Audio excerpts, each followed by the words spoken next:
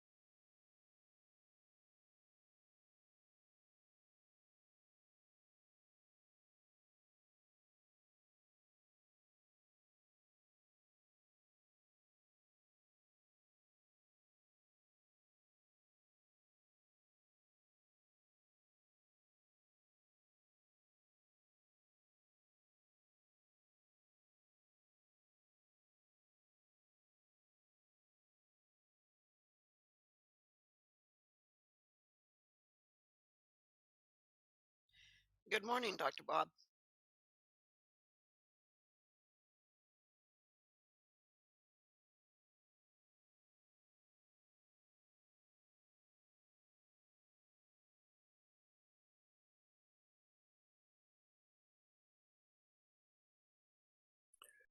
Good morning to you, Miss Judy. How are you today?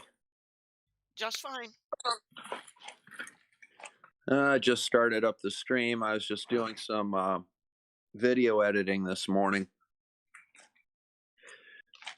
Got a new phone coming in, and I realized that I'd inadvertently put the wrong address on the shipping address. So now I got to go over there this morning and ask them if they'd sign for it and let me know when it got there. Had an old office address on it.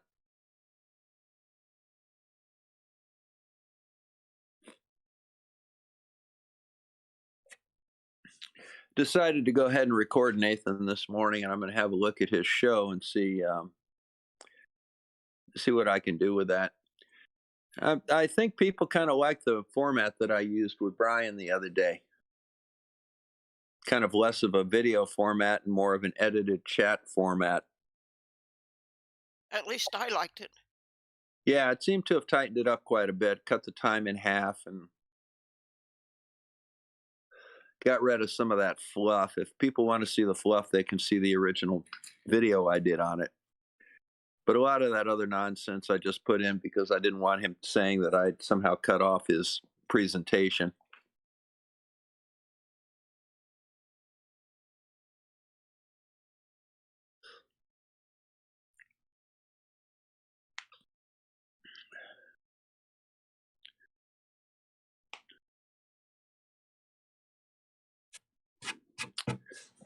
I enjoy doing that sort of stuff. Did you have a chance to see MC Tune's epic takedown of that Flurf the other day? I haven't yet. Joe You sh- recommended that I look at it. yeah, you should really have a look at it because basically he had a Flurf come on and it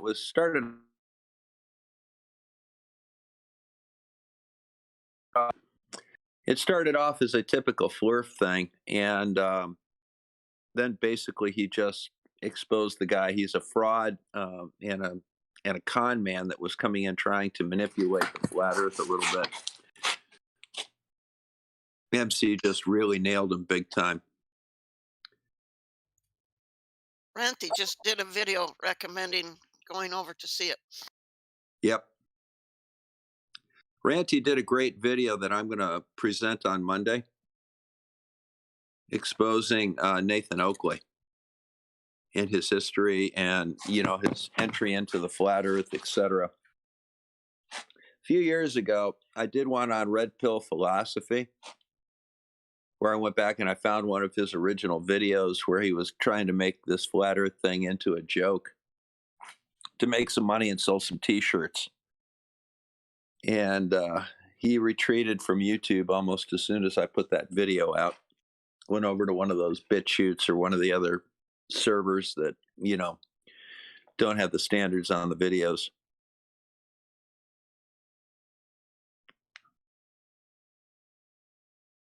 I think what's going to happen to flat Earth is it's going to get marginalized into some of these side servers.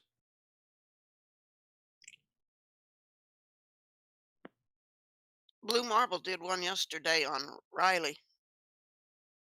Yeah, I haven't watched that one yet. I mean, I find that pretty disturbing. That's one of the reasons I didn't do anything on it, but I'm glad Blue put something out.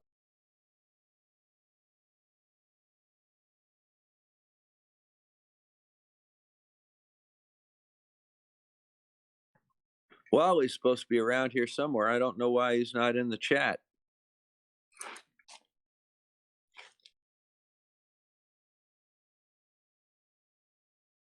I saw him in the chat on YouTube. Yeah, I did too. But, I don't see him in here.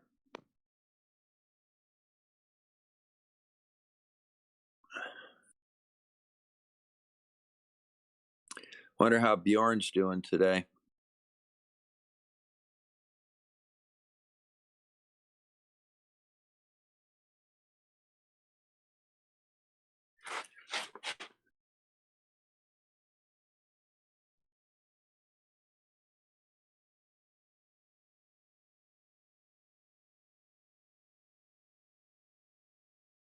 Hopefully he's feeling all right.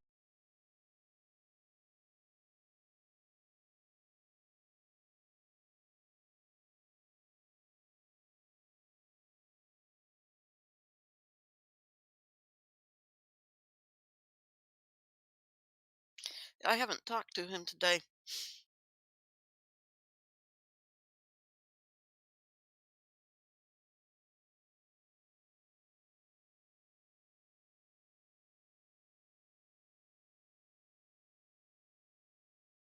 I talked to him a little bit last night. He's still kind of under the weather, but doing all right.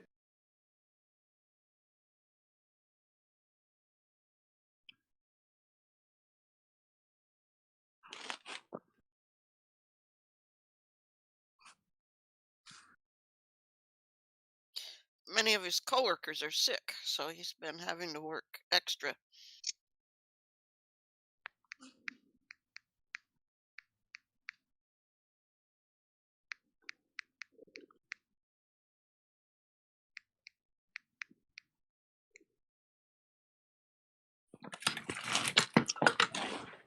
I'm going to go shut down this recording. Looks like Nathan's off his live show now.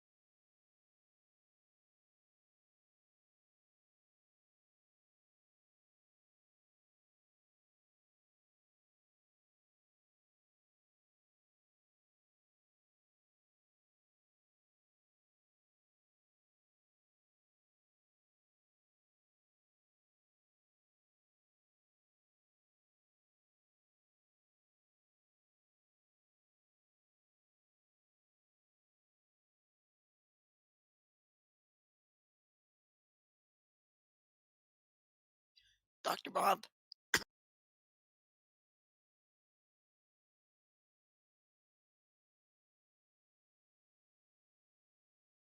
Yes, indeed.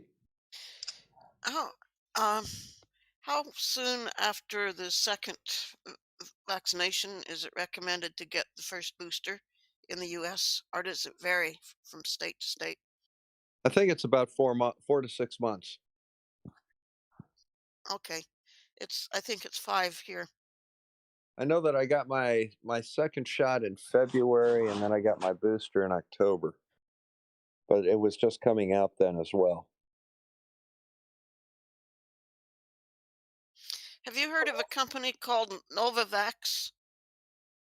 Not right off the top. Well, yeah, actually, I have. I just don't know anything about it. They're going to be using vaccines made by that company here.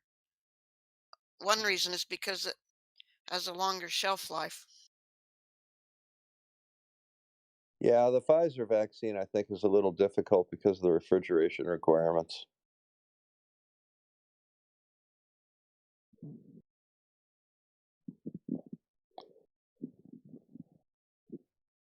And I was also reading discussions about different educators' opinion about opening schools in classrooms or having remote learning.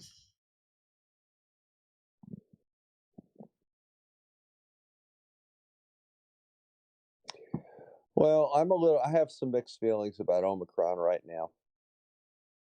I'd like to get some more information on it before I really put out a big opinion on it. You know what I mean? Yes. And it sounds like different people's opinions are different here. On Omicron, yes, Omicron is kind of a different bear. I mean, COVID was bad, Delta was very bad. Omicron is one of those things that's very contagious, but much more mild and may give you some immunity.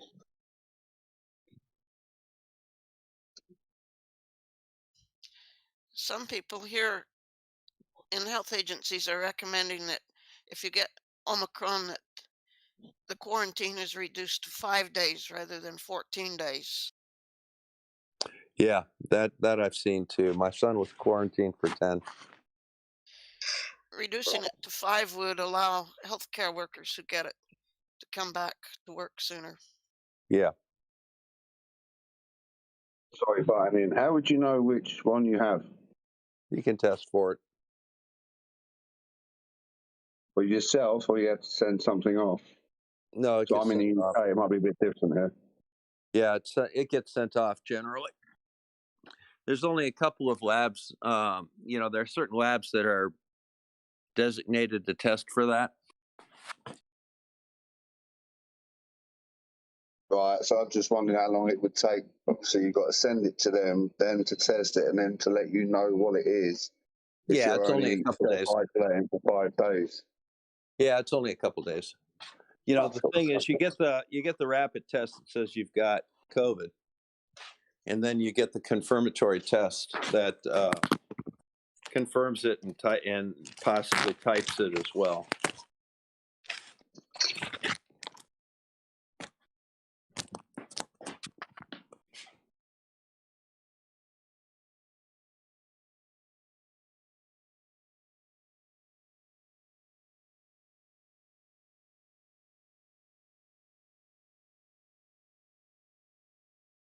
I just read in YouTube chat that Lucky Fish has a challenge.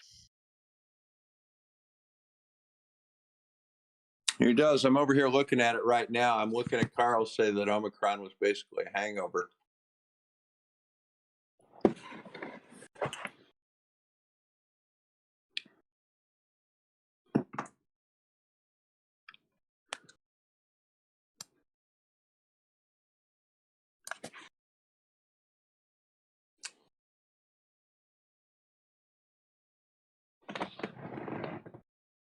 Well, that's not much of a challenge.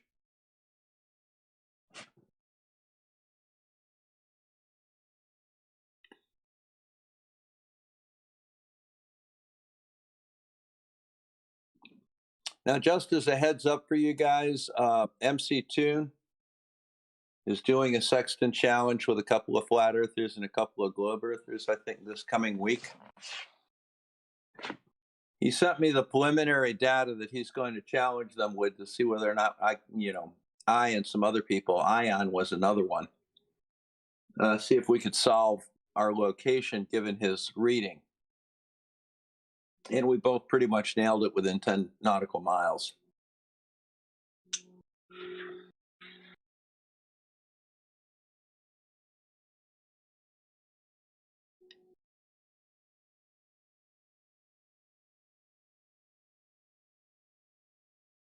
I see we have Chris Durham out in the chat right now. He's the guy that wrote and performed the Bob the Science Guy theme. The original theme was written by Canadian Thomas, who's Dick Dawson.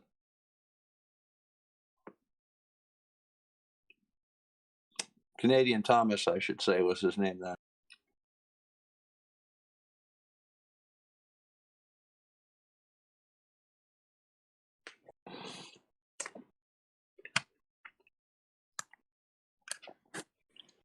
I went ahead and recorded Oakley today. They were talking about sextants a little bit. I may do something with that.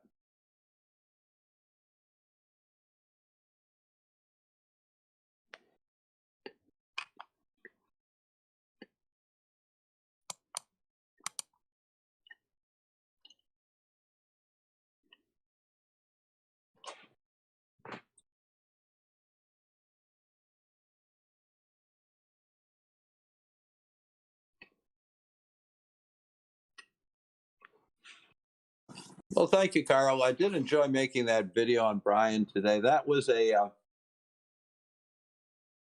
trimmed down version of my live stream the other day where I debunked him live.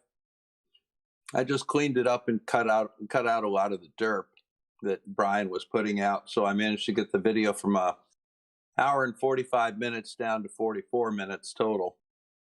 So I cut an hour of derp out.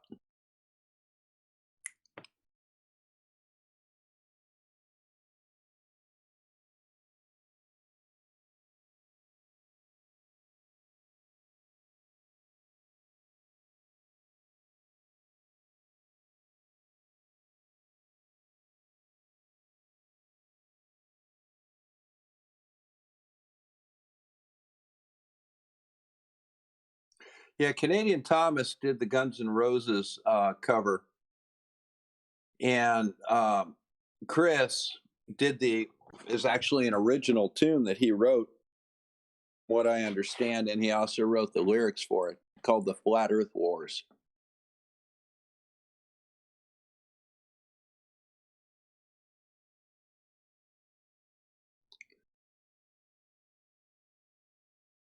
I play them both on a pretty regular basis.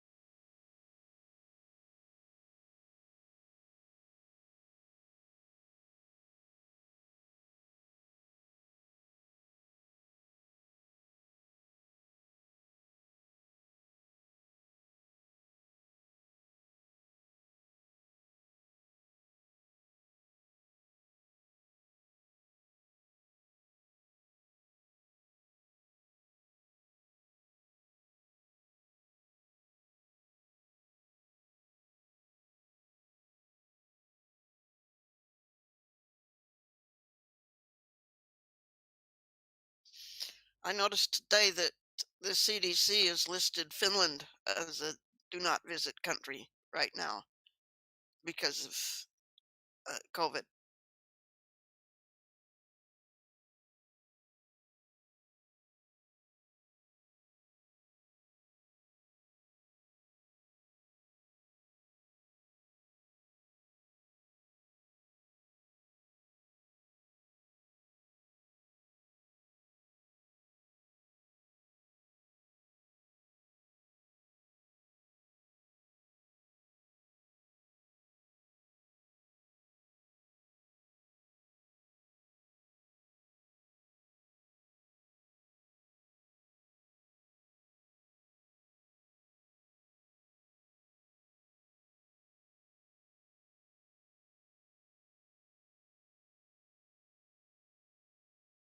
Oh, where did the Russian rocket stage end up landing?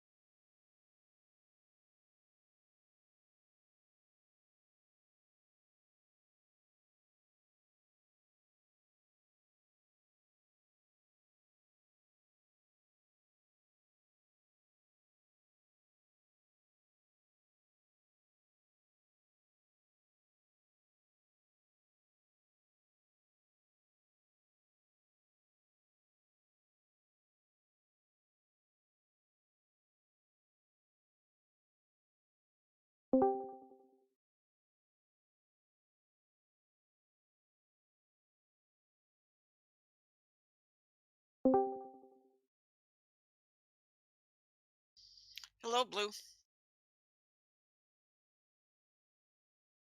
Hello, Judy. How are you today? Oh, I'm okay. Check to see if Bob's around.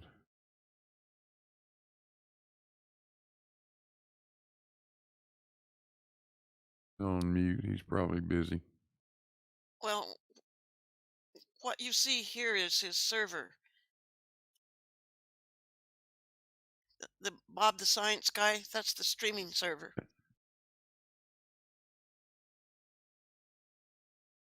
Oh, okay.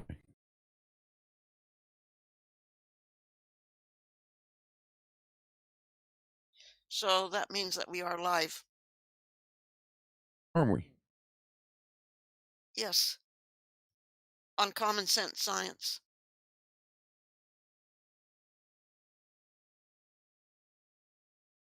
Okay. Cool.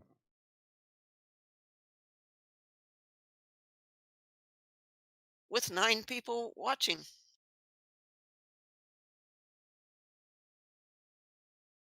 Or listening.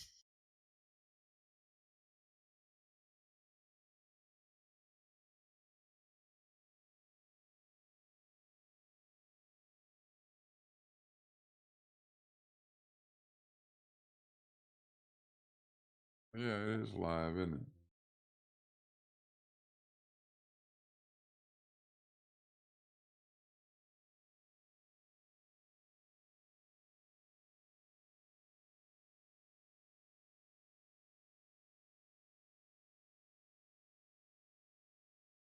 A question for you. How would you explain acceleration due to gravity when we are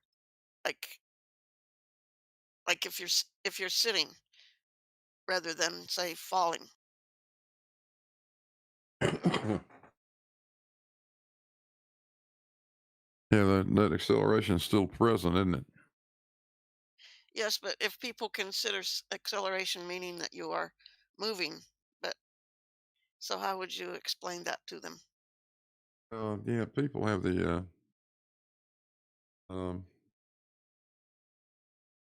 the idea that acceleration requires that you be moving, or uh, there has to be some change in your velocity. That really isn't true.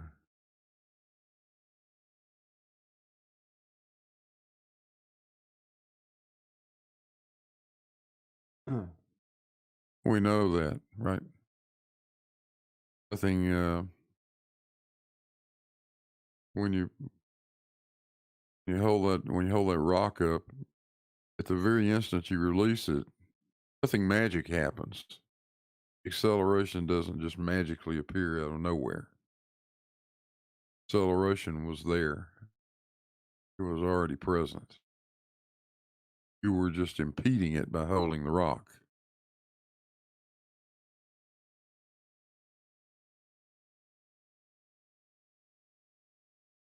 Because you and the rock and the earth are all moving through space time. We're all following our geodesics. Right? That's where that acceleration is generated.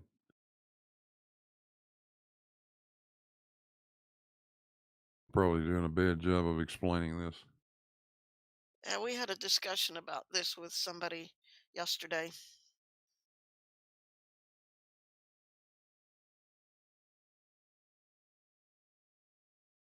What did you guys come up with?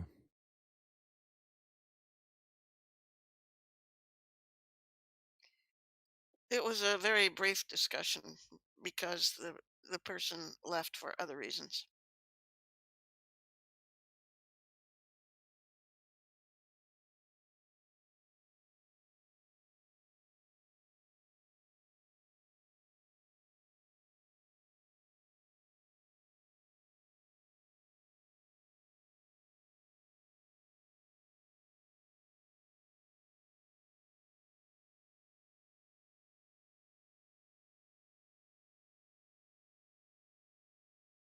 see if I can think of a better way of explaining that.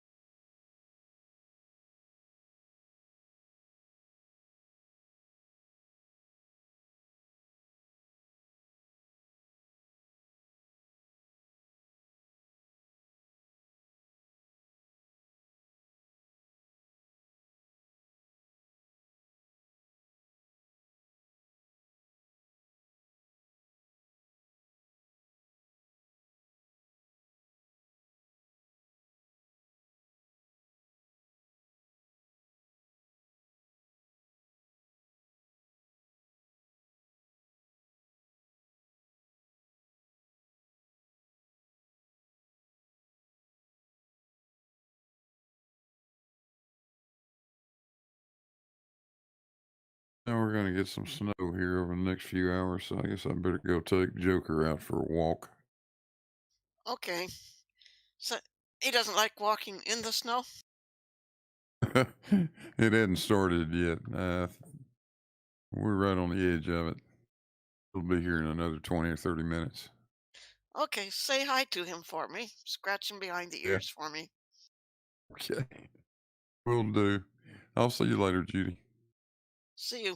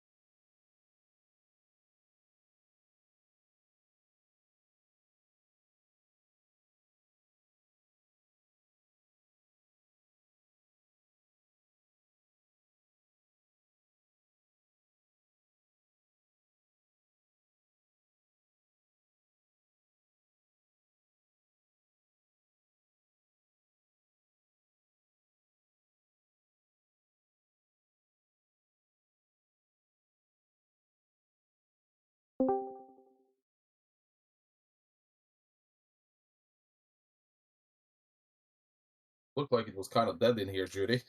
Yeah, I saw you, so I thought I'd come back in. Have there been a great discussion about something today? No, Dr. Bob was here at the beginning. Blue Marble Science stepped in for a few minutes, Oh, excellent. but he left to go walk his dog. Well, let's see if we can make some He more said people it's going to join. be snowing there. I don't think it snows there too often. Okay. Well, Judy, I have the plague that's going around. So you have to use a a face mask when you're talking to me. I got the plague 4 o'clock this last night. So you did test positive. Yeah, I tested positive.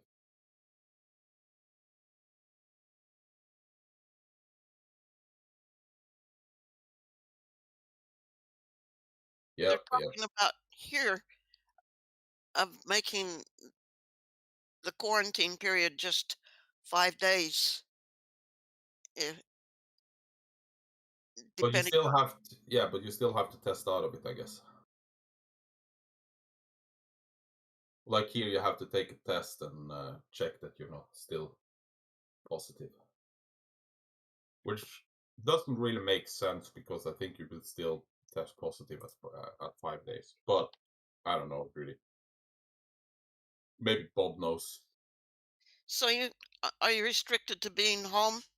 Yes, me and my whole family has 10 days quarantine, and that's from uh, let's see. Well, actually, they have 10. I can technically go out after 7. So S- So can you get food delivered to your home? yeah, we got a food delivery today. It's very good. Everything is fine. Yeah, everything is fine. Hello, the interweb. Anyone want to join us here on Discord?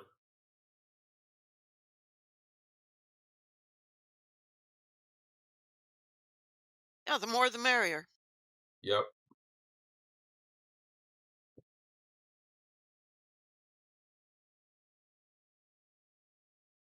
If you join into the green room and I don't see it, just send me a message, and I'll fix it so you can join us in here.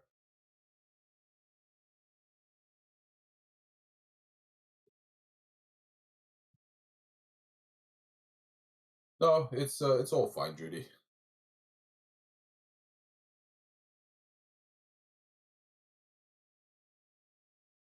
Was Well, at least Joe? you know. That's better than not knowing. Yeah, was Joe here? Has Joe been here today? And No, I haven't seen Joe. because he was feeling a little bit under the weather the other day too, I think so.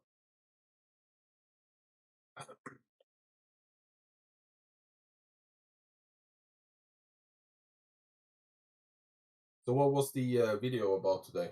Was there a video? He did a shortened version of uh, the discussion of Brian's logic. Oh, okay.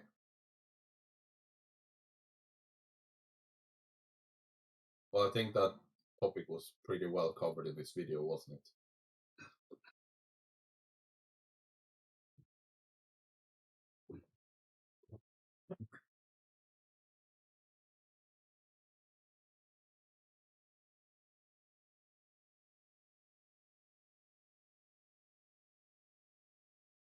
I think that's the only one that he's put out today. Yeah, I couldn't see anything more, so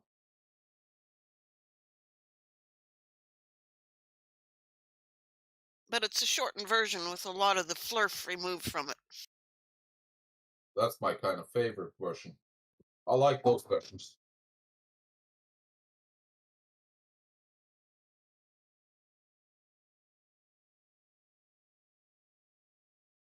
Let's see here.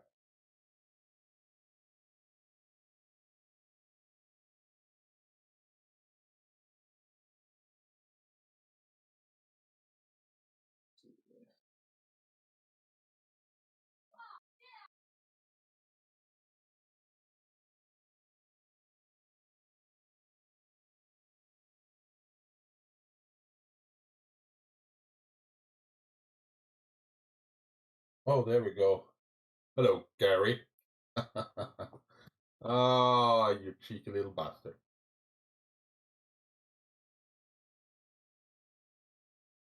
We have a rogue Gary in chat.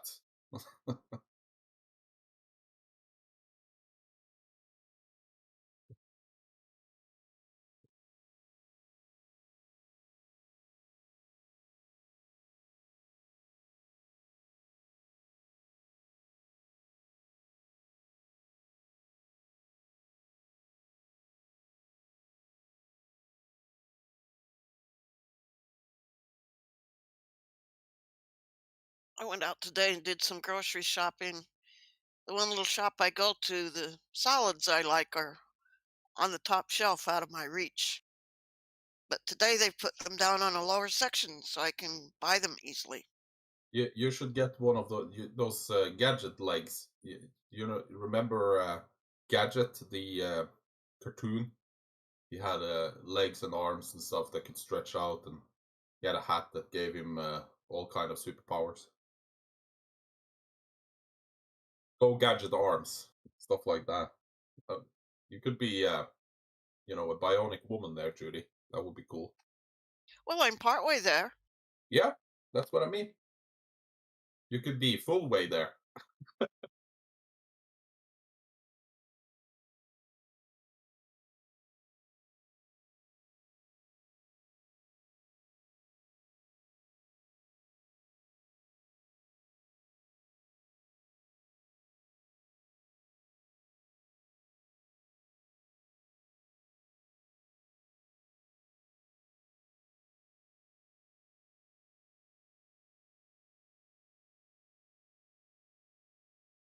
It works if I need to be shorter, back when I needed to get in tight, enclosed places.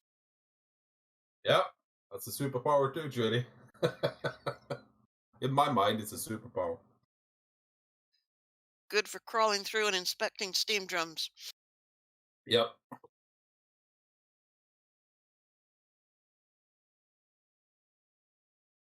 Well.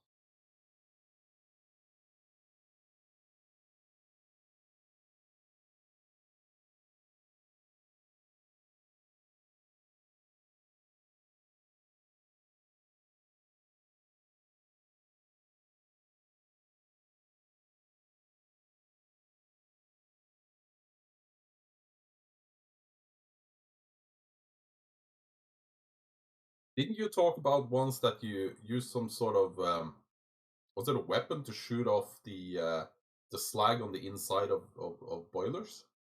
Yes, we used a shotgun with lead pellets to clean off heavy deposits of slag before going in to do inspections. That is awesome. That would make a lot of noise if you put that into a metal encasing and firing it off, didn't it? Yeah, we were using lead instead of like brass pellets, so it wouldn't damage the tubes. Well, I was more thinking about the echo from the blast itself. Yeah, but nobody's inside, so it doesn't matter. You At didn't do least it. no one You, should be inside. you didn't do it once. Send in your friend and just go boom. Scare the living No, but shit I out was of at him. one plant when they were using dynamite and det cord to do cleaning, and we Oh, were inside a section called the nose, and they set off a dynamite charge. That definitely woke us up. you didn't sleep through that one. No, we were just leaning against one of the boiler walls inside, right near the furnace, and it went off. And okay, they're at work with their dynamite charge. Does the pressure itself, just from the expansion, I would guess this would expand just a tiny bit, the tubes, when you get that kind of pressure in there?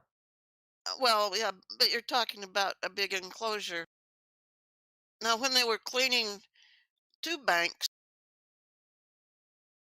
they would lay the det cord between the different tube banks on a delay so that it would set off one set of det cords and a millisecond or two later set it off on the other side. So it was like a double whammy to knock the slag off.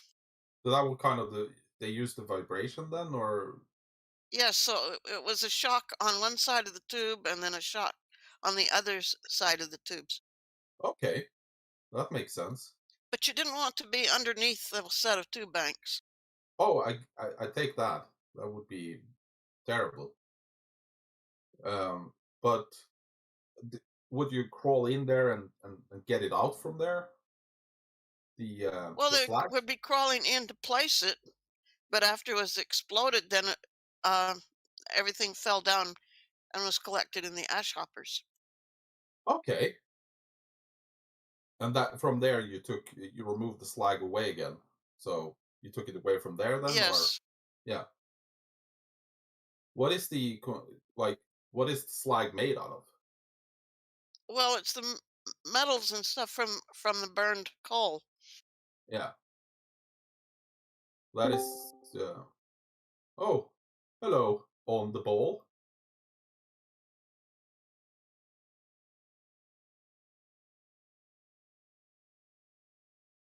So that would be quite stuck on there, wouldn't it? If you need to use a shotgun or something like that, I would guess. Yeah, and the main purpose of cleaning it in the furnace was so when you go in for furnace inspections that you wouldn't have chunks of it falling on somebody who was inside. So there it was a safety concern. How much are we talking about here would gather up in the system?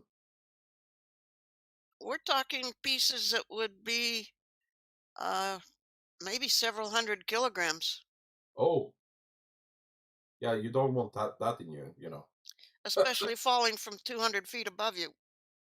200 feet. I Yeah, the furnace height is, well, on the ones that I was working on would be about 200 feet from the 200, yeah, at least 200 feet from the top to the bottom. let's see. 200. That's 60 meters. Mm-hmm. Oh, that would crush you for sure. That is not good. That's kind of quite a dangerous job then. Yeah, that's why they removed stuff that might fall before we go in and work. Yeah. Then they would go in, if it was a thorough inspection, they would go in and put scaffolding entirely up all four walls of the furnace. And would you go over with some sort of tool then to remove the remaining? Or Now you would go through and inspect all of the tube surfaces and inspect the burners from inside the the furnace. okay. How were these constructed? Were they riveted or No, welded the or the water walls, for example, the outer part, They're put together in panels, tangent tubes welded together, and Okay. they raise up the panels, and then they're connected at the by what are called buckstays. So Then the inside of the furnace is all enclosed in what is called water walls, which are tubes that contain a mixture of steam and water. okay. And then you also have pendants that are just for steam. Well, like, what kind of output would you have from something like the 60 meters high boiler? The temperatures, and I can give you the temperature in what Joe calls freedom units. It would be Okay. 1,005 degrees is the output steam temperature. Right, Celsius. Let's see. What did you say? It was 1,000? 1,005. That's 540 Celsius. That would curl your skin off. That's hot.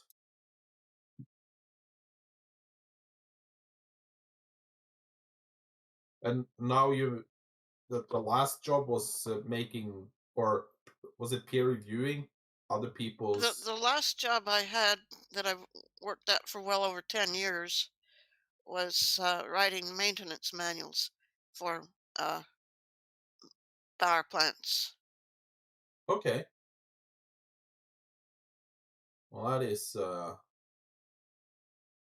that's some big shoes to fill. And you're not going back? Is this the? Are you retired for good now, Judy? Yes, I'm retired. What we would do, we would get the instructions for the different components from the suppliers, and they would have a lot of documentation, including maintenance. So we Okay. would take the maintenance instructions and combine those in a manual just for maintenance of all the equipment. Yeah. And we would reference the supplier's documentation so they could refer back to the original instructions. Okay. But our manual would be divided then by different intervals, what might have to be done every week or every month or every so many months. Did you have to shut down these power plants from time to Yeah, time to they would do? be shut down on a planned interval for maintenance. Yeah. And then it would be powered down, cooled down, and then you would go in and do a larger, a major inspection. Yes. Yeah. Well, I guess that it would be better to be a small size than someone like me. I might struggle a little bit, Judy. There might be some places you'd have trouble fitting. Yeah. We have a block, sir. We don't know where it is. Where's Björn? I might be stuck in one of the tubes.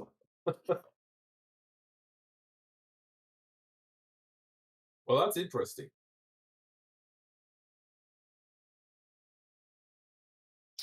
I heard a story once, and I'm glad I wasn't there, but we had one, it was back when we were working with boilers. We had one field service engineer who was quite large, and he went in with a female technician. She went in first, and then he went into the steam drum, and there was only one way out. And the entrance to it curves inward. When he tried to get out, he had a great deal of difficulty. And he And this, actually ended up stripping down to his shorts, and they passed in some grease, and he greased his body in order to be able to crawl out.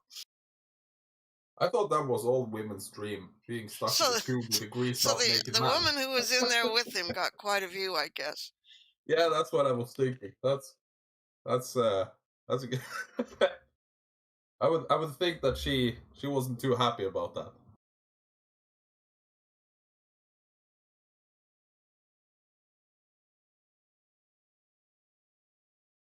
When did you start working with this?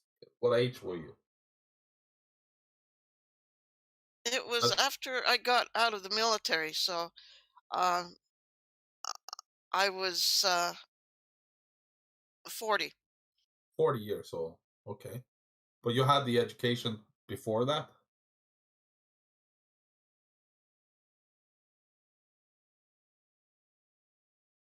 Yeah, I got some training in the military, and then I went to school to get a degree in mechanical engineering because I wanted to work with boilers. So you got And then that I when you got the were job 40. with this boiler company. So you took the education at 40.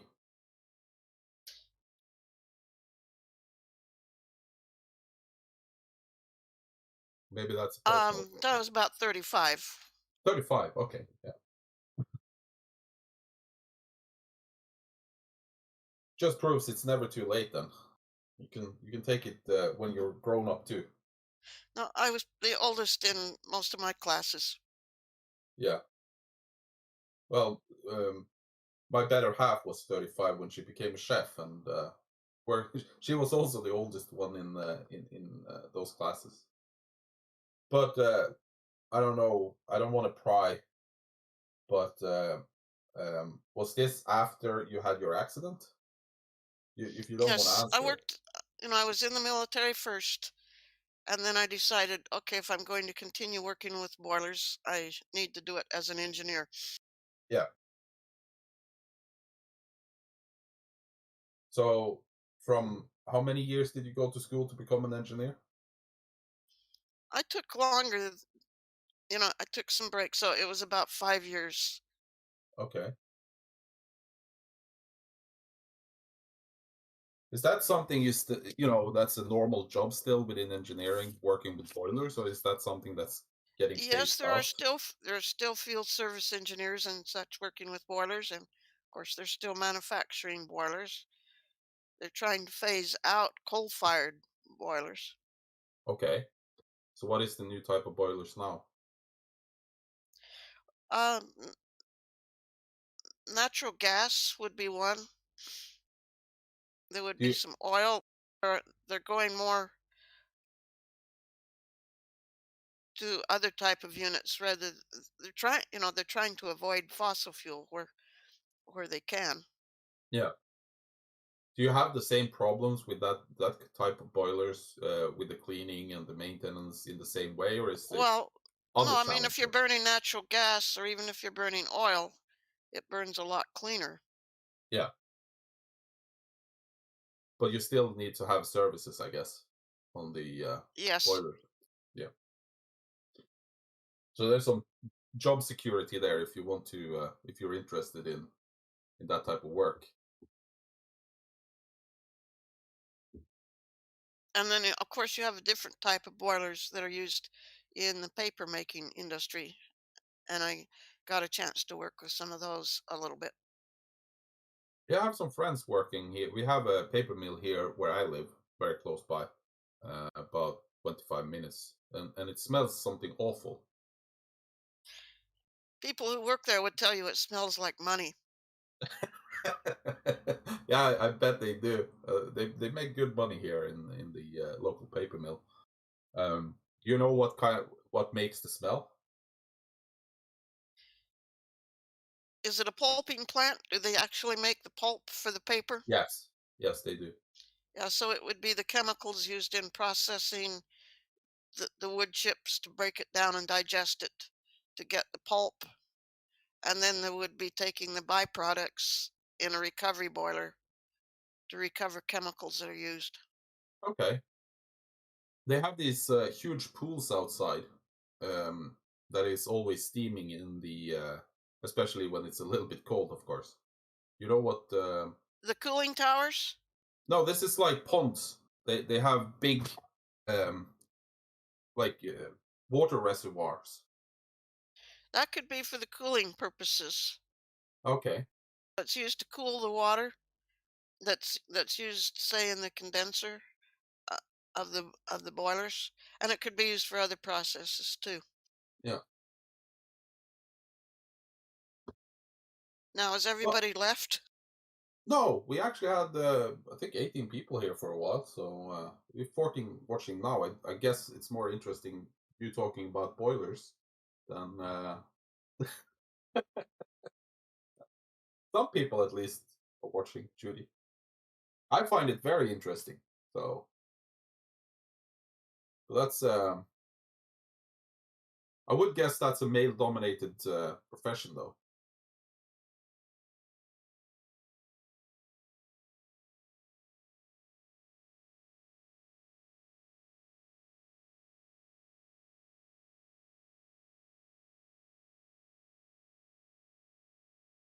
Boomer U says boiler room usually have to have a licensed operating engineer for good reasons. They manage the powerhouse for all utilities, mostly smart people or smart folks. Yeah, like I guess they're smart.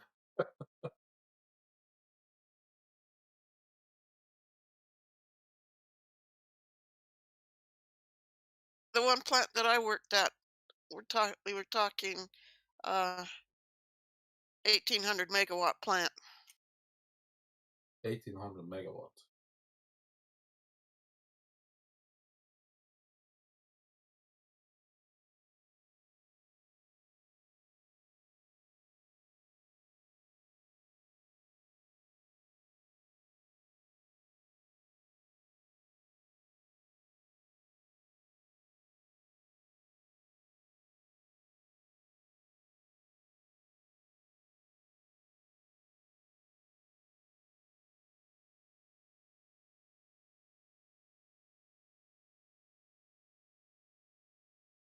Let's see.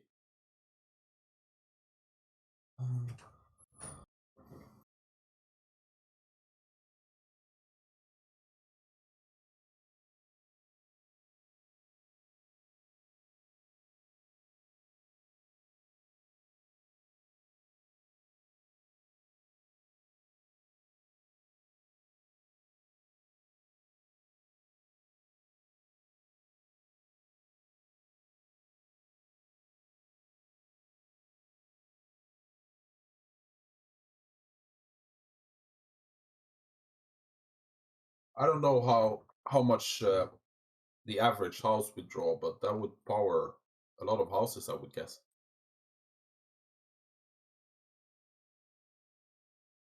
It powered a good section of Los Angeles. Yeah. Okay, I got my answer there then.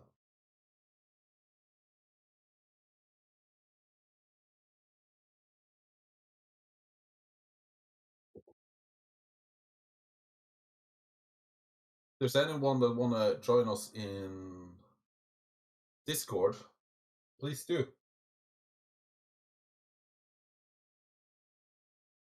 The more the merrier. How are you doing on the ball?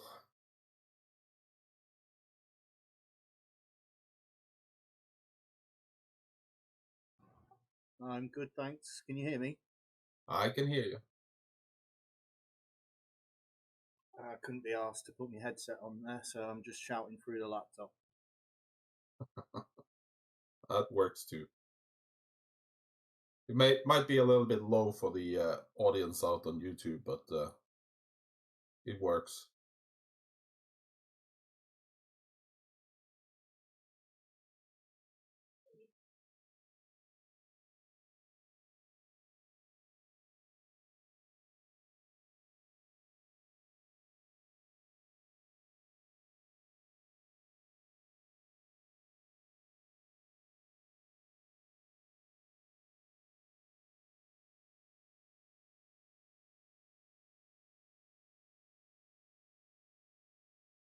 There we go. Is it any clearer?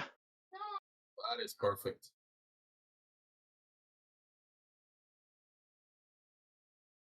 I'm having them. I listened back to myself before, and I realised I'm very loud, so I need to sort of move the mic away a little bit, I think.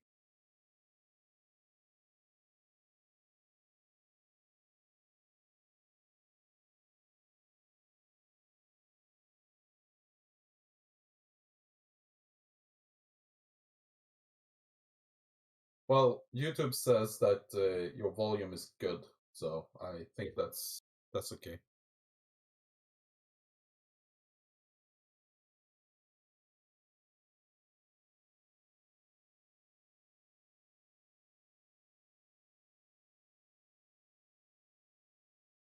Well, Rodent, you can join us later. We're gonna be here for a while, I think. So that's okay if you wanna.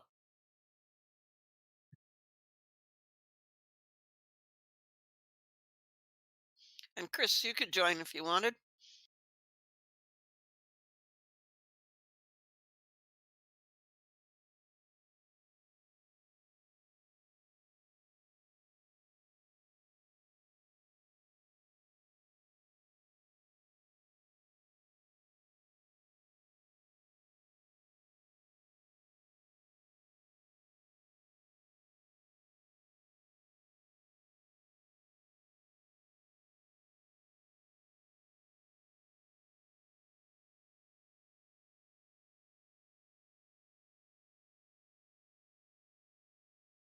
Could everyone hear Judy? Yeah, I'm hearing Judy fine. Oh, that's good.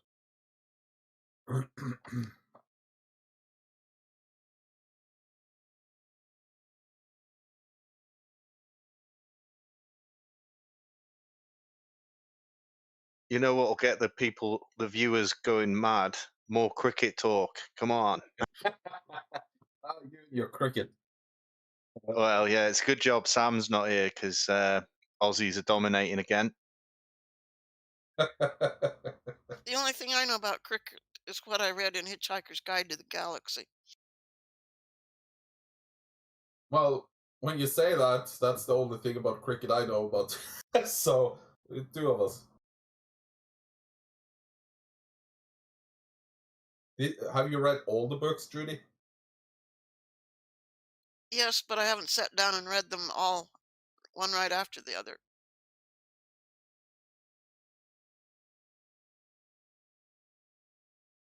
Yeah, I think there's 5 volumes in the 3-volume trilogy.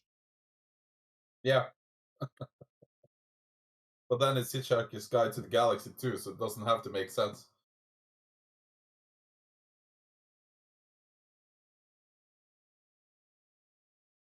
You're going to think of me as an absolute Philistine, but I've never read any of them. That's okay.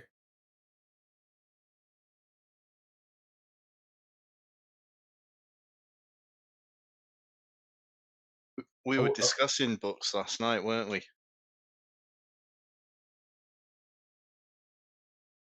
what? Yeah. Well, we were discussing at one point that young people don't read. I tried to get my kids to read, and it's like, why would I read when I can see the movie? It's the kind of attitude, but It's certainly easier. yeah, it is. And sometimes I'm actually agreeing with them. Like Game of Thrones. That is a TV series. The TV series, in my mind, is better than the books because every time I try to read the books, I get lost in all the names. I've never read or watched that either. Well, now you're starting to get close to the whole Philistine thing. Yeah, getting there. Last book I read cover to cover is a book called The Rest is Propaganda by a guy called Steve Ignorant. That is a great name. Yeah, it's like a punk rock pseudonym. Yeah. He was in one of my favorite like punk bands, in my opinion, like the best punk band really. And yeah, he writes the book. It's co-written, but the book is written in such a way that it's like really easy to just pick up and read a little bit of, and then put it down, and then you can come back to it. It's like really well structured. Well, that's good. Maybe I have to pick it up. Yeah, I Well, mean, I've looked on the internet and it's like got really good ratings. It's mental, but I just couldn't put it down because it's like it's the band were called Crass, and they were just an amazing band, like really. They weren't around too long, 5 years. I think it was about 5. No, maybe it's a bit longer than that. But yeah, there's some funny tales in that. Is it about their band or what's the book about? Well, it's split into 3 sections. So it's like 3 sections, before Crass, during Crass, and after Crass. Okay. So it's like when he grew up, when he was in the band, and after the band split up. Is it a lot of drugs, rock? A little bit, but Yeah. yeah, I mean, it's a little bit of that, but it's kind of the best bit is the before Crass bit when he's talking about, he met someone who was a skinhead and thought that they looked like the coolest person ever. I mean, skinhead's got a bit of a bad name these days, but people that are skinheads aren't necessarily like neo-Nazi racists. Like, Yeah. Oh, that's okay, Chris. Education is important. One day you can jump in here and teach us something. Well, at least me. I don't want to speak for the other people here. I could definitely do with some more education, but I hate Yeah. education. Well, I don't hate education. It doesn't agree with me. It's all good. You learn something new every day. I learned something about boilers earlier.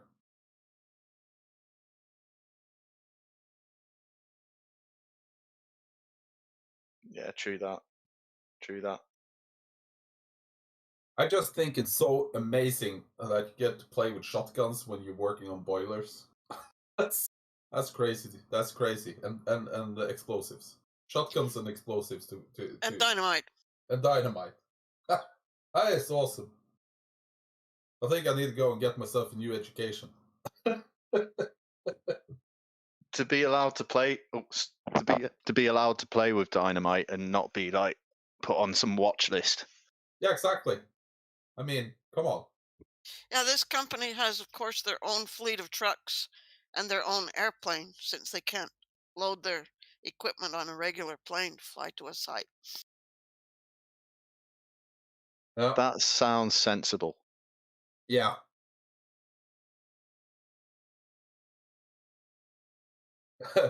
Oh, Chris, he teaches piano.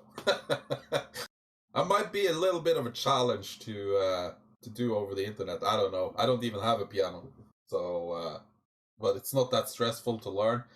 I played guitar for about 20 years before I had my accident, and that depends. If you're gonna have a concert, it is stressful if you struggle with something.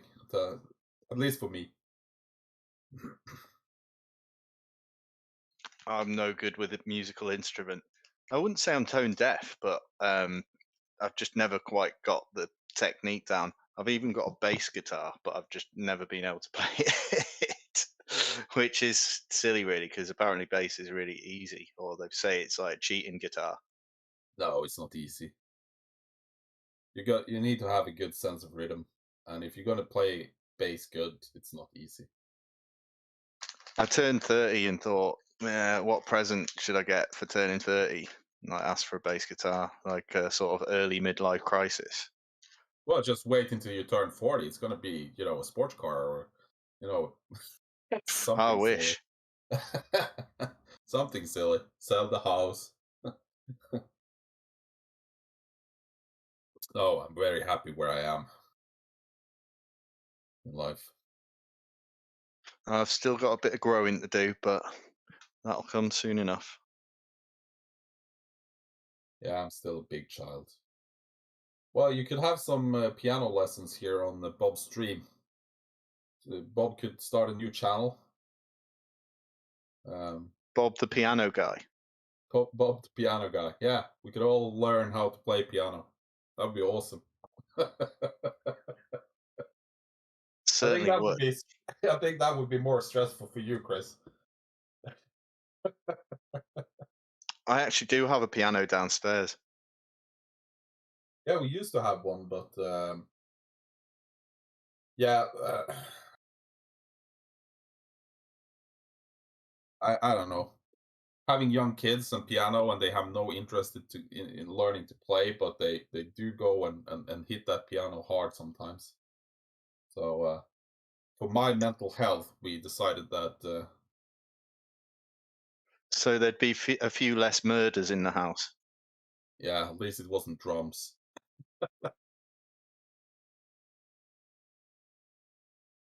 So if you don't like somebody and they have little kids, you give the kids very noisy toys.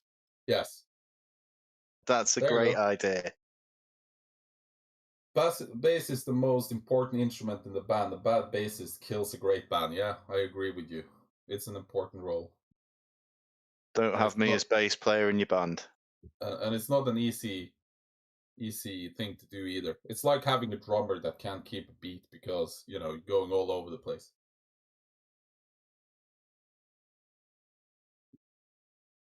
What's the name of that YouTube basser?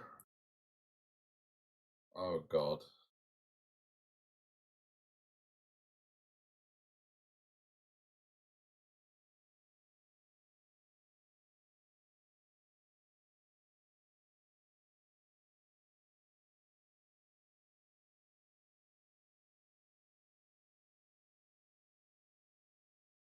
Let's see. Davey 504. He has 8 million people watching him. Wow, Bass, that's something bass else. That bass is cool. One of the problems I had with it is that I'm left-handed, like really, really left-handed, and it's a right-handed bass. So, and That's a problem. I couldn't quite figure out. I tried to restring it, but like the strings weren't long enough to restring it, so I just it's just sort of gathered dust. I am a bit of a short attention span kind of person. Well, get rid of the bass and get yourself something else. If you can't play it, if it's just hanging there, you know, just get rid of it. If you're not gonna play it, just, you know, let someone have the pleasure of playing it. That's that's what I think. Very true. It was kind of second hand off a guy who was in a punk band near where I live, Yeah. and he dates. Like, I'm not sure if they're married actually, but so my parents were kind of looking out for one, and he sort of he didn't give. He sold them an amp and like one of his old sort of trainer basses. Yeah. So I might have to play it like the guy from Doves. I don't know if you've ever heard of them, but I think he's called Jez or Andy Williams. I can't remember which one of the brothers. But he plays it like Jimi Hendrix style, like upside down. Yeah. Yeah, it didn't stop Jimi Hendrix, did it? No, it certainly didn't. He's putting me to shame with his left-handedness. Yeah. I wish I was left-handed because then I could still play because my left hand is messed up. Oh, nightmare. Yeah. I can still slap bass with it, but I, you know, can't do any chords. So it's not good. It's not good at all.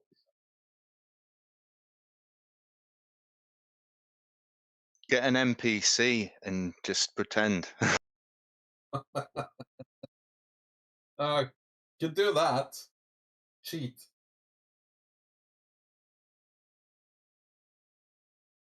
But you know, then again, I see one of these wonder kids that play with their feet and stuff because they're born without hands, and I just feel guilty about complaining.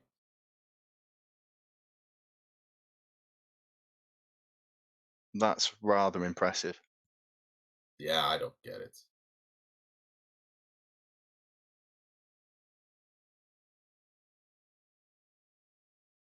Oh, I've just remembered I'm not working on Monday. Beautiful. Well, I'm not working for 10 days. I have the plague. Oh yeah, I think I did sort of hear that. Are you all right? Yeah. Yeah, I'm fine.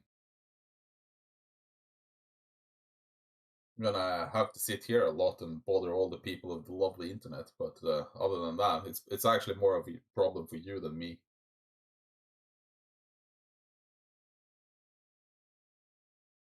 that's not a problem at all. Maybe not for you. Let's see what the internet says. Let's have a poll. I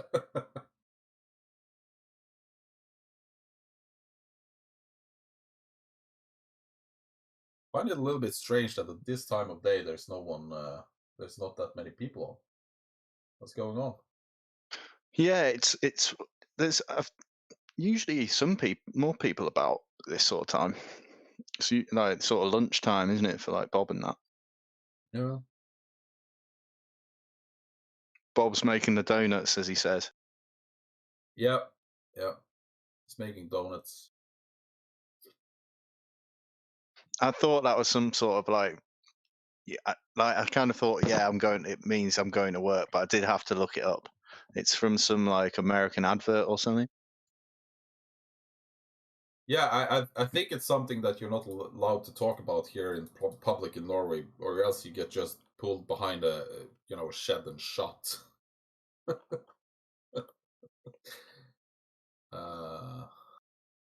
I'd tell you what, I wouldn't mind going to America just for a donut and then just get on a plane back. That's one expensive donut, though. Yeah, if I had any money.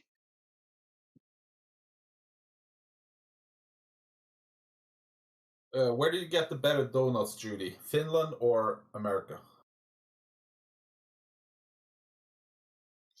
Judging from the ones I've had here, I'd say you could probably find better ones in America. Yeah, that doesn't surprise me. There's Krispy Kreme, Krispy Kreme, as people like to sort of piss-takingly call it. I've never been a big donut guy, so cakes and sweets isn't my thing. Meat, on the other hand, oh god, I've seen some of the meat they make over there in America, and that's the problem. If I go over there and go down to one of these places where they do barbecue, I might not come home again. Might not fit on the plane back. Yeah.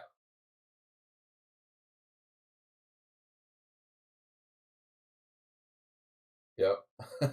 Oh god, yeah, they'd probably, because although this is off like the media and what I've heard, and so I've never been to America, so I don't know what it's like, but like they'd think that I was absolutely pathetic at the amount of food that I'd leave when I went out to eat.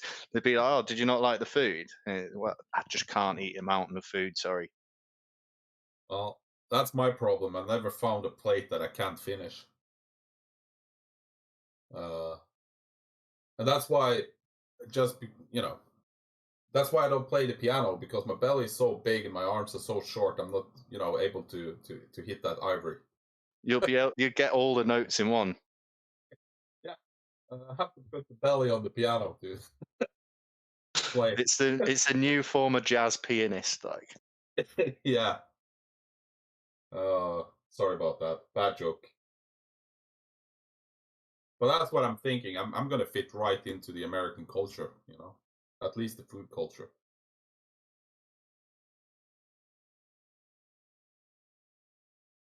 I think the accent might give you away a little bit. Yeah, you think? But they'll absolutely love it. No. Joe is always telling me that my accent is terrible because, I need to learn the proper freedom language. American, yeah.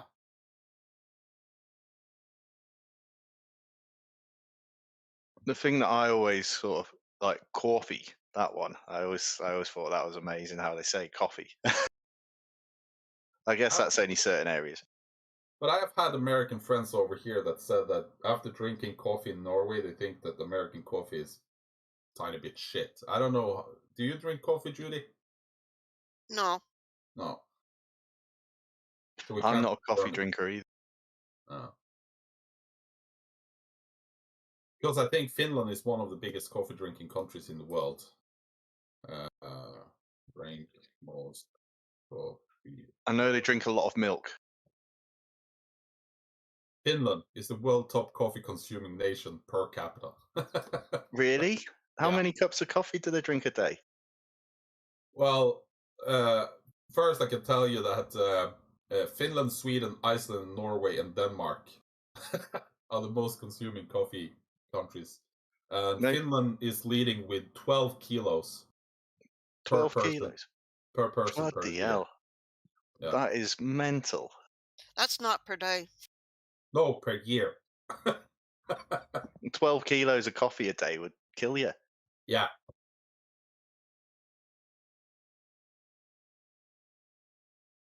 And Norway is in second place with 9.9 kilo.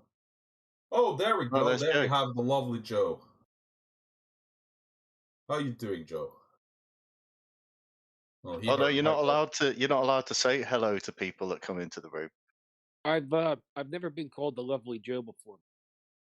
Well, that's what Linda said when she saw you. The lovely Joe. I have to use that from now on. That's quite the compliment coming from the lovely Linda. Exactly.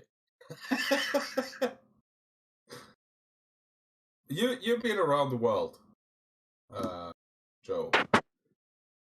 Yeah, How's the coffee around the world? What nation has the best coffee? Maybe you don't drink coffee. what nation has the best what? Coffee. I don't drink coffee. Oh, that's what I remember. I'm a tea person. Yeah. Good man. Well, So what nation has the best tea? The best tea I've had is from England. Way. It's something we do a lot of. Yeah, I brew my own tea. I buy it from. Mostly, I get it from Fortnum and Mason. thought the Americans had, the largest tea party.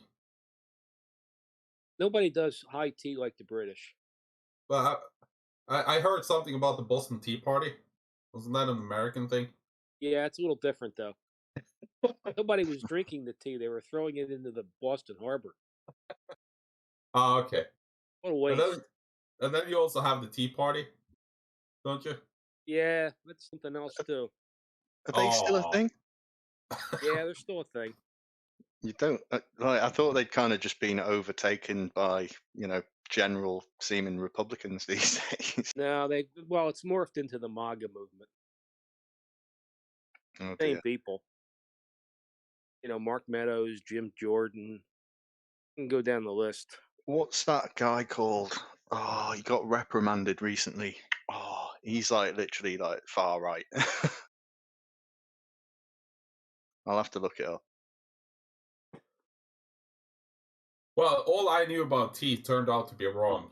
Well, I thought it was a great tea party, and I'm very disappointed now, Joe.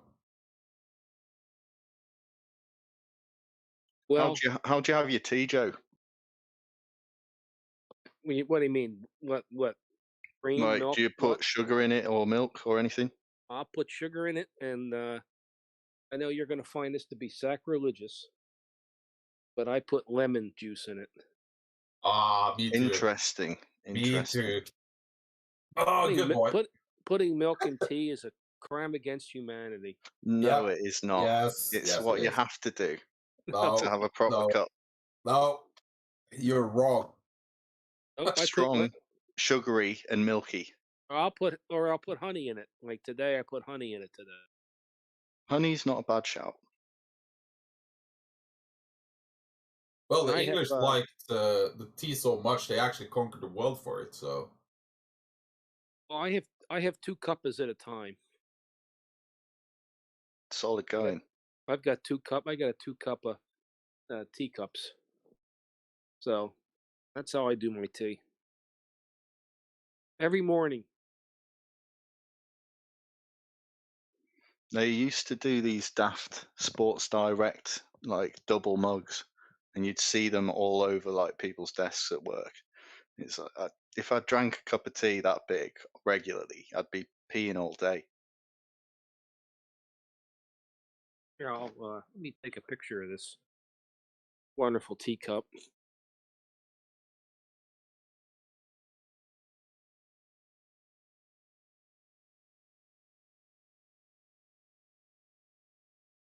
my mug's a bit political, so I probably better not show it.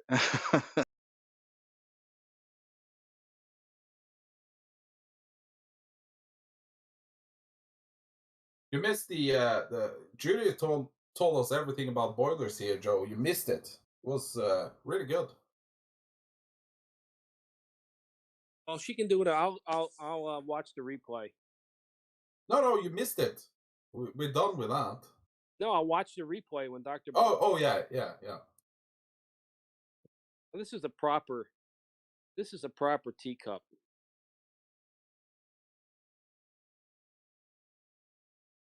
Let me guess, it's the size of a, like, I can put my finger in it to feel it. No, it was a good size. Okay. Oh, it's what's on it. Yeah. Oh God, you're so British. You're the most British person I've met. It's English bone china from up in the Stoke area. Very nice cup, that. Yeah. Why they call Stoke City the Potters. It's My dad supports Stoke. yeah, a friend of mine is from England. He's a Stoke supporter. You know, they're down in the championship. I've been a member of Chelsea for years. I go to a lot of, pre-COVID, I used to go to, 5 or 6 matches a year over there. Can you remember the Charlie Adam goal?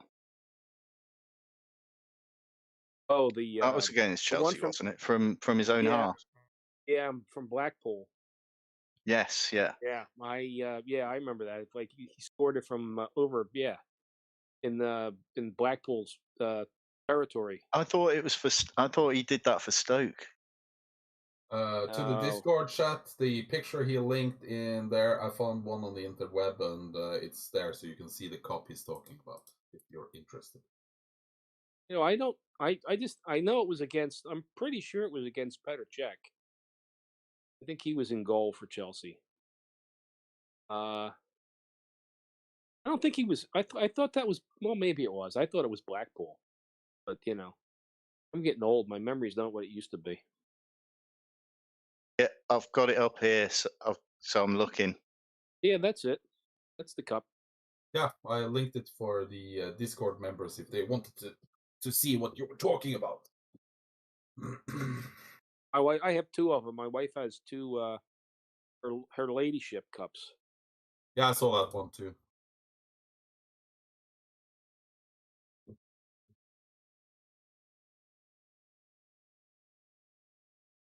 If you're gonna have fine English tea, and I brew it myself, I buy loose tea. My son bought me a birthday present a couple months ago, and it's tea bag. So I've been going through that and keeping the loose tea for later. Have you ever had Yorkshire tea? Probably. I'd say that's the best, in my opinion. Is this the cup that? Let's see if it pops up. Oh, it's slow. Got a champagne bottle on it. Handbag. Nothing's showing up, Bjorn. Oh, I can see that. My favorite tea is a Fortnum and Mason exclusive. It's Smoky Earl Grey.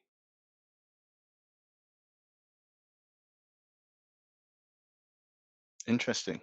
I'll buy 8 bags. I'll buy 8, 250 gram bags of that. It's like Fortnum and Mason, like sort of like a posher place to get your stuff from. Is that the one, Joe? No, that's a small one. Oh, that has the bag on it. Yeah, that's a 1 cup of version, I think. No, Fortnum and Mason is a describe it. It's a department store, basically. So The first floor you have where you buy your tea. They have those. You ever see a? That's it, Bjorn. That's Huh? more like it. It's still not right. I'll have to take a picture of one of her cups and I'll Well, it's post it. hard to find it without knowing what it looks like, but So they have. You ever see a milk, big metal milk container like they'll have at a farm when they milk cows? Yes, yeah. All right. Well, they'll have big things like that filled with tea, and you go up and all their different makes and stuff. I mean, they have everything and anything you can think of, and then they put them in these vacuum sealed bags. So on the first floor, they've got all that stuff. They've got the best marshmallows ever. And then the next floor, it'll be fashion. There'll be handbags and the ladies' hats, the fascinators, and men's clothing. And the top floor is where they do they have high tea. Yeah, nice. And their Like, high yeah, we tea is- still. Their high tea is awesome. there you have the American versions of those two. Yeah, that's right. Yeah, of course, Bjorn. I'll Doesn't post high a, tea also imply that there's food that goes along with it? yes. It's usually like sandwiches and cakes and stuff like that. Yeah, I'll post a picture of one of the times we had high tea. Yeah, so they'll like we'll get lunch. So I'll get I like their Welsh rarebit. Yes, yeah, Welsh rarebit's nice. That's good. And then It's they'll- basically they'll- cheese on toast, isn't it? Yeah, it's really good too. And then they'll bring out a three plate high silver thing filled with the first two plates are filled with fancy cookies, and then the bottom plate's filled with scones, or as you say over there, scones, with clotted cream and usually raspberry preserves. Joe, Sounds good. you are so posh. You know that? Yeah, I'm just gonna English put and it I've never had Yeah. high tea. Yeah, I mean, come on. And Blue Marble Science is saying that lemon belongs in tea, milk does not. You Brits are nuts, lol. So, if it comes from Blue Marble Science, I would say it's it's canon. Is It's- that in it's the a- YouTube chat? Is it? Yeah, I'm just Well- saying. Well, just another reason Blue Marble Science is a friggin' genius. Yeah, you know, if he could Well, only I join can't us disagree here- with people saying that he's a genius, but like, I mean, milk has to go in tea. Have you not seen the Great Escape? I'm just saying that Blue should come in here and dazzle us with his genius, so we might get maybe 2 more viewers. I'm just saying, Blue.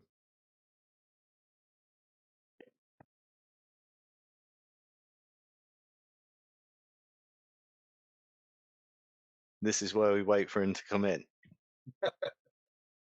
No, keep going.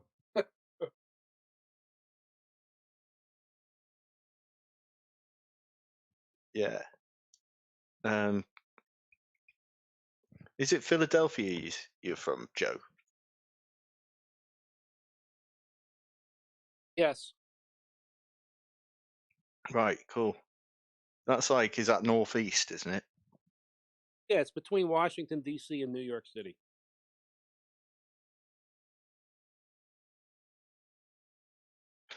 Yeah, I'd like to go to America. Yeah, at some point.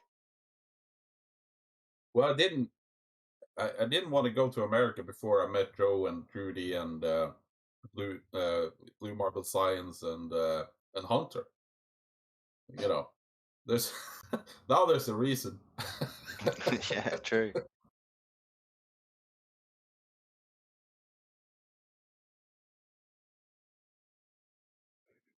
Yeah, I think- like what's so you've been to England a few times, haven't you, Joe? What's your favourite like takeaway food?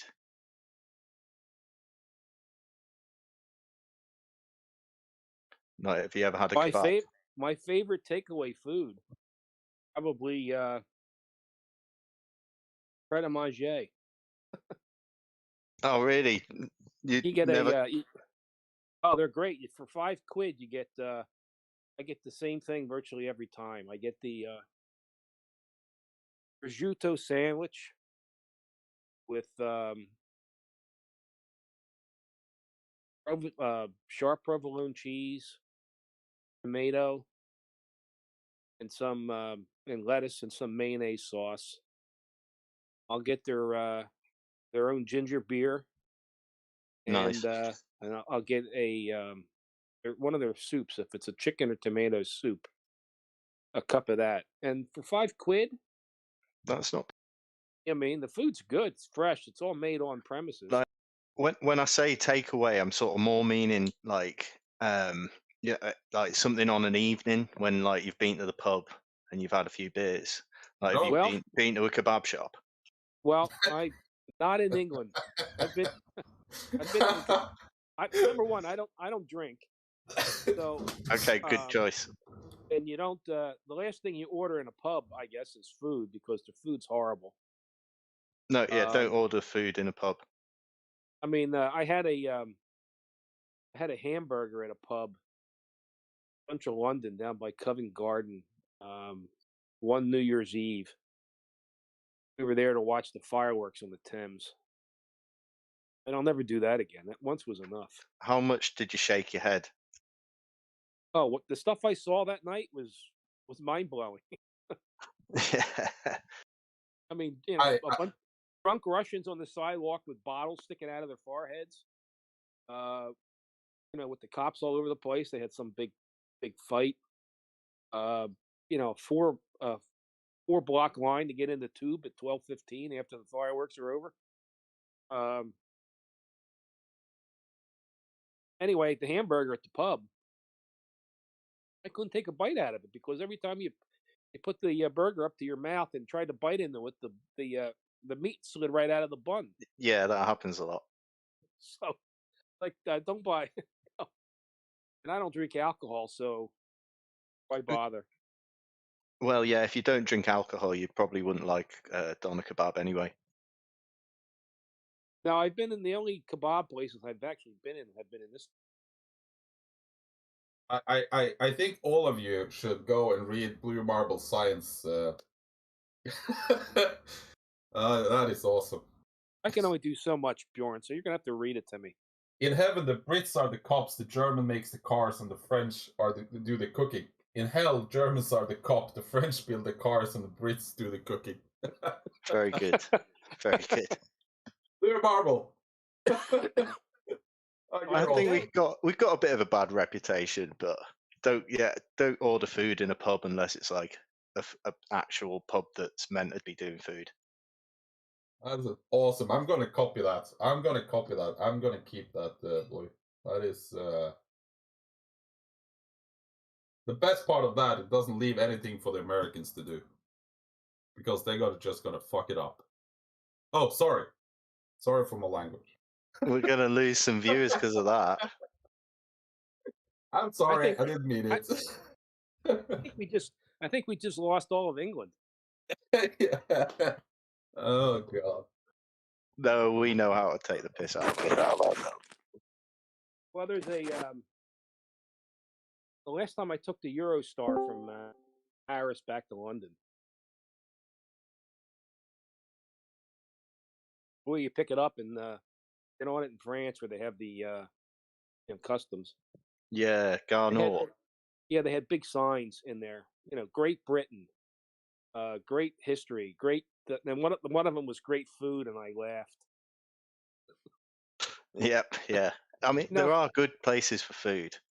Oh, there's great places, but you have to go to like just before COVID. We were over there in early February, and we had lunch at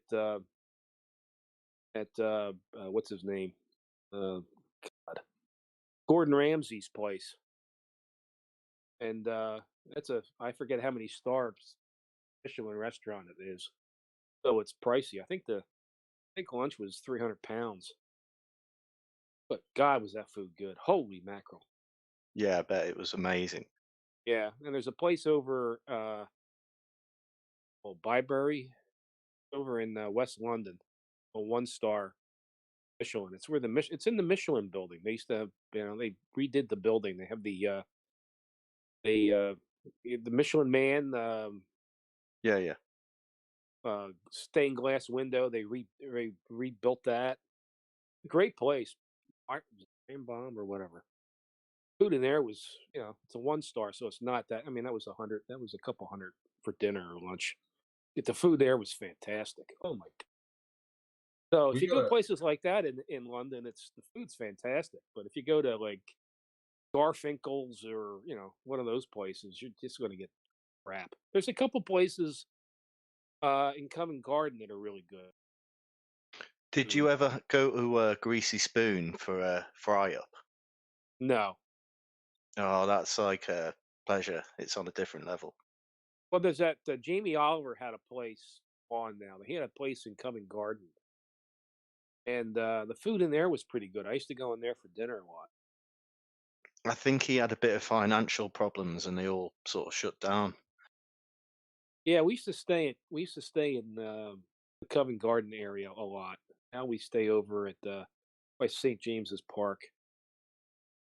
But it cracks me up still that the picture in my head of Joe coming from a pub a little bit drunk and going to one of those carts to get a kebab.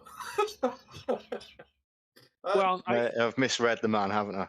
Yeah, Bjorn. That still cracks me up. Yeah, Bjorn, you'll never see me a little drunk No, or a lot drunk. I don't think you're gonna be there 4 a.m. ordering a kebab either. To be honest, no. Sorry for misreading you, Joe. Hell, I'd do it. I know you would, Dr. Bob. Oh, we have a rogue Bob here. Yeah. We have the real Dr. Bob. Yeah. Not that fake Dr. Bob at the top of the science guy. We have the Catman here now. Yeah, that's what we need, the Catman. Yeah. He knows a lot more than that science guy. Yeah. Anybody with science in their name, you got to watch them a bit. Yeah. Yep, I've heard that. It's like if their channel's named something truth, they're generally not going to find it there. Well, that's for certain. I never found this channel that has the truth in the name of the channel that actually say anything that's true. But I've looked. I'm sure you have, Bjorn. Yeah, I'm all over the interweb. That's all you do all day long. Well, I work too. You've got 5. Well, you got screens up at work too, because you're not paying any attention. Oh, that's true. That's why I got the plague. You've got the plague. Yeah, I tested positive for the plague, Joe. Oh. Well, that means you don't have to go to work. 10 days, Joe. I'm going to be here for you. So. Entertaining you for 10 days. That's going to be my new mission. Well, I'm going to post this and delete it, but I thought you'd find this interesting.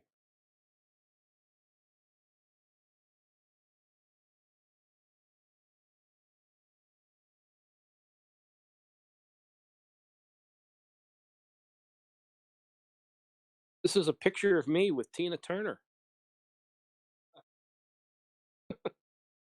I say that tongue in cheek, Bjorn.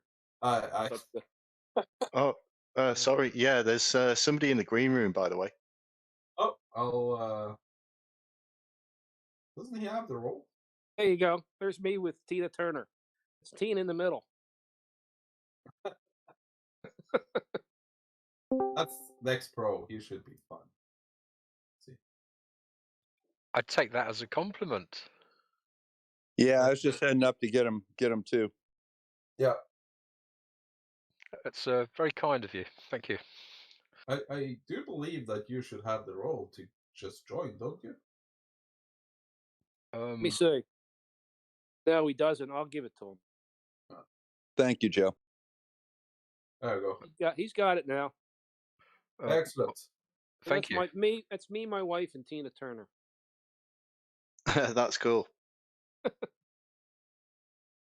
After the recent videos by Dr. Bob and others, of course, and Mr. 42, I'd like you to imagine a scenario, if you may, of a very dark night where there's very little to be seen except by the very smallest amount of moonlight coming from the last quarter of the moon.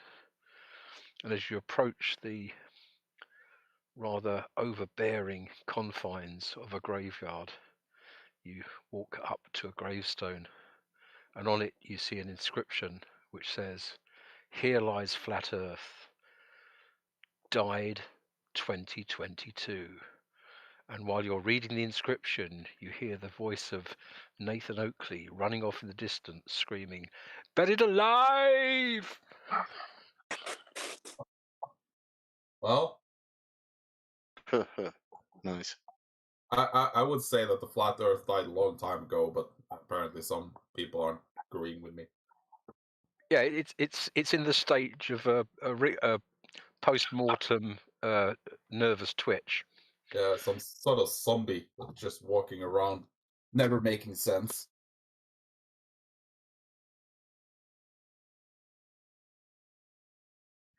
Like a zombie that's not that infected, like infective.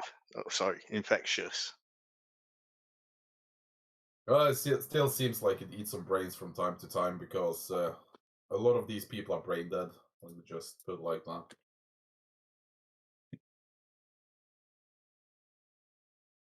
Is there more springing up? Well, it is fun to make fun of them, though.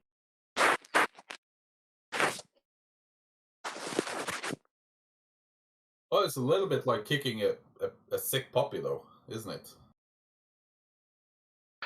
I literally put a comment to one of the other people that are on our side in one of Brian's Logics thing. I just said it's a little unsporting to kick a man while he's down, but it's funny. Yeah.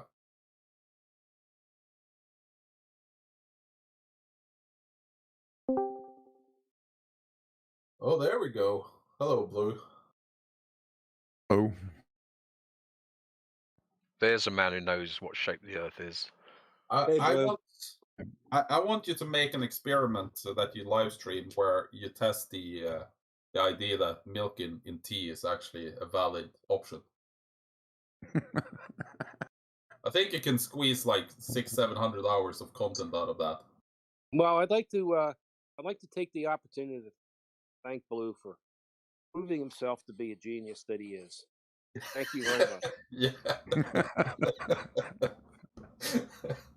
you got it, Joe. Oh God. Blue Marble has one of those documentary voices. There's not much I can do about it, unfortunately.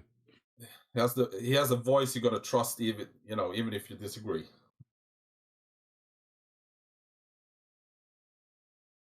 What has the flat Earth done today? Anything? Apparently died.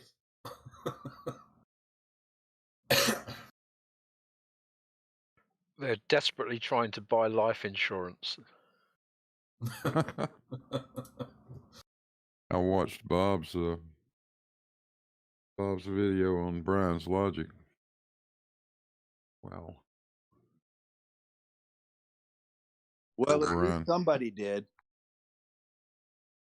I haven't gotten around to it yet. That's Well, admittedly, picking on Brian's Logic is a little bit like kicking Bambi in the head, but he brings it on himself. Yeah, but we might have sympathy for Bambi. That's true. Bambi is good eating. Blue, I offered to talk to him in private and teach him. I've done the same, Bob. Did he try and charge you too? He will have nothing to do with it. I'm sorry, but usually it's the teacher that gets paid, not the student. I find that so weird. Well, Done that with a number of them. they're all Well, gonna end up marching lockstep behind them.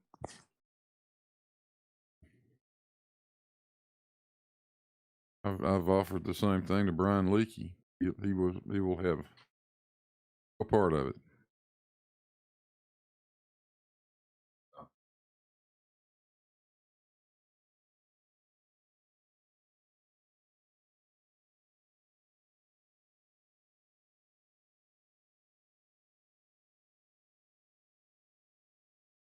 Do you think that that's the reason why they have the position they have, that they just refuse to actually learn anything?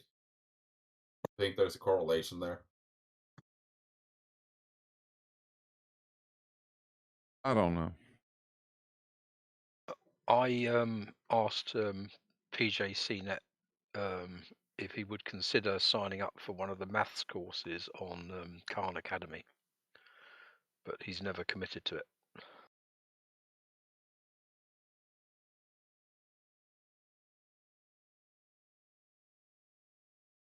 Oh, well. I mean, that's the beauty of the times we live in. You know, you can study so much without leaving your desk or your armchair. That's a fact. But you could also do that before, but you just had to go to the library.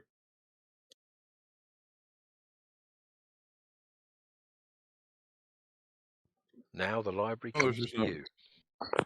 It's kind of there's no sad. excuse for it anymore. I mean, it's right here. It's kind of sad in a Do way. is There's wiggle so the much mouse. knowledge available to us that, you know, would enrich our lives. And, you know, these people just don't want to take advantage of it. That's so true. But the knowledge that's at our fingertips isn't always correct, because you know, on the internet you can basically find whatever you want, whatever stand you have, whatever view you have, you can find people that agree with you. I would argue that it's a little bit harder to do that if you're gonna find go and pick up a textbook on the subject in a library.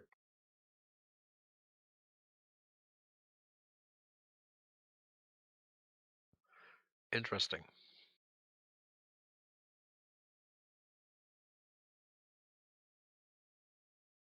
So I'm for libraries. I think they should exist still. I think people should use them. Yeah, they've pretty much been kind of out of bounds for quite a while, actually.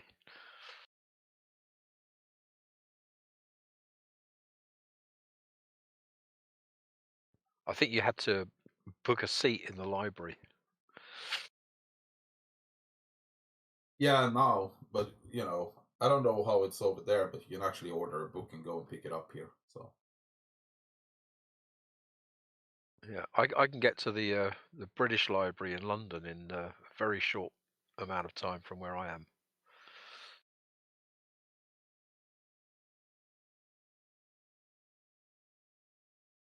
you'd be surprised. Some of these textbooks also have pictures in them.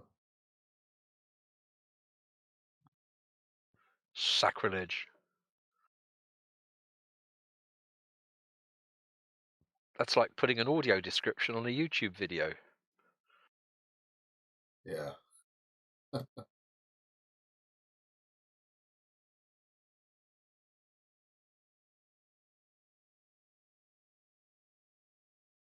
Any new content coming out there, Blue and Bob?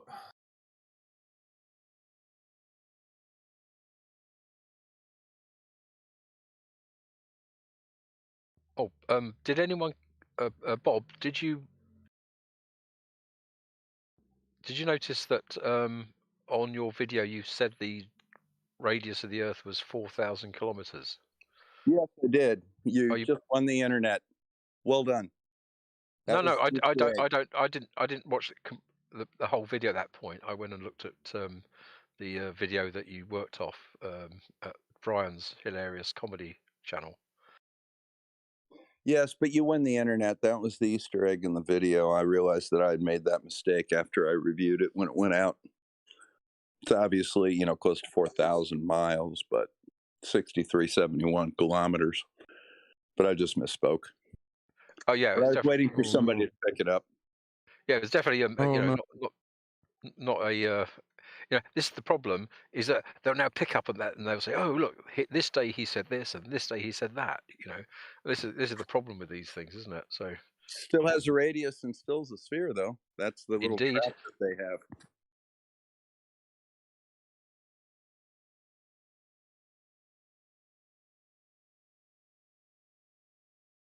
At Oh, least it no, shows I you pay didn't attention. misspeak, did you, Bob? Not that I never misspeak, right? Yeah, I do once in a while. I do once in a while, but hey, nobody's perfect except for Blue. Everybody misspeaks.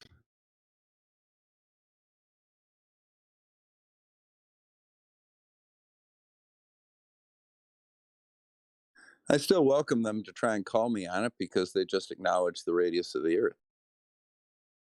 Exactly. Here's some high tea for you there, on the ball.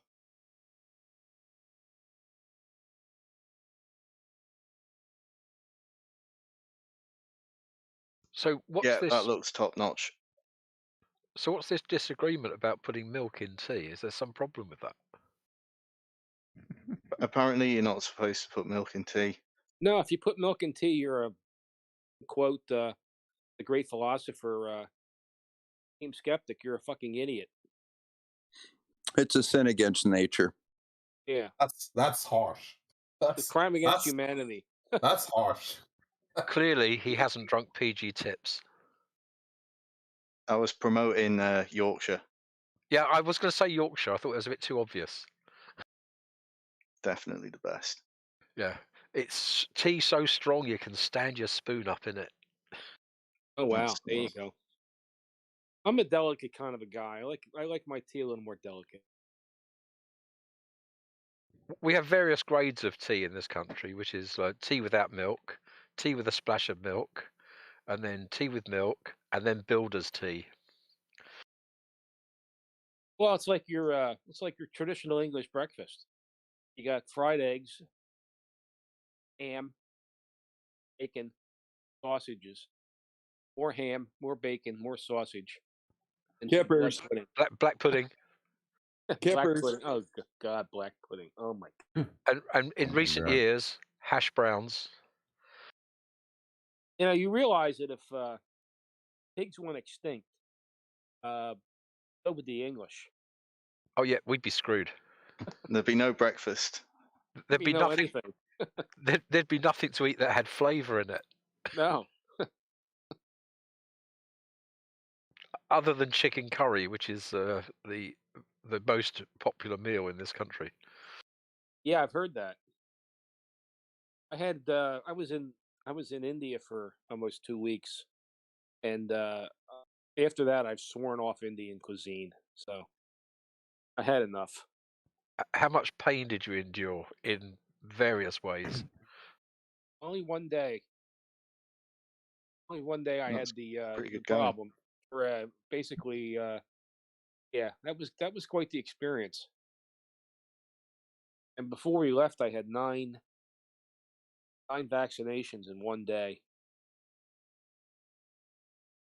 Cover all the other possibilities. I was going to say holy crap, but I guess I could say holy arm. Oh well, I don't care. The nurse said, we can do these at, you can come back for 2 more tomorrow and 3. I said, just give them to me all at once. And so I did. But yeah, only one day. It was about woke up in the morning with a problem, and by lunchtime it was gone, and by the next day I was 100%.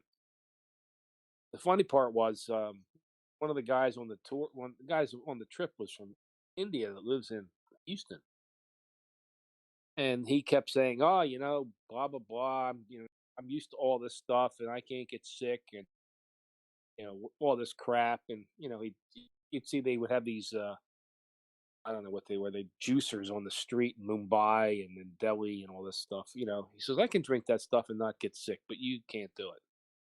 So the night before we were leaving, we had dinner at the hotel, and they had an Indian restaurant, and then they had a international restaurant, and there was nothing on the menu that I wanted, so I didn't eat basically. And the next morning, he was as gray as a ghost. He was violently ill, and yeah, he said he was immune to all the stuff, having grown up in India. I said, you've been living in Houston too long. It I mean, softens up. he was literally gray. I mean, he's dark skinned guy. He was gray. He looked like a ghost. So he was sick for like 2 days. The rest of the time we were there. The Yeah. next day before we were leaving for Delhi, I said, you know what? I'm not eating in that Indian restaurant. I'm going to go to the international restaurant. They had the best damn Southern fried chicken I've ever had in my life. I don't know what it is about chicken in India, but their chicken, it's the best chicken I've ever had. I don't know what they're doing or what they're not what they're not feeding their chickens, but the quality of the chicken it's way above what you get here. Yeah, it's not injected with that solution that they plump it up with here. I don't know, man, the chicken was fantastic. Oh my God. It's like farm chickens in Italy. They're just so nice to eat. Yeah. They feed them baby seals. That's the stuff. So I've only ever eaten one meal in Mexico, and I kind of got food poisoning. And then somebody said to me, Tijuana doesn't count as Mexico. Well, it's And a lot of. And what the hell were you doing eating anything in Tijuana? Oh my God, that's right. No, that's nothing good goes on in Tijuana. Oh, it was hilarious. I mean, there was like a whole bunch of us, and the taxi drivers were fighting to get us in their cab. Oh, I can believe it.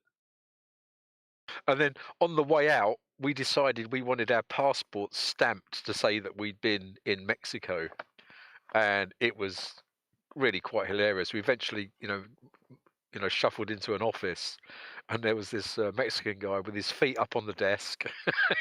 It was, oh man, it was so good. It was a long time ago, but it was really quite cool. And we actually got Mexican stamps in our passports as we crossed the border back over the bridge.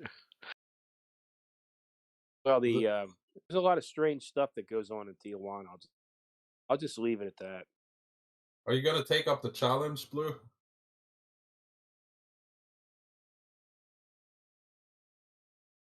What challenge is that? Where's Wally is saying that Jackal is offering $10,000 for evidence, an actual scientific experiment proving large body of water can curve. Who's offering that, Bjorn? Yeah, it's Jackal. Flat Flat Earth Earth Jackal. Yeah. Oh, never heard of him. But I don't think that any scientific experiment will be accepted by him as a scientific experiment because there's going to be something wrong with it. So, well, before I would take that challenge, I'd like to see confirmation from his bank that he actually has the money. Well, I've always maintained on those because I've looked at Durst's challenge. I want the money in escrow. I want a written contract, and I want it arbitrated in the courts. Yeah, some neutral third party. Yeah, but I'm not gonna bother with any challenge that doesn't put the money in escrow, have a contract, and agree to arbitration in court. You don't have to arbitrate it in court. Just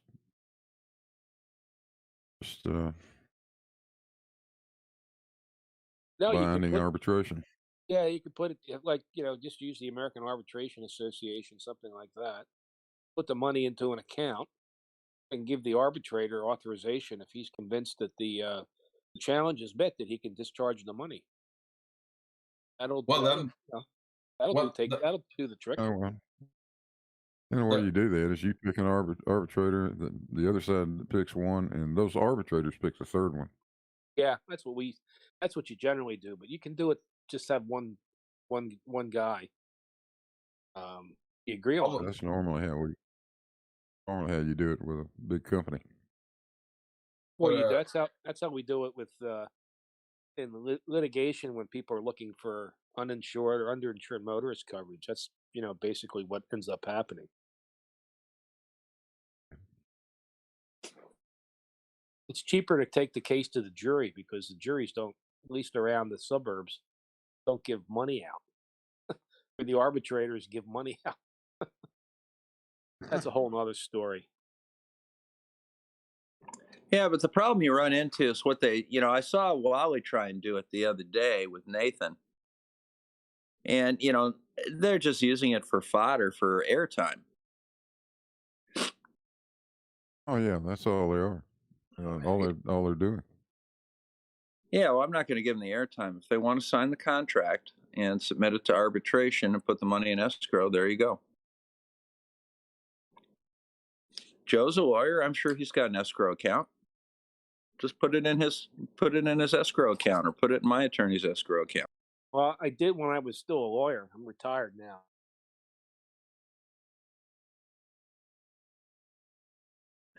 Yeah, but I mean, any attorney's going to have one, and there's strict rules about what you can take absolutely. out of it.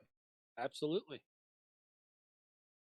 There are very strict rules. I think it's you can't use the Father Ted excuse. It was just resting in my account. No, you can't put clients' money into your own account. It has to go into an escrow account. There's been a lot of lawyers lose their ticket because of that very issue. Because when the money ends up going in the lawyer's business account, it has a tendency not to come out. So that's why the rules require you to have an escrow account. there's a couple of messages to you, Dr. Bob, from Where's Wally, and you can read them yourself. I'll tell Where's Wally to get his ass in here. I think he can hear you. Get your ass in here, Where's Wally?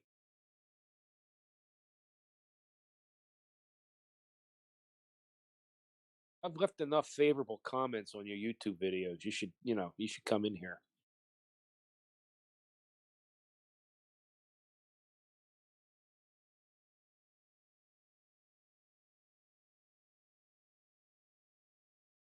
So Next Pro, whose picture is that on your profile there? That's me. You look like that guy from Blink, whatever that band. That guy's name. The guy that's the UFO guy. Blink 182. What's the... Yeah, you lost me. Sorry. Sorry. You look just like that guy. That's what it looks. Kind of looks like him. I resemble that. I resemble that remark. Tom DeLonge. Okay. Do I have to Google Tom DeLonge now? Yeah, Blink 182. It was it was a band. He left. He got involved with the To the Stars Academy. It was a concocted UFO group.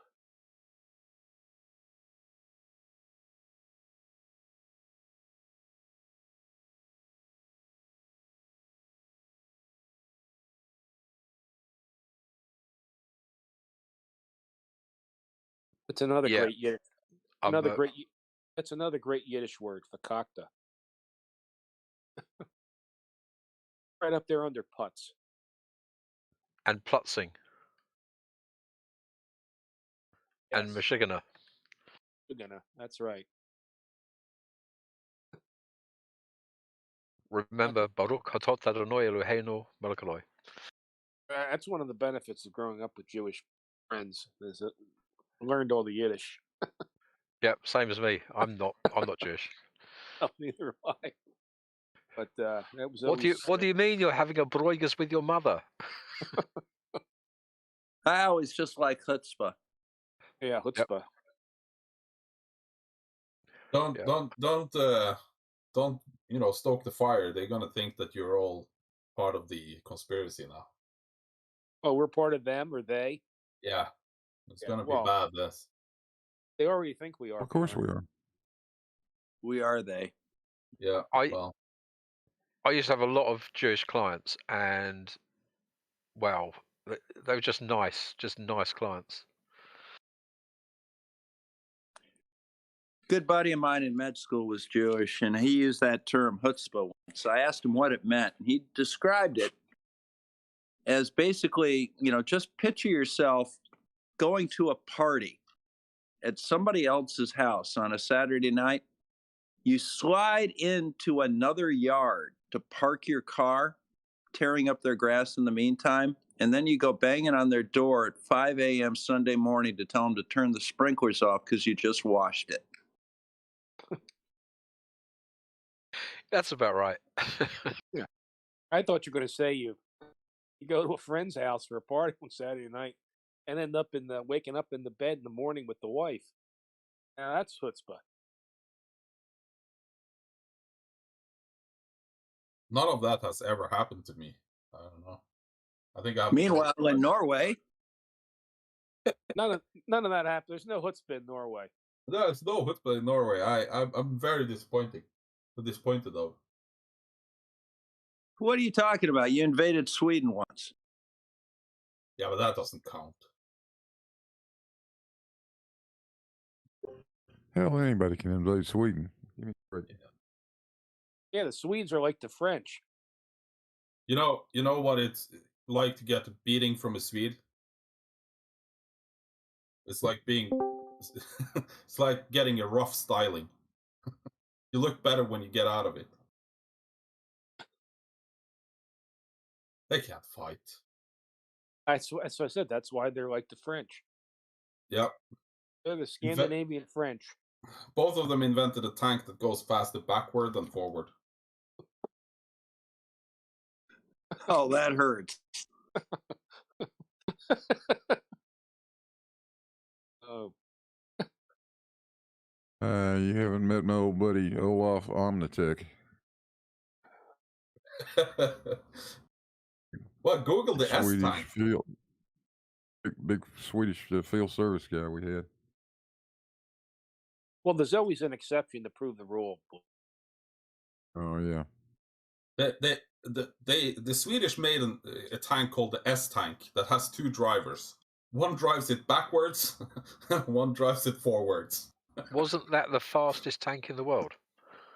Well, first of all, it wasn't a tank in the conventional way because it didn't have a turret. It was more like a tank destroyer. But yeah.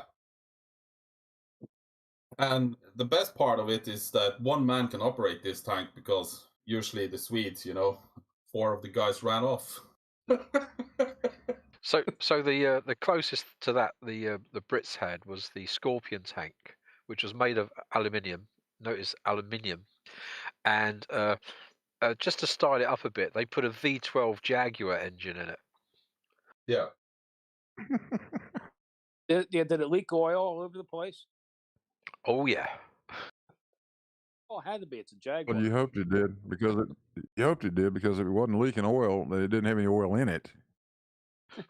I just said, somebody that it achieved 8 miles per gallon. They said there's no way you could get 8 miles per gallon out of that. I said, well, I'm talking about how much oil it used. There's the picture of the S tank.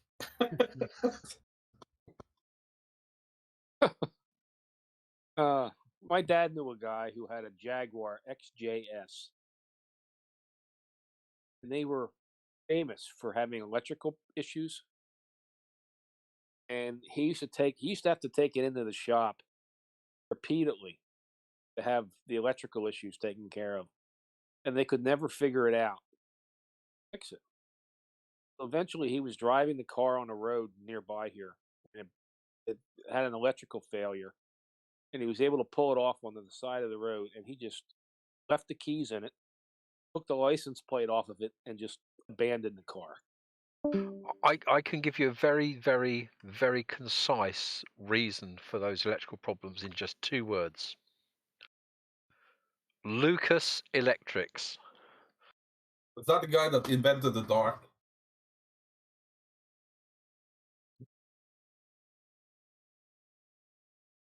Um, Well, they were expensive Good luck. cars, and they just abandoned it on the side of the road.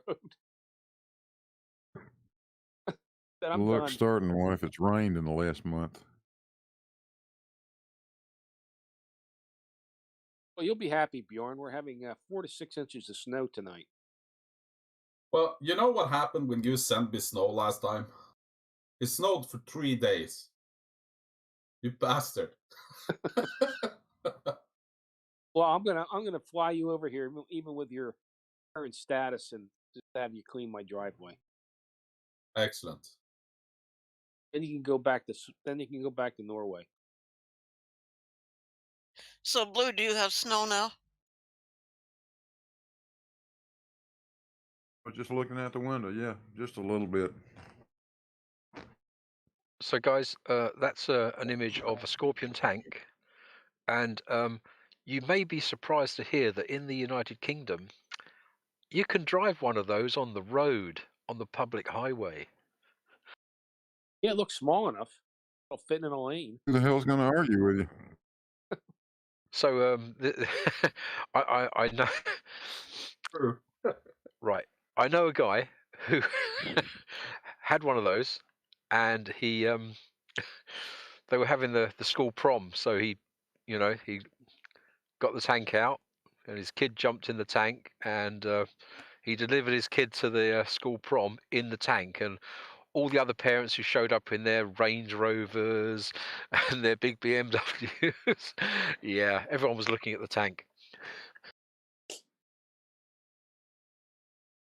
Okay. We got a stupid picture in here.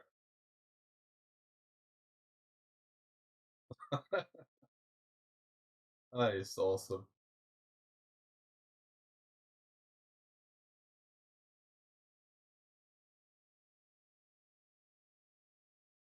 That's a nice level. I'm suspicious of the 0.000048 millimeters. I'm not sure of the accuracy of that. Oh God.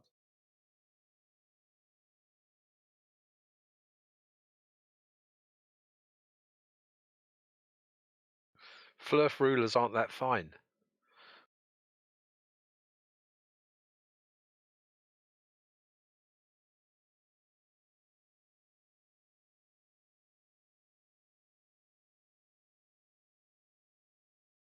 Holy shit. Yep.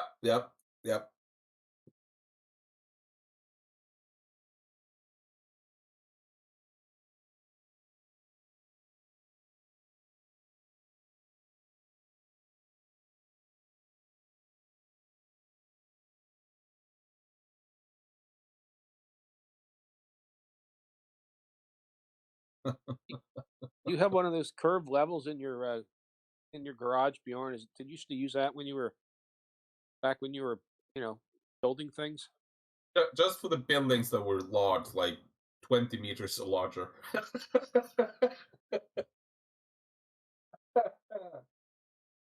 Oh God.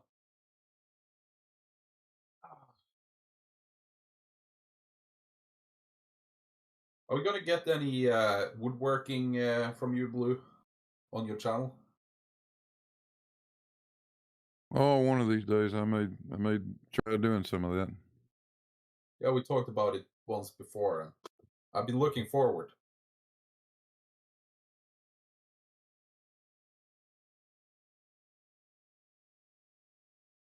To get the shop put back together.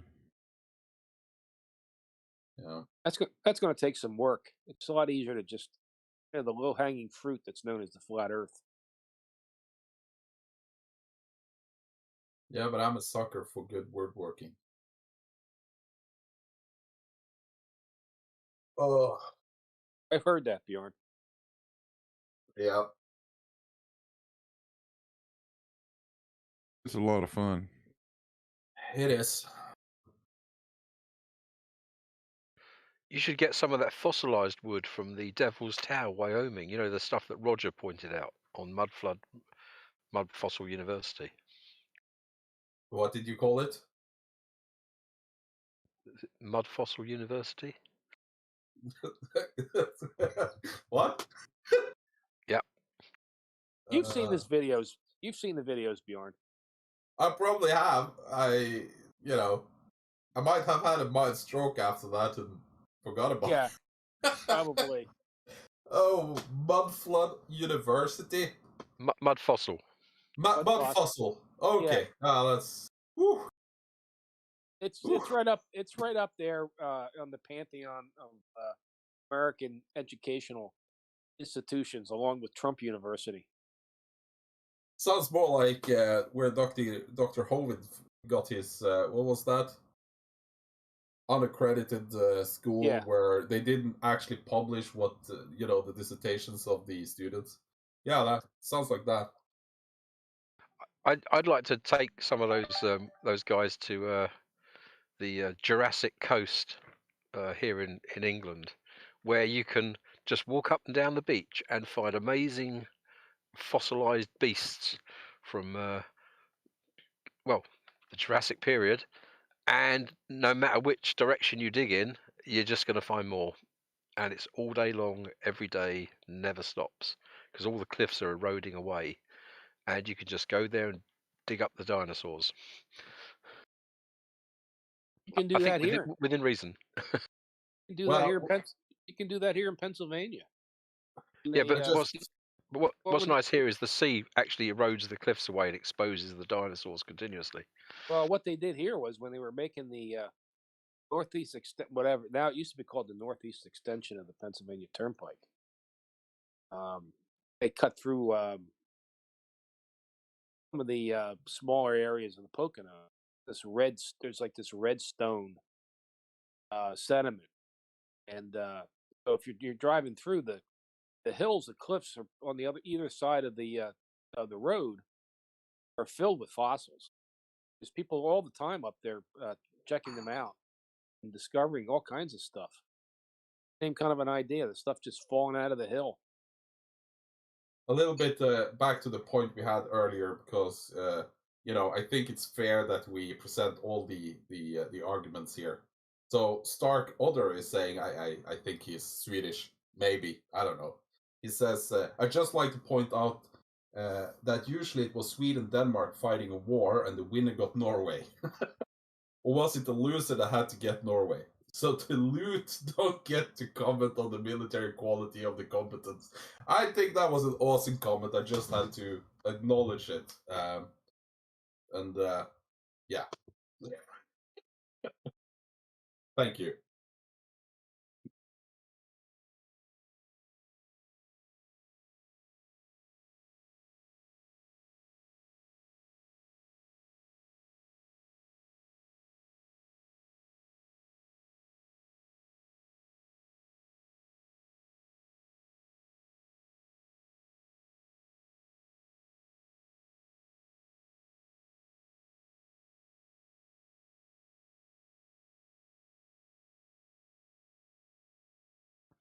Actually, I think that's the tank that was there a small tank available for GI Joe in America at any point?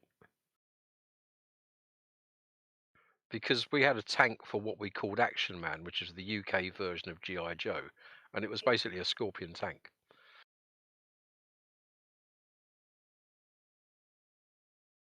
I'm going to quickly research that. I don't remember. I had GI Joe when I was a little kid. I don't remember a tank.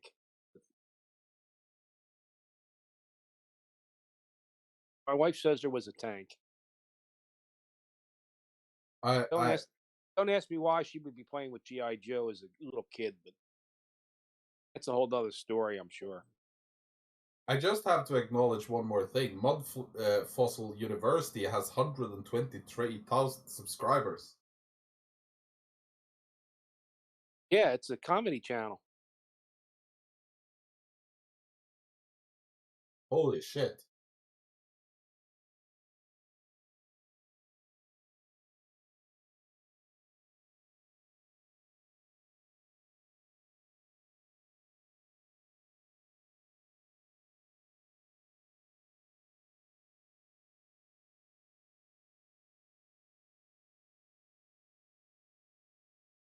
Okay, completely different tank.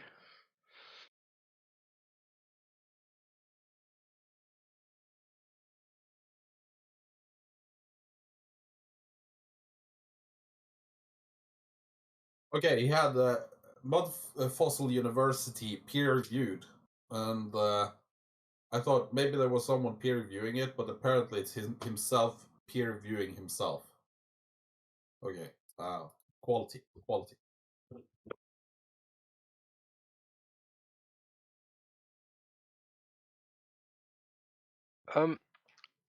Does that meet the normally accepted peer No, review requirements no, in any way? no. Yeah, I didn't think so either.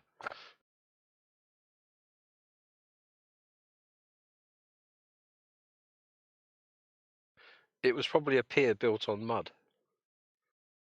Maybe.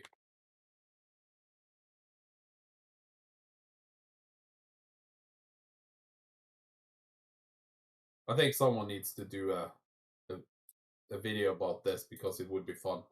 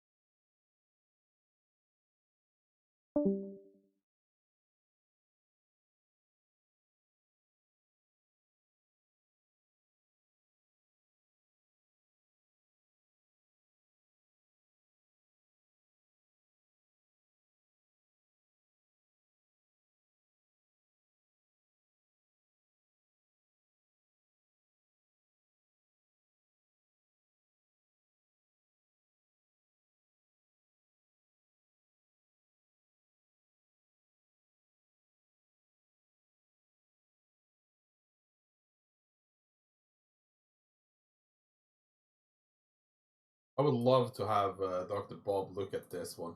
That would be funny.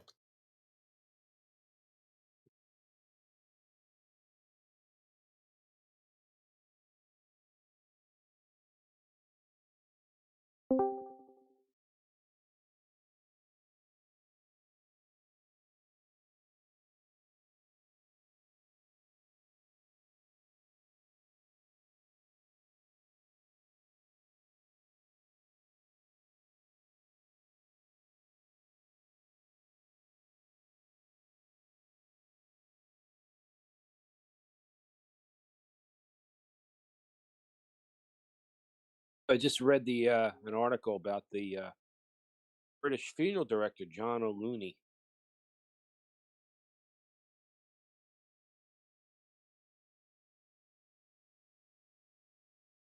Sorry, Joe, what did you say? Oh, he's one of the leading anti-vaxxers in England. He was part of what? Some funeral director that's been. Whoa, hang on. Let me see. What could his interest possibly be? Yeah, well, he ended up in the hospital with COVID. Yeah, Now tell says people it's not to get vaccinated, and more people die. More business, right? that's true. That's one way of looking at it. That's dark. I'll tell you what. I'll tell you what's really dark, Bjorn. You should go on YouTube and look for the video of Governor Ron DeSantis in Florida yesterday.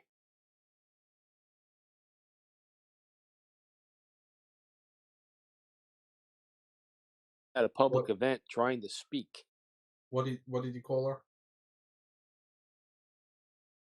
Well, it looked like he was out of breath, having trouble Yeah. breathing. What No. did you call him? What was his Do you have a name? link for that? No, just put. I was watching that this morning. It was at a public event yesterday. Something about state grants to some business district to create new jobs or whatever. And he was clearly having problems. But what was his name? Oh, it's Ron DeSantis, the governor of Florida.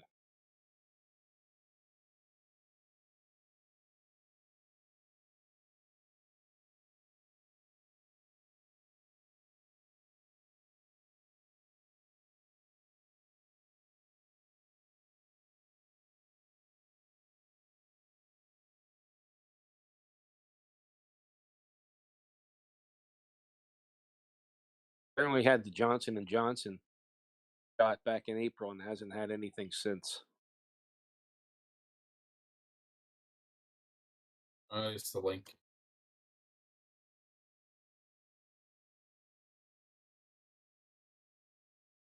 That's it.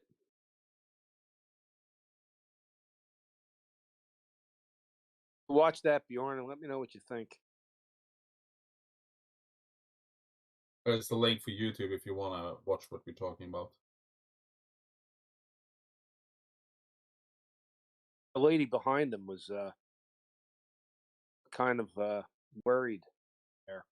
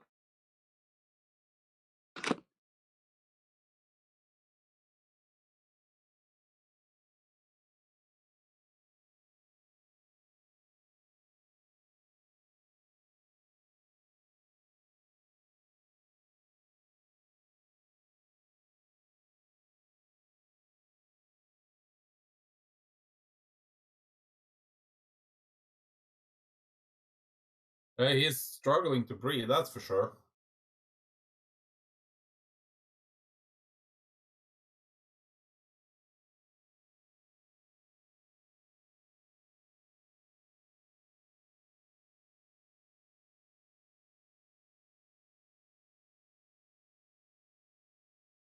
Well, let's hope he didn't have COVID. Well, he wasn't seen for 2 weeks in Florida.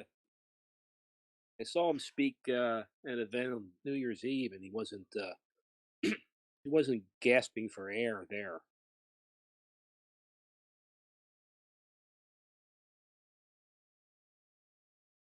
Yeah, I'd be concerned if I were him.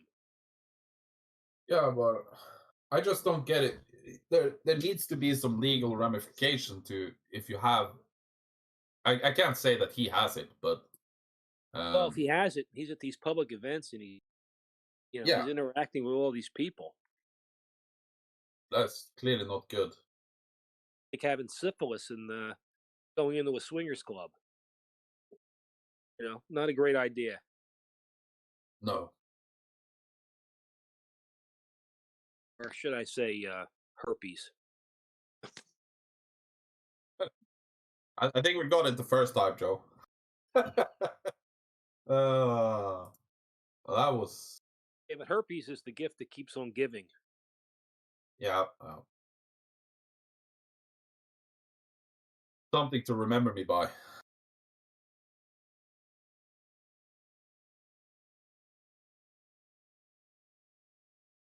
I'll always remember you for your wit and wisdom, Bjorn. I'm easily forgotten that.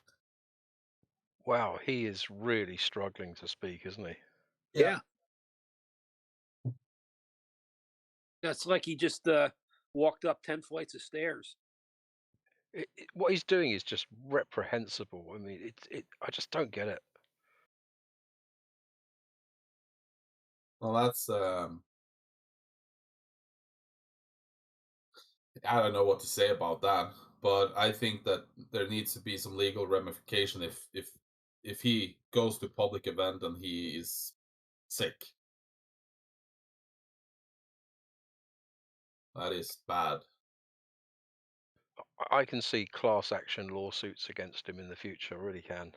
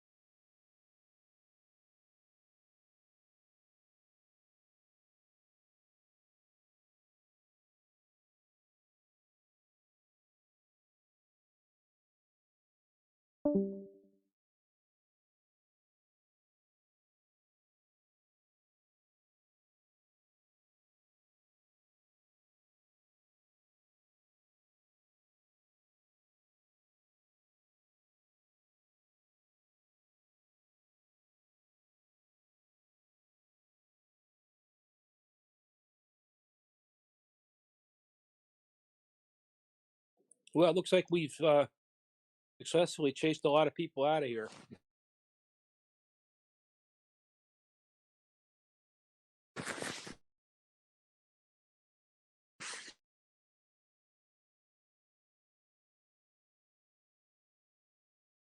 Well, we still have 9 people.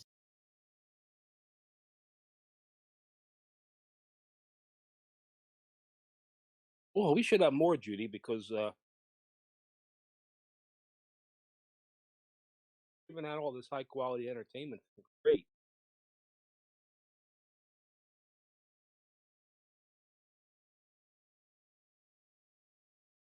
We're underappreciated, Judy.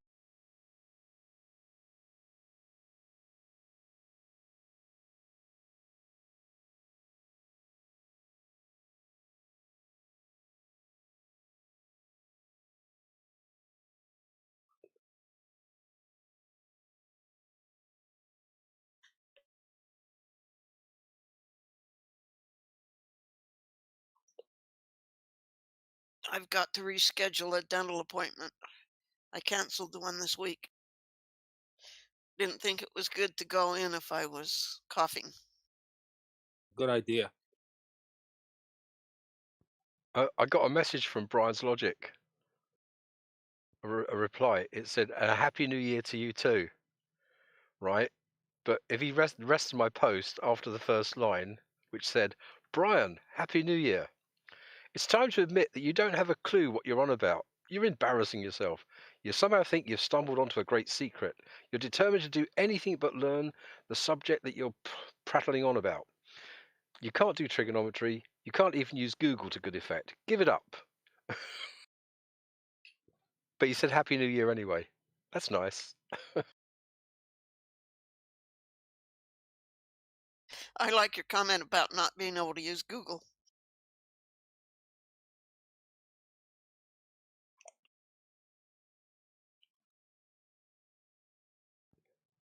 What is his motivation?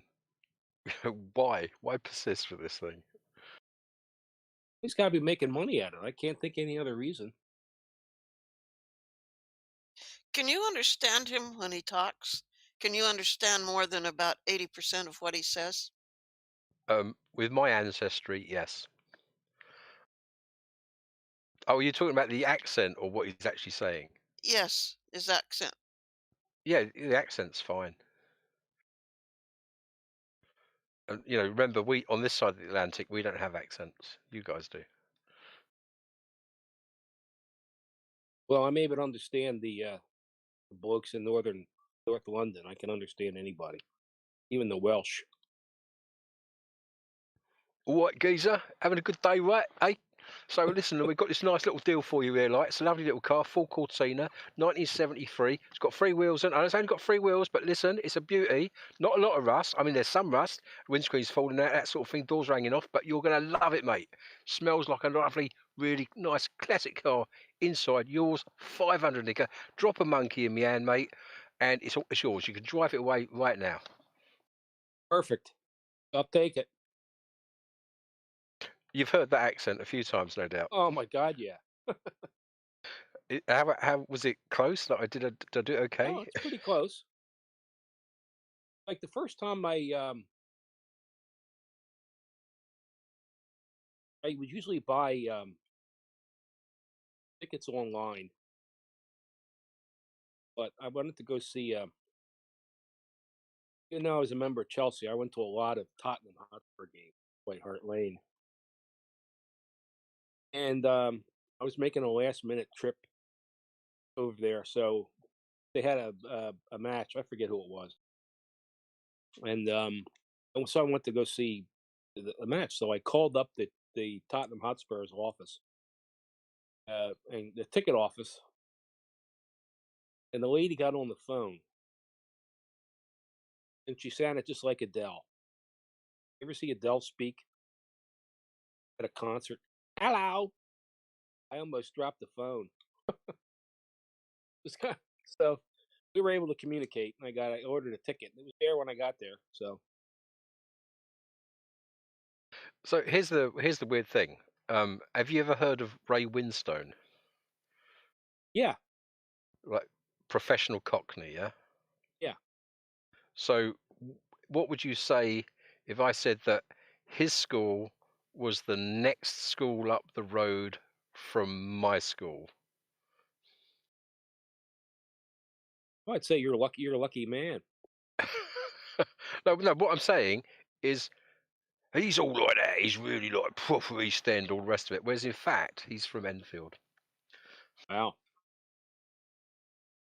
So Well, he's a fake Cockney. well, you can understand the Cockney accent. You can understand basically anybody. First time I was over there, when I went up to North London, I took the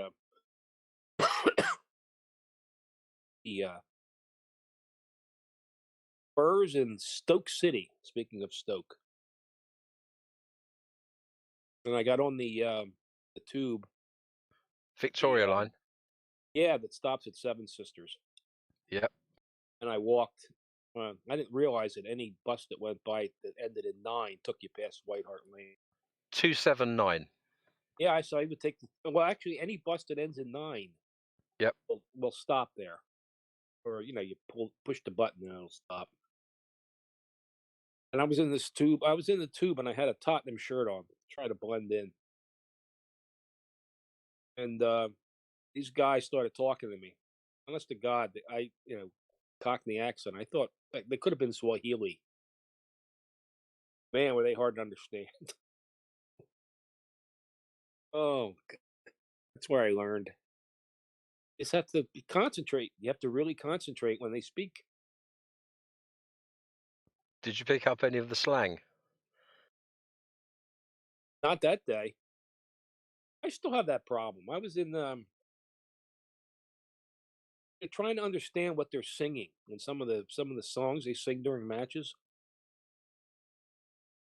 And I saw Chelsea play Queens Park Rangers. It was the home. It was the second match of the season with those two teams, and it was at Stamford Bridge, and it was the year of the race row with John Terry and Rio Ferdinand's brother. And so I figured, this would be a good. It was in this. I think it was in December around Christmas, New Year's, I think. And I thought, boy, this will be a good match to go to because there'll be animosity and angst in the place. And there was. And I was sitting upstairs, and I could understand some of the songs, like "We hate you, we hate you, we hate you," "Fuck off" or whatever. Those songs I can understand, but a lot of them I just couldn't understand. I said to the guy next to me, I said, "What are they singing?" He says, "You don't want to know." So it must have been pretty bad. Because the stuff I could understand was pretty bad. Yeah, that's about right. And Queens Park Rangers scored in like the 90th minute to win 1-0, and Chelsea fans were not happy. Leaving the stadium.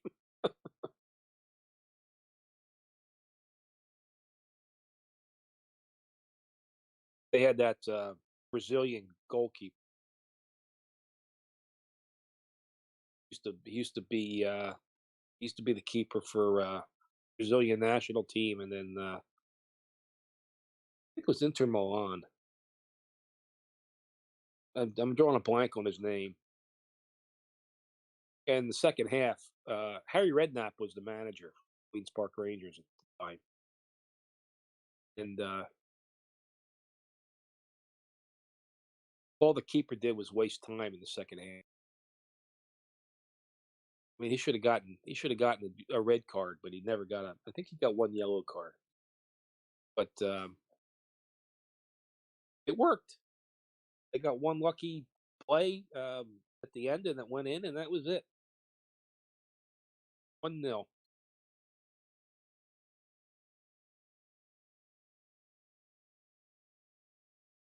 I've met a few pro footballers. I've met Sol Campbell, Ian Wright.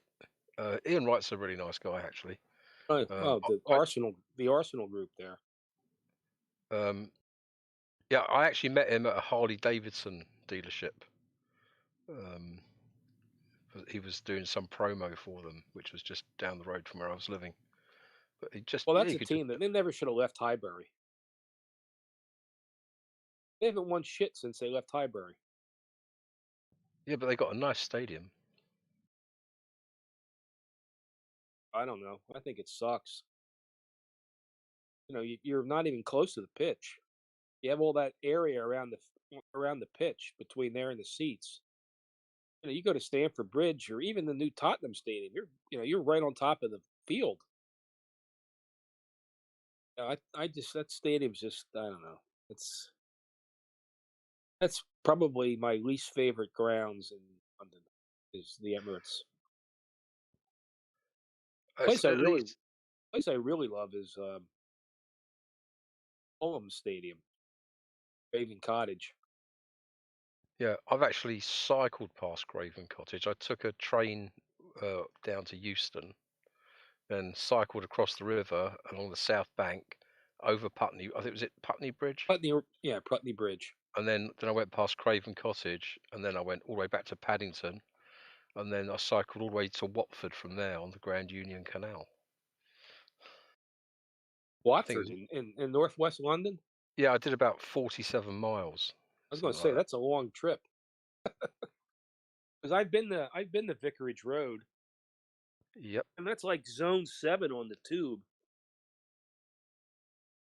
And it's Yep. almost the end of the the Metropolitan line. I think goes up past there. That's a long way. That's in Hereford. Hertfordshire. Hertfordshire. Isn't it Hereford? No, town? No, it's Watford. It's in Watford. Yeah, but isn't their logo is the deer, and isn't it a red-tailed deer or something? Yeah, but they're also called the Hornets as well. So Even though they're called the Hornets, their logo has a deer on it. yeah, well that's the county thing. So I guess. Yeah, I thought it was Hereford. In fact, if you look up the a photograph of the McDonald's in Watford High Street, you'll see a gigantic sculpture of a hornet.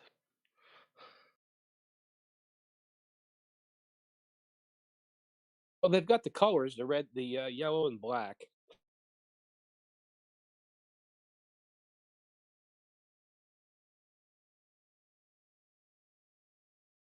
The logo used to baffle me until I looked it up. And that's a long walk from the tube to that stadium. Through a less than affluent neighborhood. There's like a fairly middle class neighborhood. Then after that, you're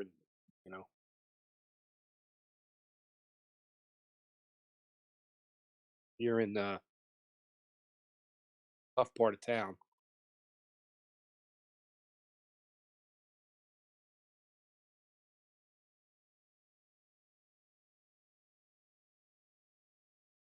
There you go. There's a picture of the hornet out, which is outside McDonald's.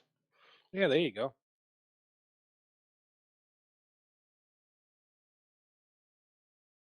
Well, I went up there because that was the last ground I hadn't been to see a match. So there's one more that I won't go to, and that's I'll just never go there, and that's Millwall. Yeah, well, two things. First of all, that's South London. That's a different country.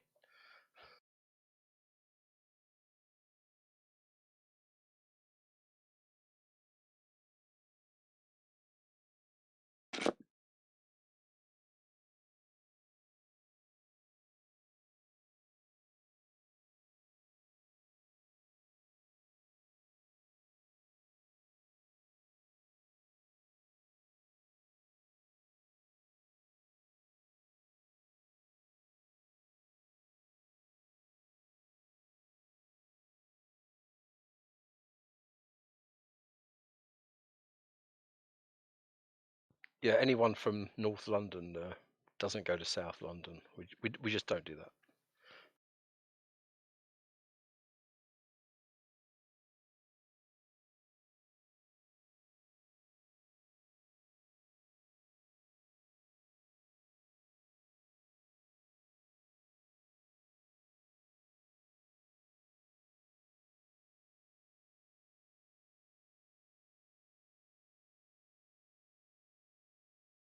Sorry, something went down the wrong pipe. I had to get something to drink.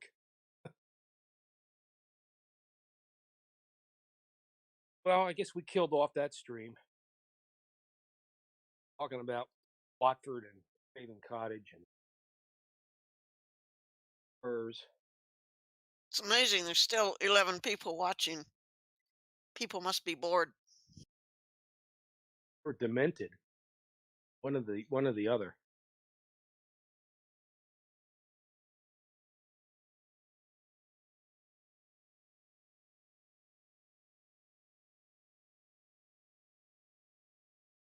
It's all right. I can hold my own on talking about English football. Been watching it long enough.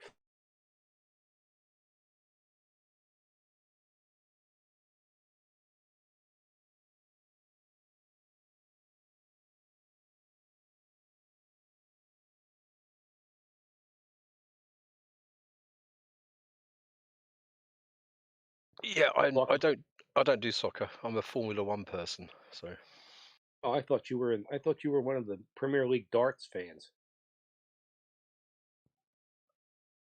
no. That's compelling TV. Darts.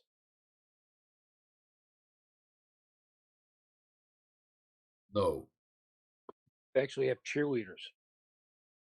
The match. that doesn't help.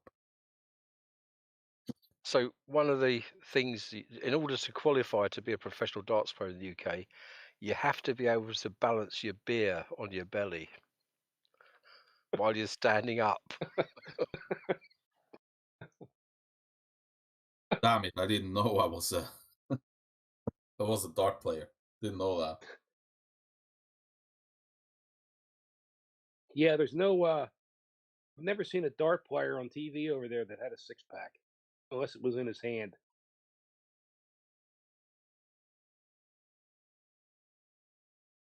One of the big players. I have a massive coronary a few years ago.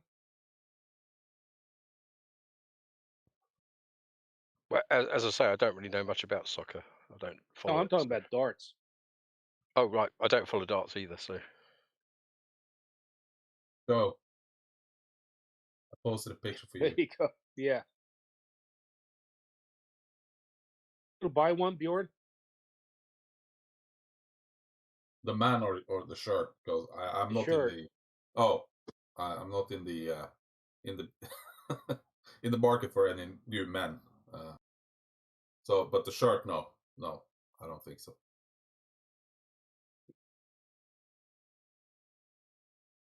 Linda doesn't strike me as the kind of woman that wants her men all drawn all over like that. Well, she used to be.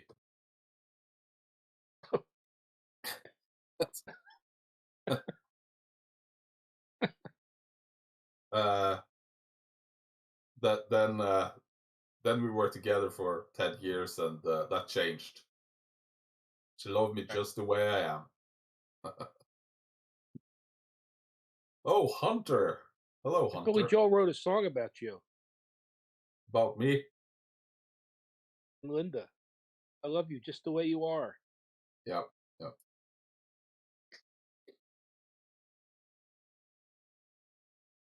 How's things, Bjorn?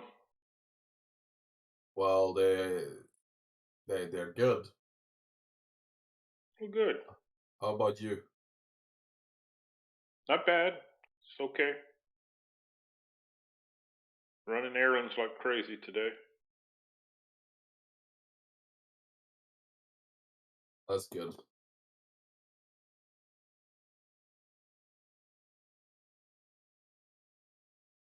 Good work. Nope, had to take off today.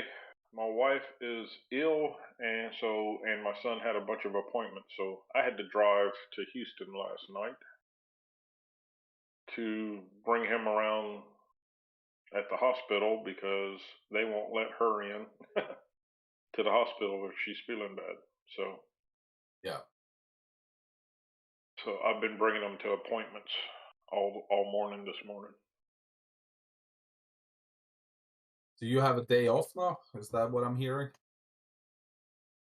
I don't know if I'd call it a day off, and technically I'm still receiving calls. So Okay.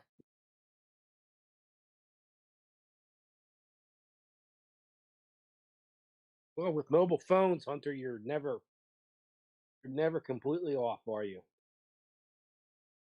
yeah, I thought it was bad whenever we got beepers, and then the phones came. That really sucked. My first phone, mobile phone, was forced on me by Warner Brothers. They insisted. I didn't want one. Well, you've been assimilated.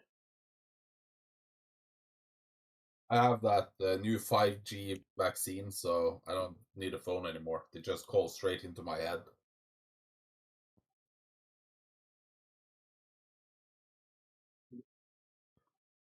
Oh, you got 5G at the same time you got your vaccine. Nice. Yeah. Yeah, you got the 2 shots for the price of 1. Yep. Isn't What modern always, technology fabulous? yeah, what always struck me as the biggest miracle of the whole chip in your vaccine thing was the fact that there were 2 doses of vaccine in each one of those vials. So somehow they managed to take out 1 chip with the first injection and take out a separate chip with the second injection. Genius. Well, I think it's awesome because I got 3 for the price of 1. First of all, I don't need a mobile phone anymore; it just goes straight into my head. And of course, the second one, I get a little protection against COVID. And the third one is that I'm a human metal detector. So I'm really stoked. I'm thinking about getting another booster shot when this COVID let loose, when I no longer have COVID. Yeah, but we've got to be really careful when we've had like 5 or 6 jabs. We've got to be careful that our implants don't affect our hard drives, if they're not solid state. Yeah, So all of that magnetism, yeah. yeah. My hard drive works just fine. Thank you very much. And at the risk of starting a new thing on the conspiracies, each one of the processor chips has thousands, tens of thousands, or even hundreds of thousands of transistors, microscopic transistors. Maybe all they're doing is putting transistors in the vaccine, and they're just self-assembling once they're injected. Oh yeah. Are I you think that's how they're doing it. Are you telling this is nanotechnology and they actually, they're replicating and It's building? just self-assembling. They haven't got to the replication yet. Oh, they haven't It's gotten just that far. Yeah, it's just self-assembling. Well, that's good to know. Well, thank God they're not injecting us with tubes. The nanotubes. It's interesting. We have a microprocessor shortage in the worord, but at the same time, they're making vaccines with microprocessors in them. Well, why do you think there's a shortage? Yeah, exactly. I think we solved it.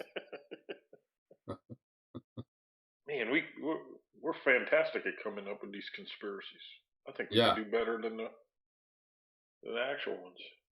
Yeah, it might be true.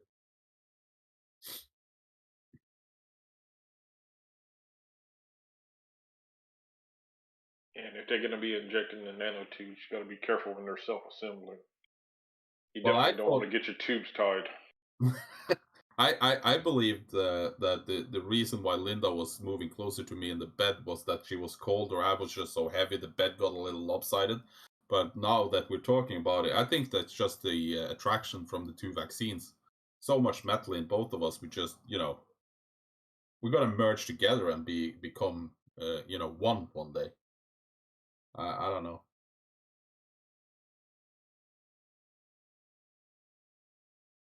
Well, merging together and becoming one is how you have children, Bjorn. They're gonna be bionic children. Well, hopefully your vaccines were positive and hers were negative, so you attract. Yeah. Didn't think about that one. That's what we're here for, Bjorn. I was thinking like a flurf.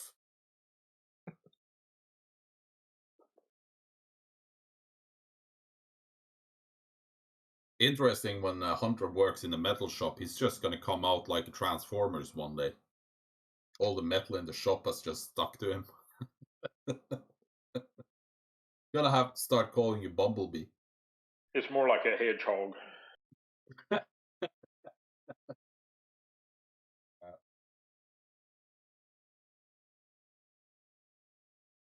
You're gonna be hard to hug.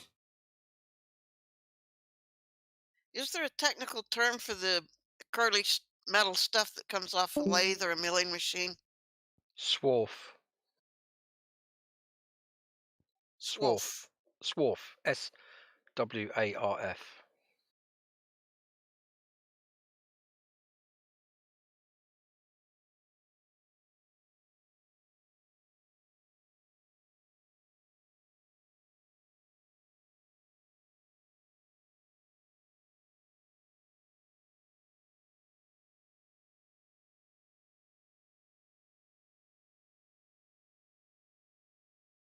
I thought that was just, the manly version of wool.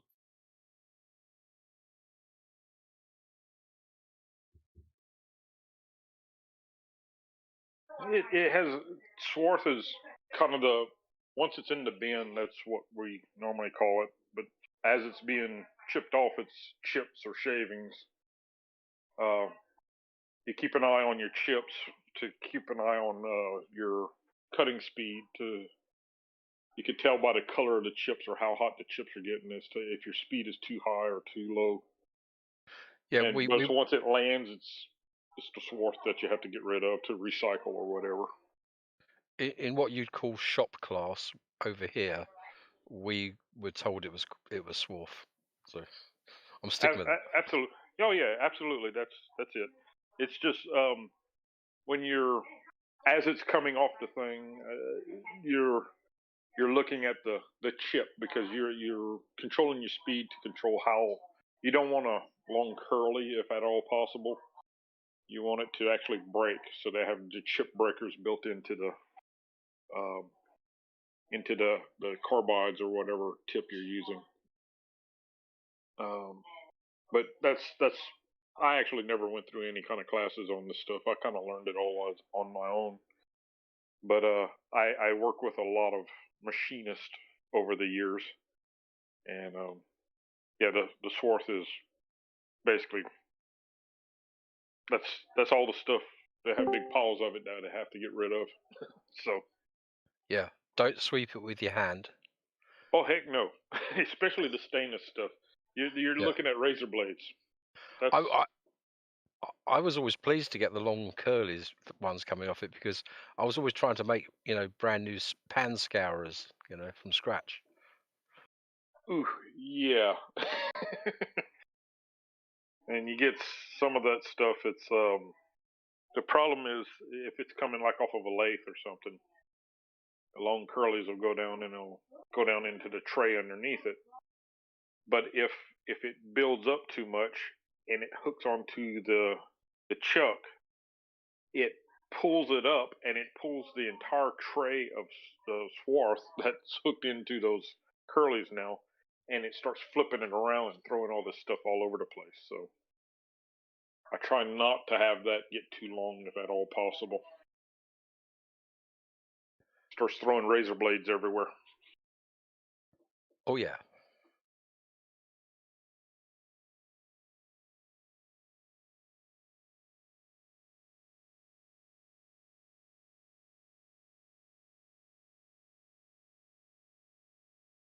It just so happens that the lathe that I use is one. It's a. I think it was made in the early '60s, and it was in the Rice University Space Science Center machine department. They used to make all kinds of parts to go specifically for NASA and to go up on satellites and all with their Space Science Center. The But Rice University football field is where Kennedy made his going to the moon by the end of the decade speech. Right, which just happens to be less than a half mile from where I'm standing right now. I got 2 distinctions from Rice University on one of their online courses, and they asked me if I wanted to be one of their teaching assistants. Nice. That's awesome. I was quite flattered. They even sent me a hat. That was nice. That's cool. Well, the thing that really impressed me was not necessarily even all the stuff that this mill has this lathe has done for space. It just so happened that talking with the instructor down there in the machine shop, he happened to have a prototype, and I recognized it on his desk and asked him about it. He had a prototype of one of the first ventricular assist pumps for implanting into for kids, for implanting into kids to help with heart defects, and they built some of the parts for that ventricular assist pump on that particular lathe. And it happens to be the one I use now at the office. We ended up buying that lathe because they were upgrading. So I thought that was pretty cool. A little bit of history. Sounds like a quality lathe as well. It is. It's old and was doesn't have a lot of wear on it, but it has been beat up a little bit because of students, kind of learning on it. But it's in real good shape. Other than a few little nicks here and there, nothing critical. But it's good quality. It's a Leblon, and it's done us well.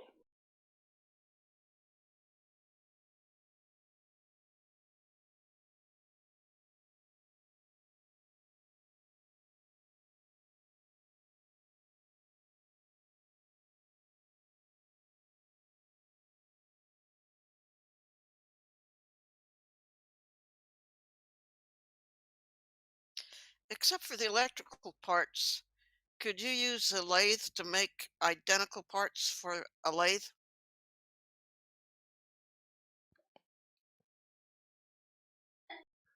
You'd need a mill as well as a lathe, really. Yeah, it kind of depends on which parts. I've seen some where they could use the lathe. If you buy this little small lathe, you could build the parts to build a bigger lathe,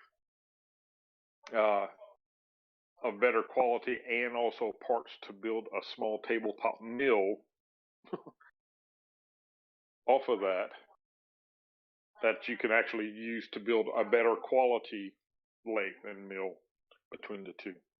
So it's like he started off with this little cheap tabletop mill lathe, and then built all of the parts, and he ended up with a really high quality lathe and a high quality mill by going through that. But man, that's got to be a lot of work.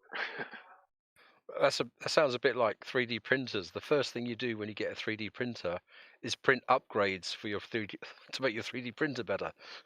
Right. Oh, I have a buddy that's totally ate up with 3D printers, and that's all he does. 75% of his print jobs are upgrades to 3D printers.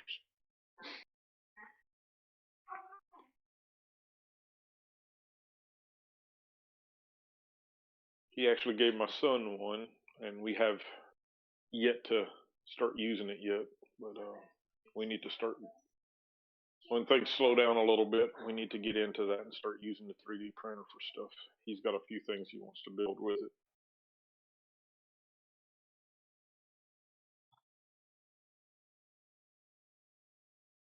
I just heard 3D printer. I was getting a cup of coffee. What are we talking about? Judy was asking about making another lathe off of if you have one lathe, you could build another lathe using that. And you could build a lot of this off of it, but the problem is like the linear parts, the straight pieces, or even doing gears is a little difficult on the lathe. You'd be better off with a mill with a turntable, indexing head or something Indexer, yeah. on a mill.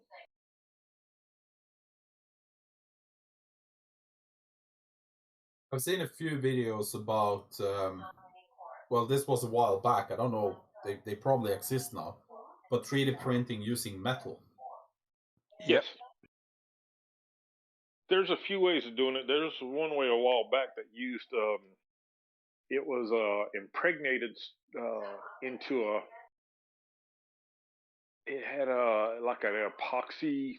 It wasn't epoxy. I forgot what they called it, but basically it was metal impregnated into this paste, and it would print this paste into there. That would cure, and then they would give it this bath in a etchant, and it would etch out all of the carrier for the metal, and it just left the metal there in that shape.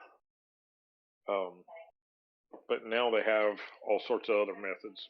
Basically, they have MIG welders that are basically used as a big 3D printer now. Yeah, and laser sintering is another one. Yes. How is the strength of the product compared to other metal or methods of fabricating? There's a couple of rocket companies that are actually printing their rockets with 3D printers. Yeah, I've seen that. The big tubes. Yeah, the entire body of the rocket. In fact, they're trying to get it to where the entire rocket is 3D printed. Yeah. And in fact, I think SpaceX actually 3D prints some of the parts for their engines. Wasn't that the cone? Maybe the cone, and I thought there was a couple other pieces of their Raptor engines. But is the strength comparable to other methods of producing? I haven't actually fooled with it, and I haven't seen any specs on it to compare it with something similar machined. But it has the possibility of its strength to weight ratio being higher, because you could actually make it a honeycomb shape on the inside. So not only can it be, it'll be the same thickness or thicker, but it'll weigh less. But one of the reasons why it works so well for like printing out the cones on the rocket nozzles is because it can be hollow with tubes through it, where they can pass coolant. Yeah, exactly. Yeah. They integrated the cooling into the system itself and save weight. Right. So if they print it like a honeycomb, it increases strength with less weight, but it also allows fluid to pass through there for cryogenic cooling. Yeah. So there are some companies that are developing parts, and they're using special software to generate the components. And when they do it with this hollow, this honeycomb printing and everything, the parts actually start to look like bones. They're very organic shapes, but they're the optimum strength that they can be, because they don't have any like sharp angles and stuff.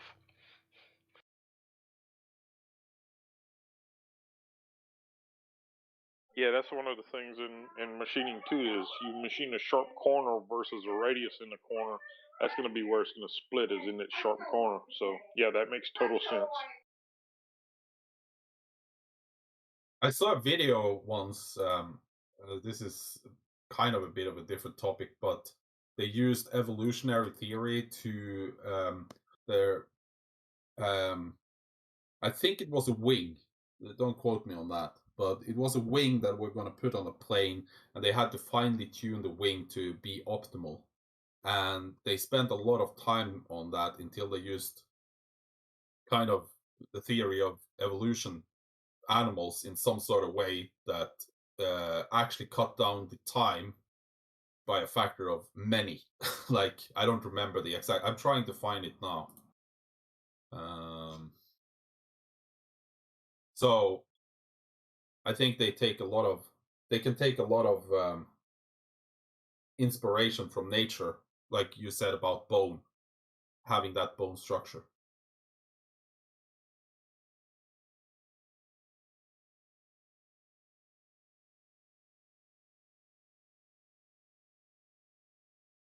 Simulating evolution to determine the fastest wing. I think it was that one. So apparently it's called generative design.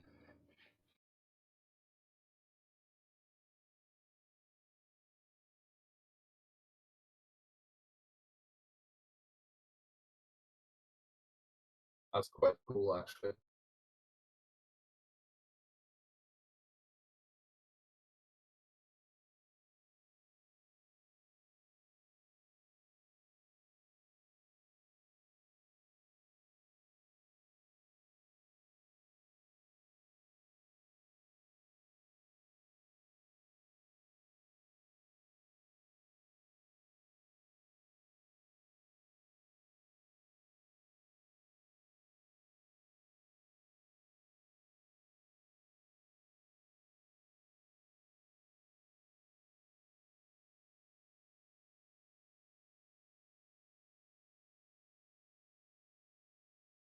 There's an example.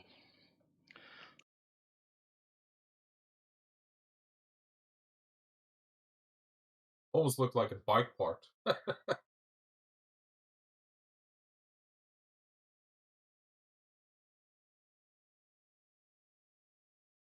you know what the strength loss from like a full piece?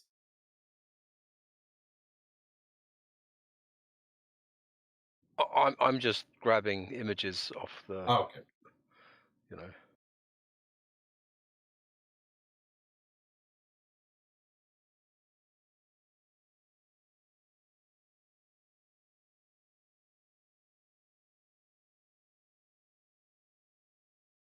So it really does mean that you can, you know, with this 3D printing, you can make parts that would normally have taken many hours to weld together with all the compromises that welding has. That has only the material where it needs to be and nothing else. Yeah.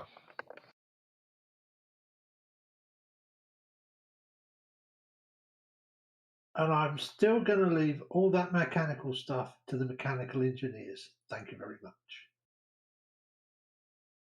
Yeah, but it's cool, isn't it? Oh, it's very, very cool. And I have absolutely no problem in building the control systems for it. That's brilliant. It's just I know my limitations. A man has to know his limitations. Indeed.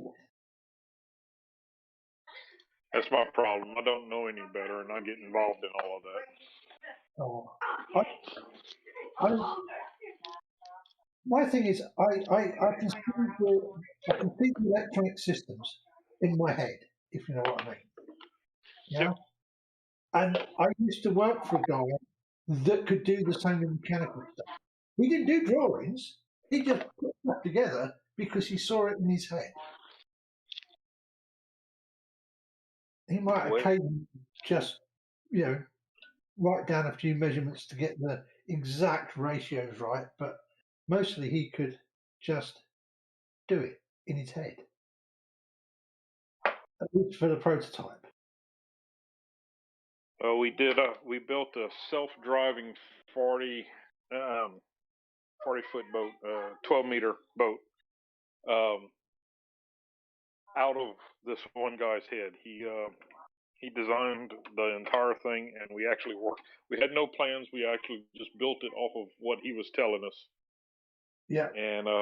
And built a self-driving boat with 2 pods, cooling system, the entire drive system, coolants, electrical system. Now, The electronics portion and everything, we actually had some electrical engineers for that.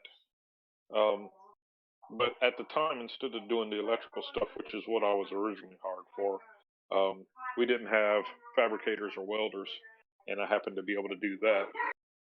So I was trying to go off of what he was going off of. So we were sort of on the same page. So he would kind of tell me a general idea of what he wanted, and basically I would just build it off of just hearing what he said.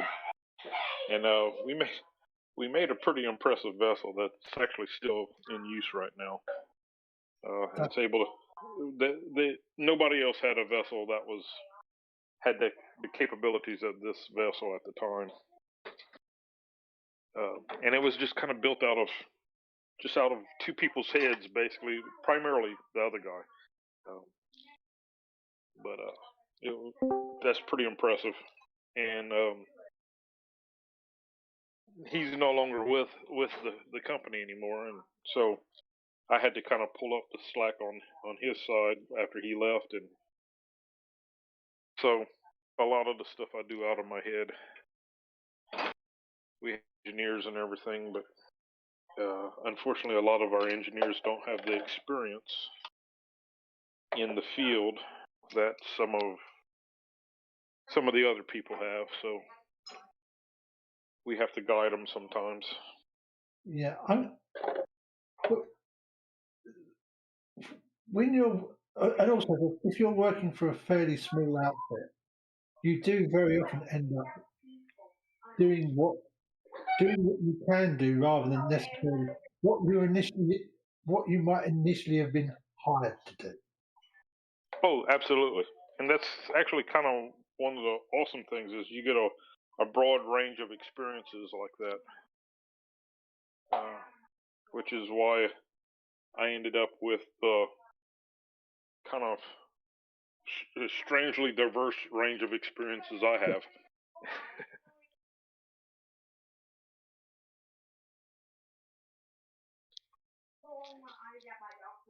Yeah, it's engineering can be fun, can't it? Well, yeah, I really enjoy whenever we used to get our sales guys would come up to us and say, "Hey, we've been trying to sell this product and everything, but we've had a couple of people ask if it was possible of doing this, and it can't do that. But is that something that we can do?" So we'll go grab a couple of people. We'll go out to lunch, talk about it over lunch, see if it's at least feasible to look into further, and if it is, we would go and say yes, we can do it, and then we would just go ahead and do it, and then that puts us another capability in our hat, so that the next time they ask for it, the sales guys could say yes, we could do that. Yeah, it's when the mechanical engineer is also the sales guy, and doesn't understand the requirements of testing control systems necessarily, and he keeps selling the bloody things before you finish testing it, because the customer wants it now.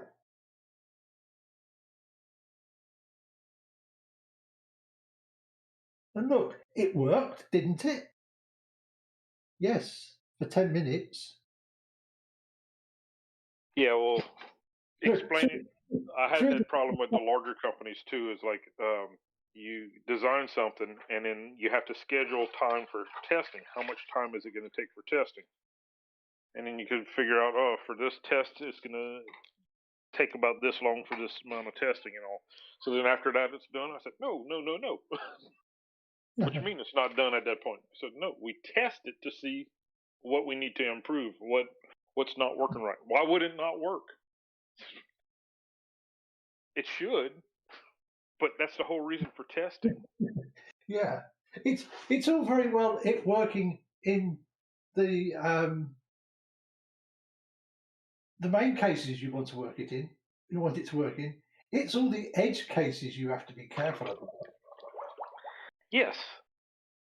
Or even to the fact of you get into some of these situations and you need to be able to do something on there, and it's just not physically possible to reach it in this C state or whatever. It's there's a lot of stuff that, especially if you don't have guys with 20 years experience doing this stuff, that they don't think about some of these things that are just almost impossible to realize before it's actually built. Or it is possible, but you have to spend a lot of time on the design side, whereas you could spend 20 times the amount of time on the design side to work out all those bugs, or you could build it in 1/20th of the time, see what's wrong, and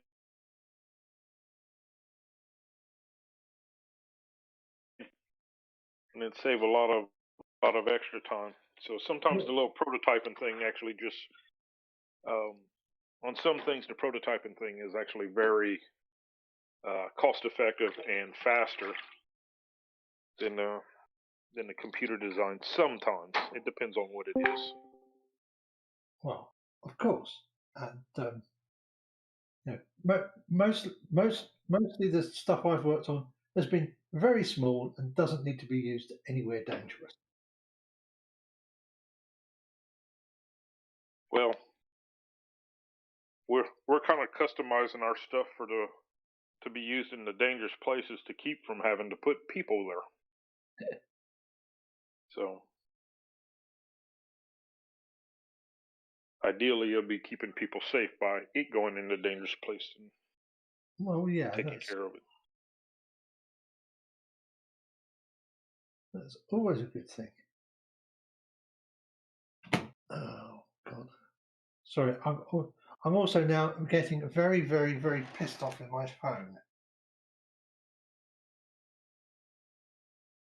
Because how long does it take to upload 2 video files over Wi-Fi? It'd probably take about, I don't know, a minute to do it through a bit of electric string. Trouble is, I haven't got the requisite bit of electric string.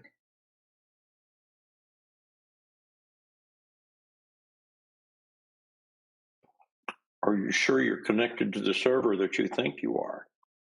Yes, it says uploading. It's been saying uploading since 10 o'clock this morning. No. Are you sure you're connected to the server you think you are? I have 3 servers in my house, and every time I log on or get onto one of them, I wind up on the one that I don't want to and have to move it over to the one that's faster. Oh, I'm connected to the. I'm pretty sure I'm on 5 gig Wi-Fi. Check your Wi-Fi connection just to be sure. Yeah, I haven't. Other than it telling me it's connected, other than the phone telling me it's connected to the router, it doesn't tell me very much. And I haven't had it long enough to figure out otherwise. On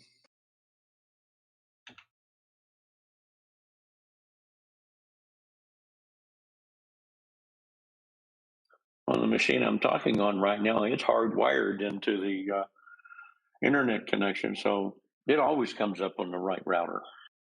But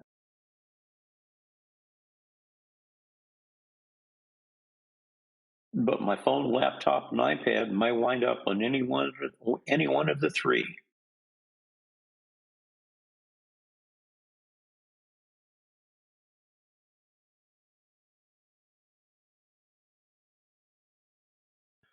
I can barely use a smartphone. I can write apps for it, but when it comes to using it, that's a whole different ballgame. Hey, I've been in that situation myself. I could write the code, but I couldn't use the app. Yeah, and I can't remember the IP, and I can't remember the IP address for the router either. So I Yeah. was working for a Silicon Valley company, just as a kind of freelancer, and they said they were making an app for their users to connect and see who's online and everything. So on the Friday evening, I looked up how to write an application on Android, and I just kind of coded it up over the weekend and got it working by the Monday morning, and then posted it up on the Discord channel and all the other stuff, and I think on Twitter as well. So I actually beat their team by 3 days.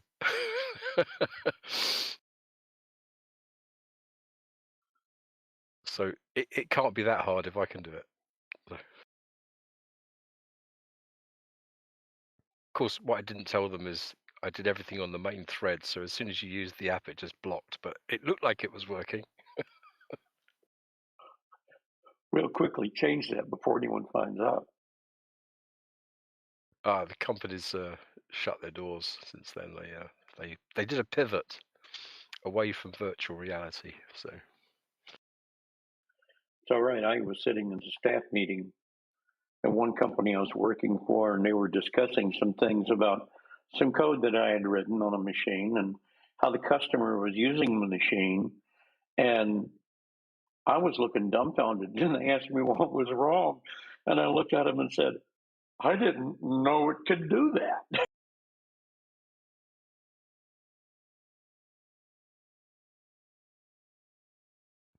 what was it doing? Oh, I don't remember. I mean, we're talking half a century ago that I wrote this code, but it was definitely doing something that it was a financial application. And So was it in they COBOL? were, no, Lord, no. This is before COBOL was even a gleam in a programmer's eye. This was an assembly language.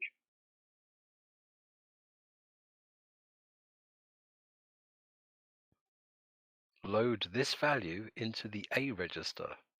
Sub B. Roger that. That's exactly what it was. I mean, it was on a 16-bit mini computer, and I had written some code that fit within everything, and we got to talking about some things that I had no idea that my code could do, but somebody else had taken it like a building block and added a structure around it, and son of a gun, it was doing some really weird stuff. Not bad. It wasn't a bug. That's fun, isn't it, when that happens? It certainly is.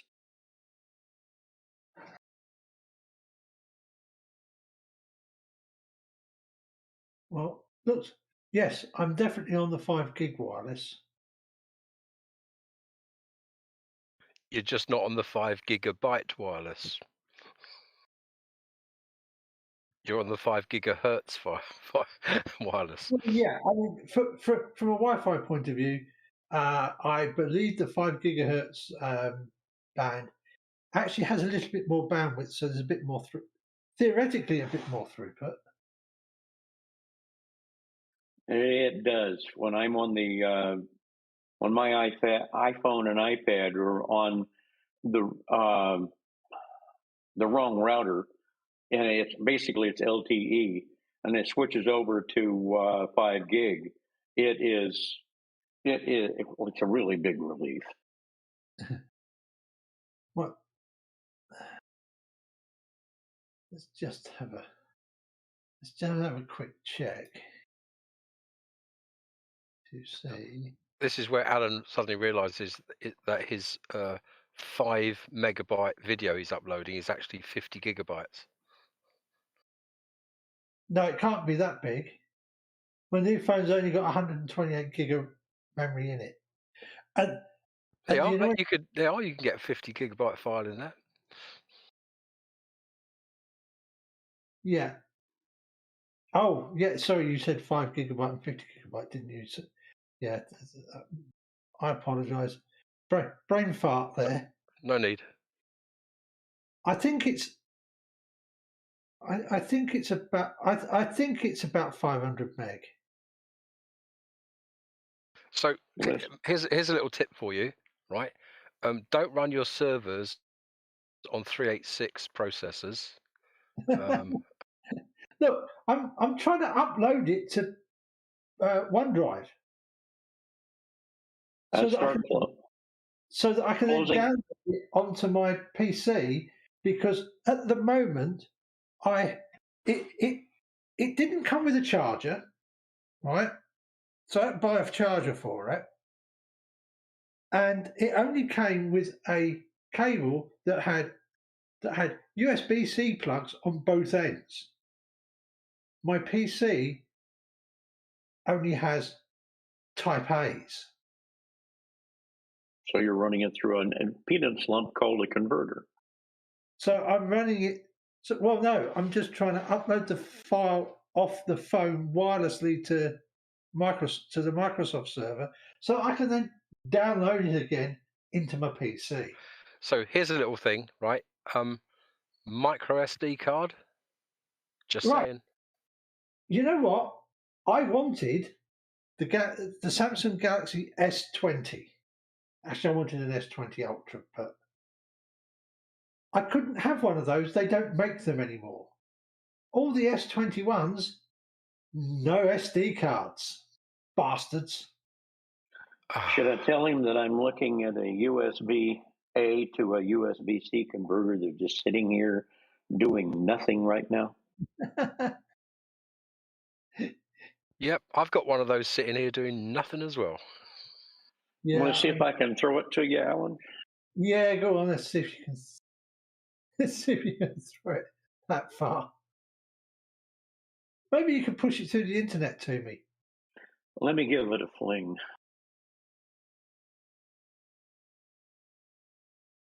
No, I would take you. If I was really smart and could draw it that well, I would send it to you via text. What's your nearest supermarket, Alan? A place called Latham's. Oh, you're in the middle of nowhere. I'm in the middle of bloody nowhere. I don't have a car. I'm restricted to using an electric wheelchair and public transport. Wait a minute. I'm sitting in Mesquite, Nevada, which is 90 miles north of Las Vegas, and you're in the middle of nowhere. Well, all right.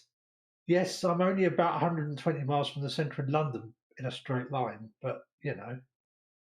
Yeah, but you see here, you know, if you're 25 miles from 25 minutes from a decent supermarket, you're in the middle of nowhere.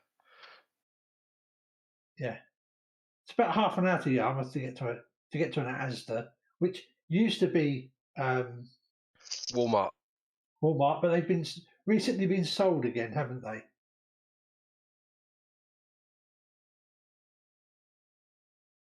What's the size of the file you're trying to upload, Alan?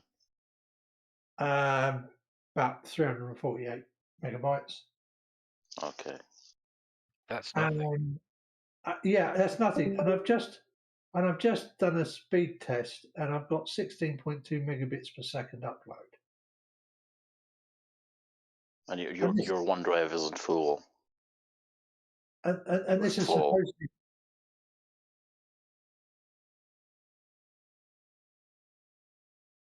Sorry, I couldn't quite make out what you said just then. Your OneDrive isn't full. Oh God, no! There's a couple of hundred gigabyte off 1 terabyte used off a 1 terabyte allowance. Okay. Hmm. Hey, Grubus, did you check out Soup Classic Motoring? Soup Classic Motoring? The guys that do the cars that sound just like you.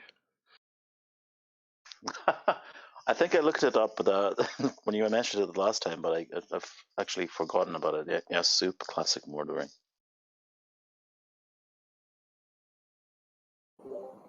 I didn't actually watch any videos of them on the YouTube channel, but I will do.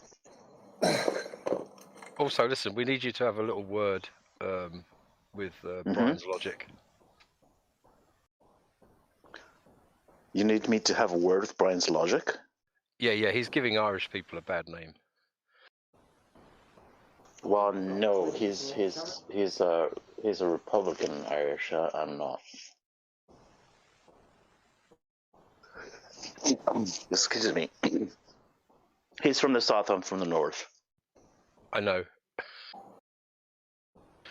Same island.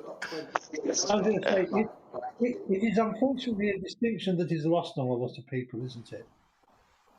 It is, yeah. Well, it's not lost on me because I'm Irish as well. Oh, really?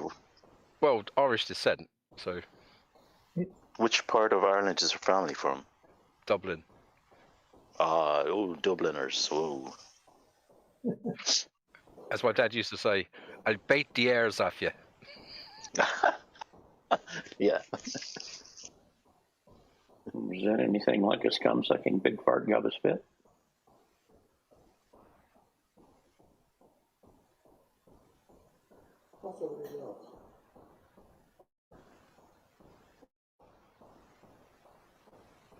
Alan, sometimes you just have to bite the bullet and start all over.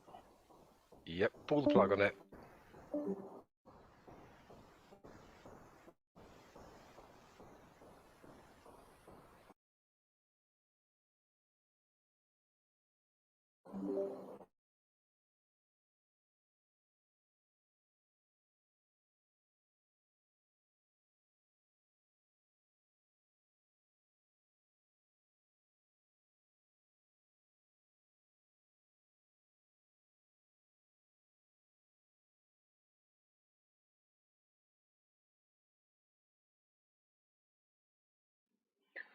The amazing thing is it's the 6th day of the new year and Apple hasn't dropped any new software yet.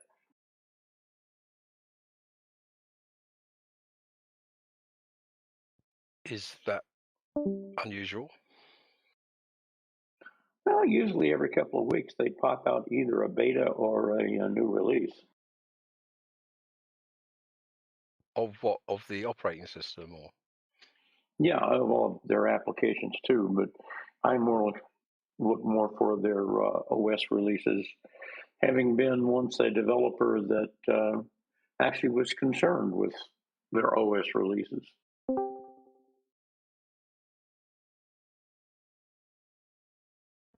I really kind of like the MacBook Pros, the new ones, except for one minor oversight in the design. The right-hand end of the keyboard is missing. Yeah. And they refuse to give you a wireless one that's got the right hand end on it, don't they? Well, I don't give a damn about a wireless one. It's a laptop. Where's the rest of the keyboard? There's room for it. That is the same form factor as a MacBook Air, isn't it?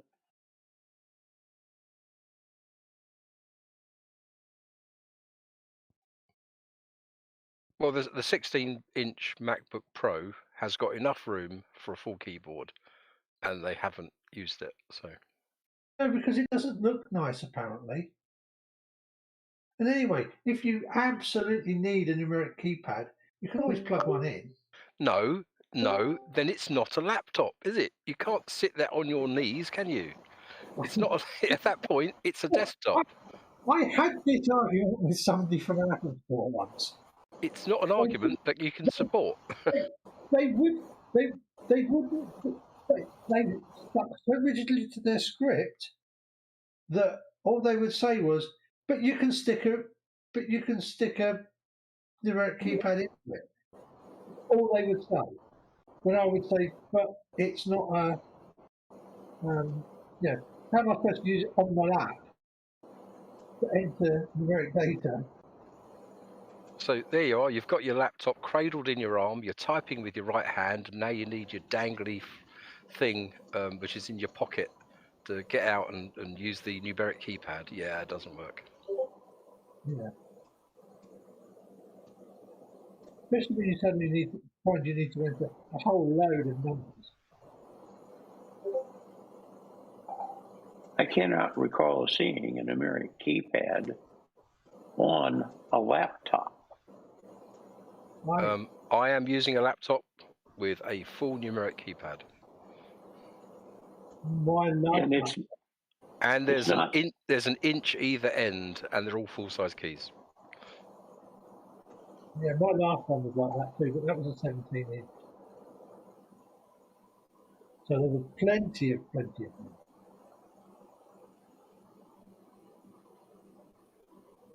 I just do not rock that. Like I said, I can't remember seeing one. I think in the Windows world these days, anything other than like little ones now seem to have a full keypad with the full thing with a numeric keypad. They might not always have the extra arrow keys and home keys and stuff like that, but at least the keyboard and the numeric pad.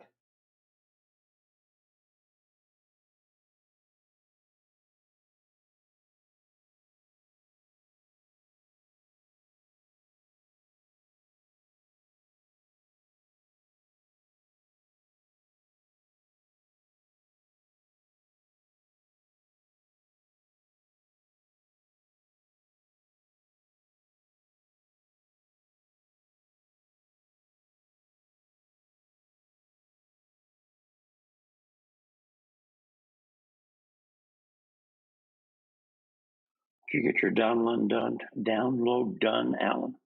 I cancelled it and started again. It's only a 294 meg file. Is it running better now? Let me just go back and look. It's still just trouble is the phone just says uploading, and it doesn't have any sort of indicator to go with it.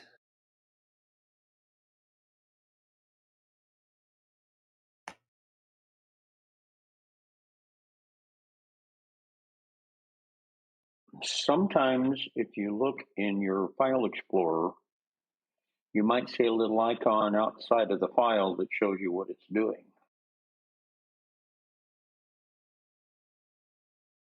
Yeah, I've actually tried looking in Hellfire. I've tried looking in the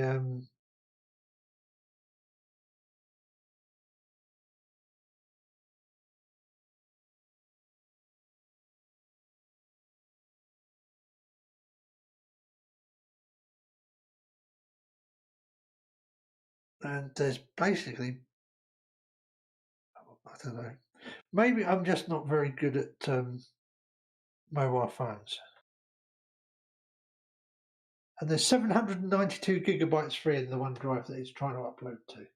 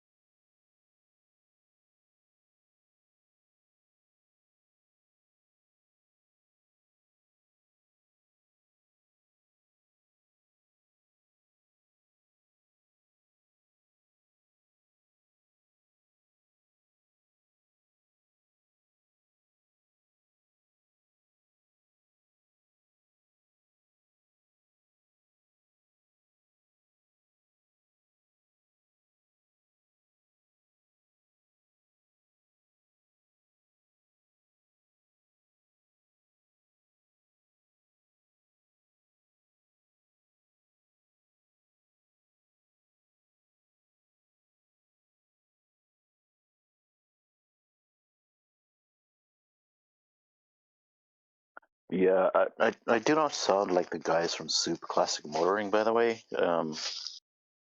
Looks like a great channel, though. Thanks for the recommendation. Yeah, I figured you'd like it. I like the way he does the time lapses. They're really kind of cool. Well, I've only just kind of skipped through a couple of videos, like, so I'll definitely subscribe to it, like, yeah, and check it out later.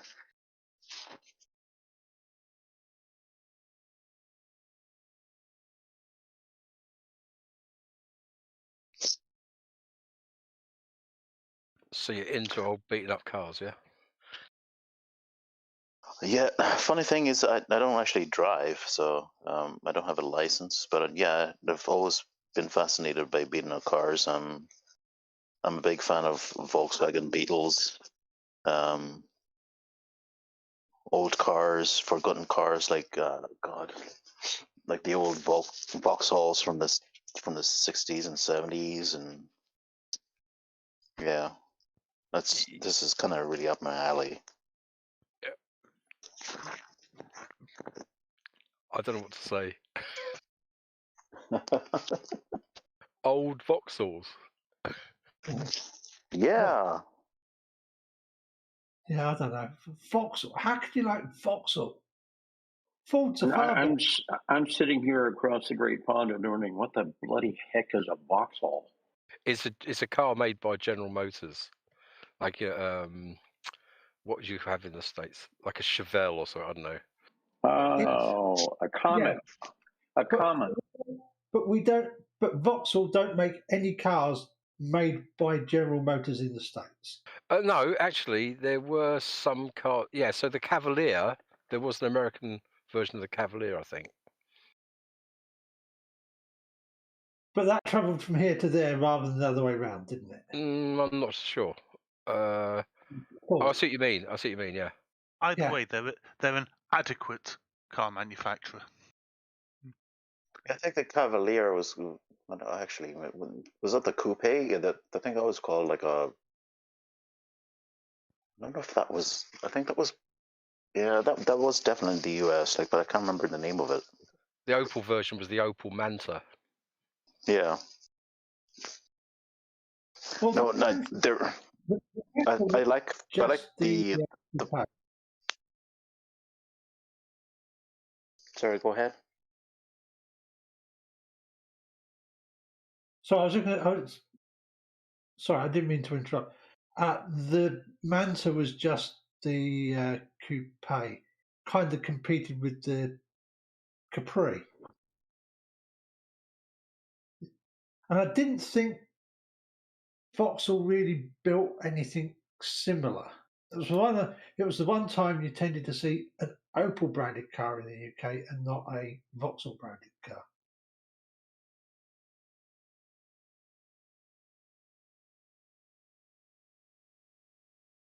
So my very first car was an Opel Kadett, and whenever I needed parts for it, I would go to the Vauxhall dealer.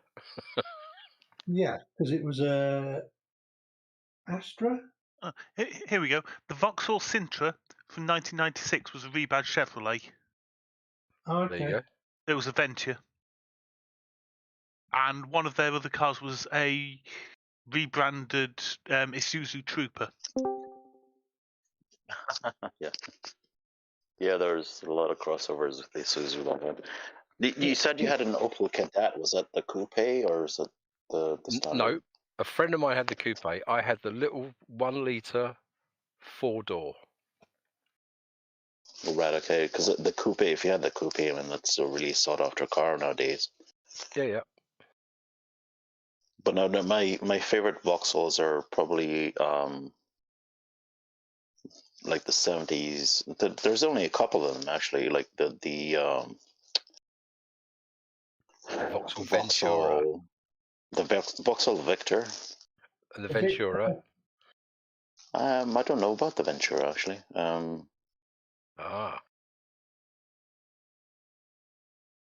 know the Victor is one of my favorites because I grew up in the 90s kind of hot rodding scene in the UK, and they were kind of popular with hot rodders and kind of custom car people, like, but not as popular as most, like, but yeah, they were kind of up there.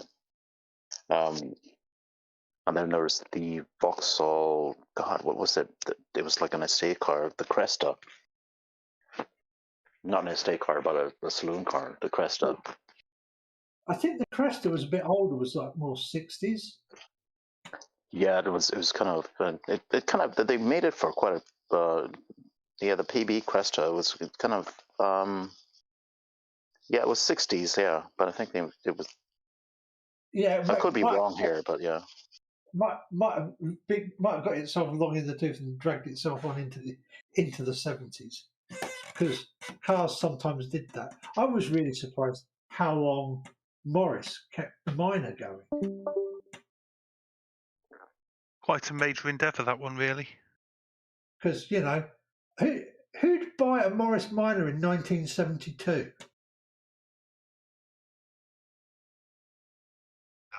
Nobody, pretty much.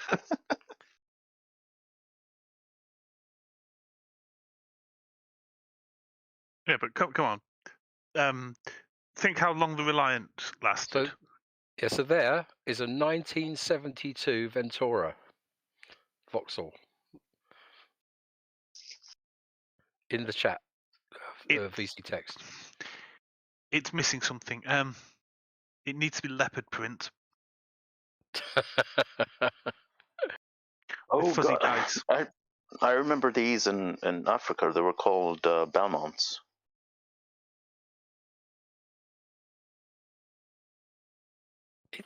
It's kind of growing on me. I kind of like it. I don't know why.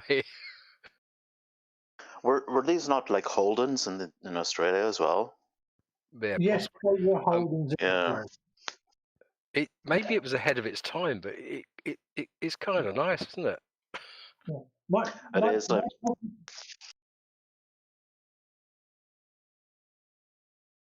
My problem with Vauxhall is that it's made by Vauxhall.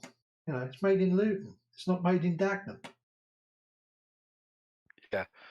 Well, look, let's face it. I mean, historically, Luton famous for what? The Mad Hatters, yeah, for the mercury poisoning, and of course, let's build the airport on top of a cliff.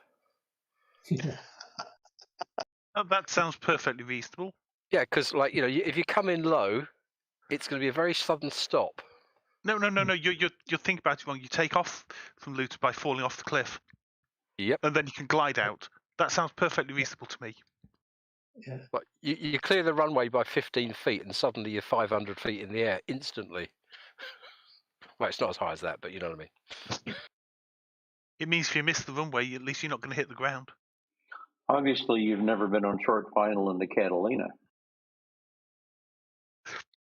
No, never flown in a Catalina. Wish I had. Well, sorry, wish I could afford to. There's one at Duxford that does flights, but they are horrendous expensive.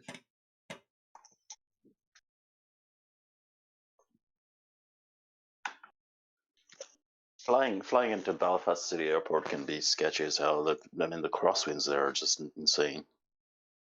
You're I've not had meant to people fly screaming. You're not meant to fly into the airport. You're meant to fly onto the runway. Well, the idea is to land on the numbers on the runway. They object if you fly into the airport.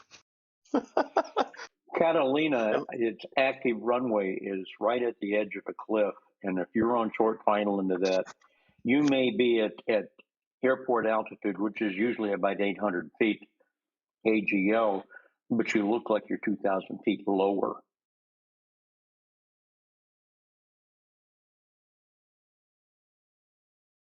That's called an airport with a puffer factor. Is that Santa Catalina? Yes, Santa Catalina. Oh, sorry, I misunderstood you to be talking about flying in a Catalina. Didn't catch that, Alan. He thought you were talking about being in a Catalina, not going to Catalina. As in a PBY. As in a PBY. Ah, actually, I know what that is. Yes, But no, I'm talking about flying into Avalon on the island of Catalina, just off of Los Angeles.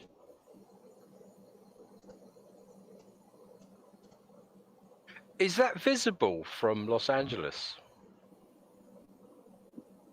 On a good day with a little bit of refraction, you have no problem. But how much of it is visible from Los Angeles? I could not say. I've never looked at. It wasn't something that I paid attention to when I lived there. So how high is the highest point on Santa Catalina Island?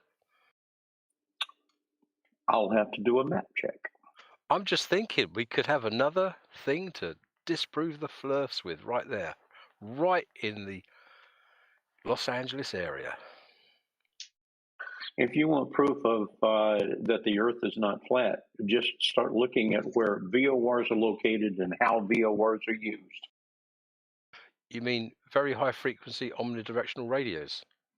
Absolutely, they're line of sight. I've never heard of them.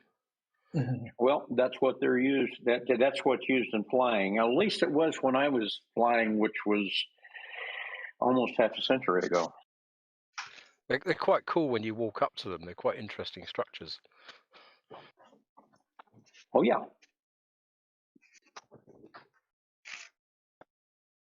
VOR and DME. Oh yeah, distance measuring to and from. Yeah. Well, what you have to remember with DME is it gives you the line of sight distance to the beacon. So you can be directly over the top of it at 10,000 meters and it'll tell you you're 10 kilometers away. That's a long way to be away from your bacon. Well, if you're directly over it at 10,000 meters, you're 10 kilometers away from it, aren't you? Yep. Picky.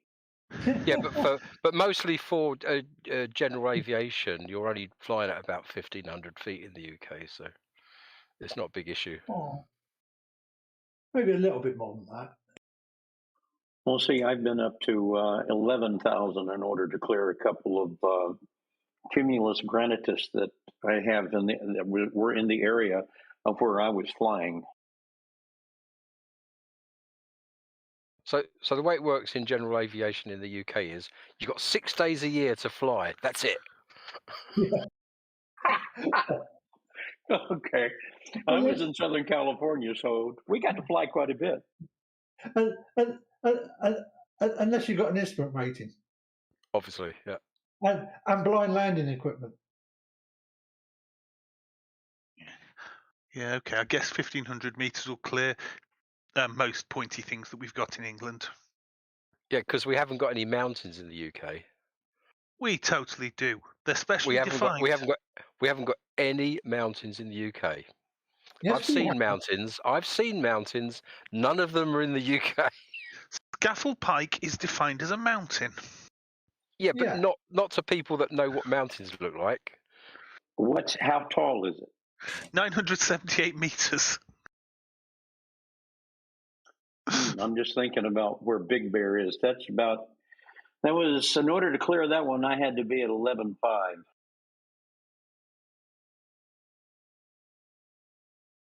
Yeah, it doesn't have anything that's even 4,000 feet. In fact, to get to 4,000 feet, I think you've got to go to Scotland, haven't you? In the UK. Yep. So there's a mountain behind Monte Cassino in Italy, and it is about 1,000 feet higher than Ben Nevis. And not far from the top, there's actually a restaurant up there. Well, it's an abandoned restaurant now, but well, there is a building that at one time was a restaurant on the top of Ben Nevis.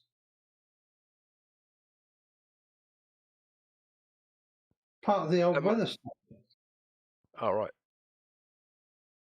And I'm sure that at one point that it was used as a cafe type thing. I know there's one on the top of Snowdon at the end of the railway. Because, of course, the Welsh are going to put a railway up to the very top of their highest mountain, aren't they? Yeah, I remember my wife's uncle saying that he was invited along on a trip to go and see Mount Snowdon, this big mountain in Wales, and they rocked up at the bottom there, and he looked up and he said, "Where's the mountain?"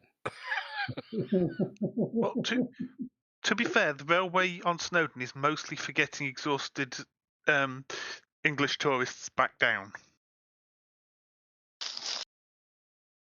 When my son was working at Colomendi, one of his mates, they used to load the mountain bikes up, drive over to Snowdon, get the first train up,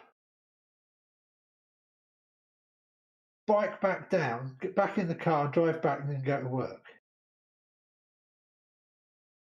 Now, if you do that, you have to avoid rocks being thrown at you by the hikers, you know.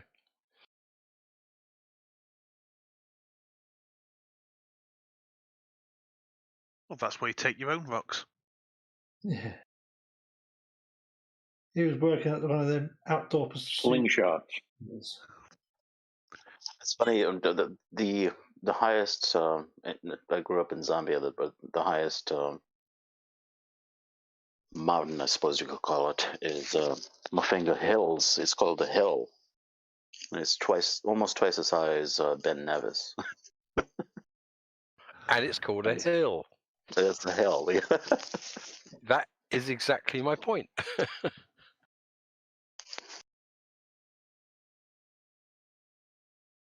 Yeah, but come on. Then we've got the hills in Norfolk that anywhere else would be called a small tussock of grass. Look, Yeah. look, Yeah.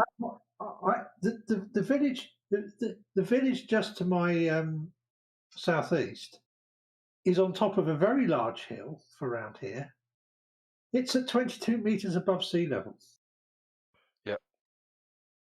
And have you been to Gedney Hill? I haven't been to Gedney. But you've heard it, yeah? That's where the Iron Age hill fort is, isn't it? Yeah. And what about Western Hills as well? I believe that one is 12 meters or something daft. I don't think it's that high. You can see that.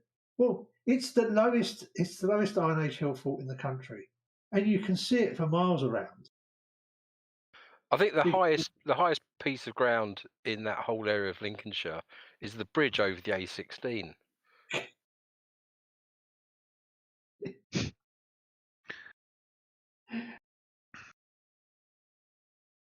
thought it was the A7. The one that goes up to Spalding. Yes, I thought that was 17. But then, I suppose it depends on where you're going to Spalding from, doesn't it? Because I'm used to coming up to it to Kings Lynn, up to the stupid swing bridge. But the question is, why are you bothering to go to Spalding? Well, because Cranwell. Because bike ride, and I got to Spalding, which was the far end of my bike ride, furthest from where I was staying, at which point it started raining. Yeah. Yay. Was that pedal bike or motorbike? Pedal bike. Oh my god, that's even worse. Oh yeah. Because the trouble is, you have to be careful because you can end up on the Lincolnshire Wolds, and that's like not so pleasant on a push bike. Soggy. Well, I was soggy. Yeah. Has a tendency to sink.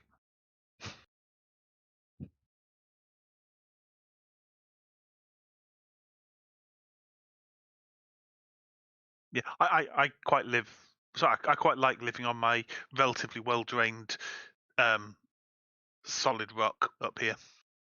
Yeah.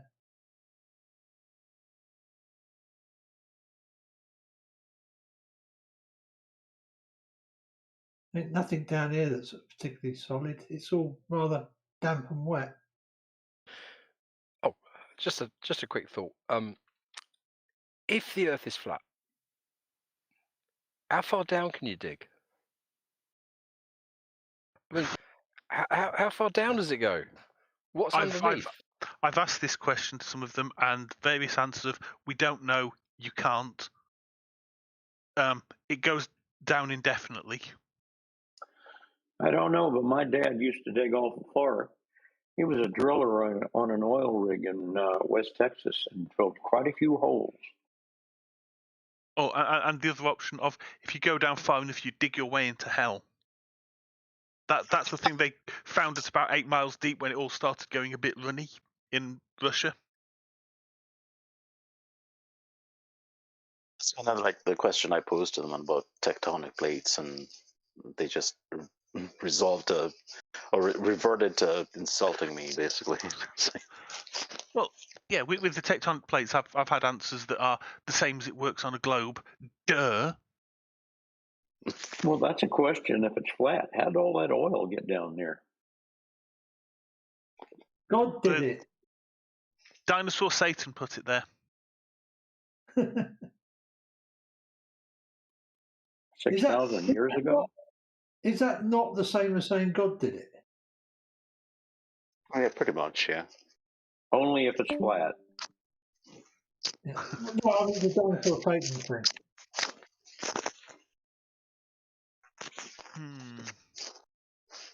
It's all about the Interesting cations. question. So it's all about the cations, did you say? Yeah. It's always about the bloody cations. And don't forget the onions and a little bit of salt and pepper. Oh yeah, That's the onions, yeah. The onions and the cations, yeah. I'd rather have the fried onions than the cations myself, but there you go. Normally, I wouldn't mock someone for for pronouncing it wrong. Yeah, so it's not an obvious word, but considering he also got it completely wrong what they are, he obviously hadn't learned it by reading about it. Yeah, I probably just watched a YouTube video. Yeah, and he claimed to be an engineer. That's what kind of ruined him there, like, you know. Actually, he'd met an engineer. Once in a bar. You know, not much of it rubbed off. Yeah, it was the doubling down on it that really did it for me. So when MC Toon did the second video with him, I actually posted in the chat, "It's Traycation time." I think it was FTFE that did the second video, wasn't it? Oh well, one of them anyway. Yeah. I watched them all. Did you see did you see the one with what was the Australian guy's name? Mitchell. He was like a real scammer. No, it was FTFE's most recent one with this. No, it wasn't FTFE. It was actually MC Toon. Sorry, my apologies. That horrible guy with the criminal record. Yes, God. Danny Seppings or Donnie Seppings, whatever it is. Yes, that was him. Yeah, he was a pedophile and all kinds of things. Deported from the U.S. and oh God. I think he was deported from Honduras as well, wasn't he? I mean, the amazing thing is he denied what was being said, yet it's all there on that newspaper from the island and everything. That whole newspaper. Yeah. It's all on record. Yeah. And lying about the video, and then and when I saw Aussie Baller name kind of appear underneath Danny's little window, I thought it was great. He's got him to go there and be at the beach, and he's going to report live from the place where it was actually taken from. And lo and behold, he reported live from the place it was actually taken from. Yeah, that was epic. And the time zone worked perfectly for that, didn't it? What with it being middle of the day in Australia. And again, he doubled down. Yeah. I don't get his angle on this. Like, I mean, I know he's a scammer. He's got a history of scamming people. Like, but why go into the flat Earth? I mean, what was his end game? money. Yeah, Is there money to be made for flat earthers though? Yeah. yeah. Really? If you can get 200 followers, each paying you $5 a month, that's a cool extra grand a month you're getting. Not much, but when it starts to build up and up from there, Yeah. it starts making a comfortable income very comfortable, or a not so good income comfortable.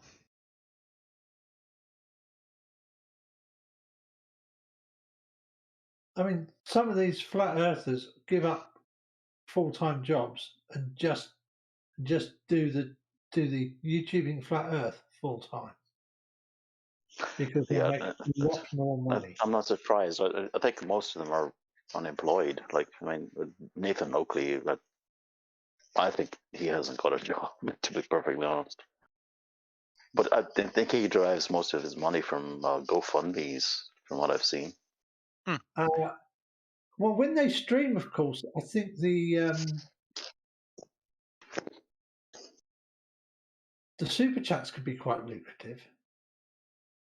Well, yeah, of course, yeah. Patreon, GoFundMe, Yeah. direct PayPal donations, merchandise. Help! I've been arrested.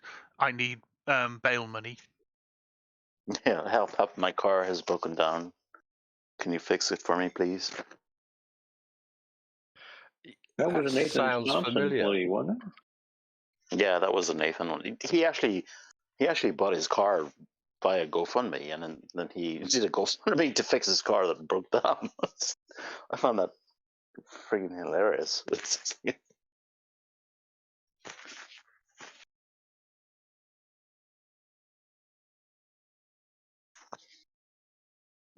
Which it gets it is now doing the same thing. Yeah.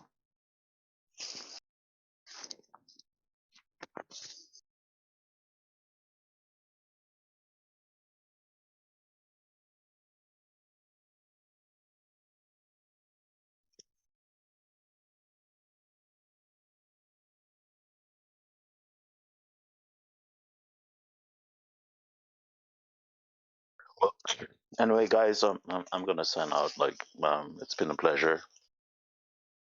Happy New Year to all of you. I hope 2022 is not as crazy as the last 2 years. Like, but Well, we can hope things get vaguely back to normal. yeah. Well, take care. Take care. And a happy new year to you. Yep. Okay. Yeah. See ya. Thank you. Take care. Yeah. Good night. Good night. I was just thinking that today is the 1 year anniversary of our last insurrection. Yeah. You're No, tempting me. they were just tourists that happened to be there when it all went wrong. They were on a guided tour by various members of Congress, weren't they? Yeah, and all those No, troublemakers were just FBI agents. It was Antifa. It was Antifa and BLM. That's who they were. Like, you know. So I can't believe that people were saying that with a straight face. Hang my I live pants. here, and I can't believe I'm hearing an awful lot of the things that I'm hearing.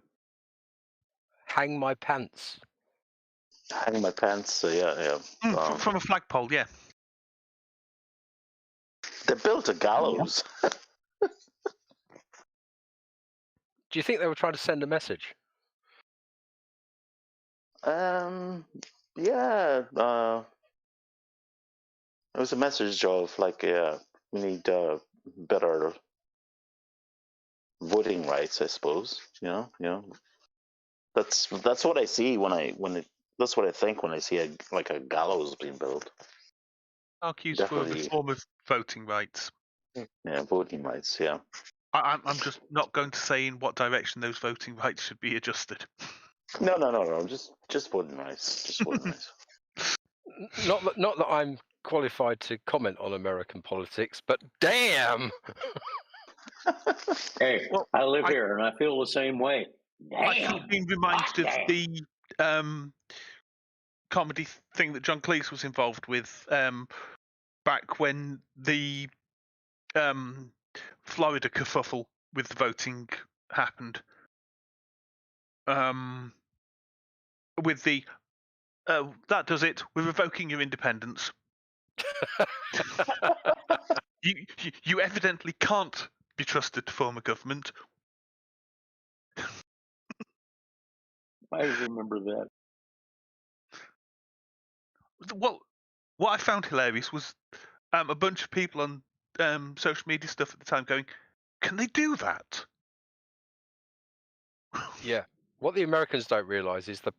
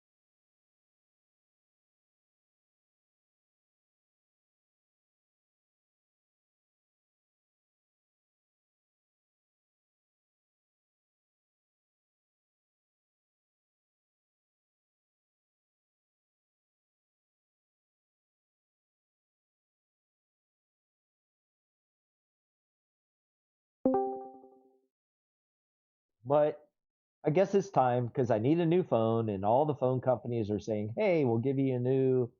I think what is that iPhone 13 or something? Yeah, I got the S21. I got the S21 5G, so Ah, I'm 5G enabled. That is cool. So I have, all right, mine says 5G. I bought it on Amazon last year before last, I think. Um, Unlocked, and it was 5G ready. So maybe it was early last year that I bought it. But it was before I think we had 5G here. So it was really weird because I would see 5G on the notification thing, but I would know that we don't have a 5G network here. So it was the device saying it was 5G when it really wasn't. So now I can't trust it. If I were to go overseas right now, for instance, to come visit you guys, I wouldn't be able to trust whether I'm using 5G or whether it's lying and it's really 4. Yeah, I it don't think normally it matters. tells. I haven't had a chance to use it in 5G yet, anyway. So The thing is it's only going to be useful if you're outside. If you're yeah, inside, unless there's a repeater inside, you're not using 5G. no, That's why I'm not sure why so many people are so freaked out about it, because it's outside. And 5G is so bad that even rain can scatter it. We're falling leaves. So I mean, yeah. I mean, we're already using the 5 gigahertz for Wi-Fi anyway, aren't we? yeah, Amongst other different things. So yeah, I use 5 and 2.4. Yeah. In fact, wait a minute. 2.4 would be higher, right? Because it's smaller. no, It's the 2.4 other way around. gigahertz is lower frequency than 5 gigahertz. At my work, my cell phone has a internet-based phone service, and at work, since I only have internet when I'm close to a network that allows me on there, if I'm at work listening to YouTube and there's a microwave close to me, guess what happens to my internet? Oh, it craps out? Yep, because microwaves run off 2.4.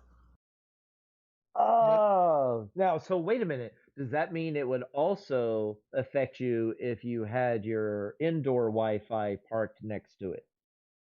Yes. Well, if my phone was 5 gigahertz and I was on the 5 gigahertz band, their microwave would not affect it.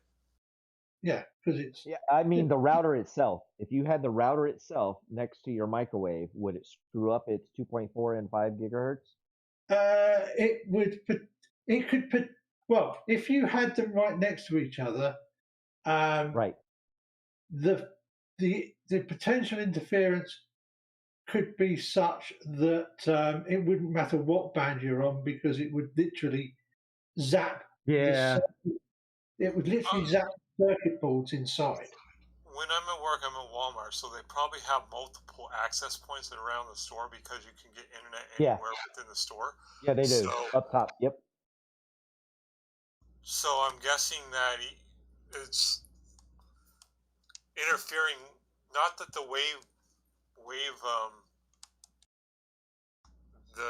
the microwave, the frequencies aren't being transmitted. It's just that the microwave is powerful enough to block the transmission of the access point wherever it's located. I don't know where it's located. Yeah, the propagation. Yeah, I think that's the right word, right? There's two ways it can do it. The microwave can push out enough power that it's essentially overwhelming the receiver at either end. So regardless of frequency, to the router, or if you're near the microwave, the router can't. Your device can't hear the router because of the RF that the microwave is leaking. Right. But if you put a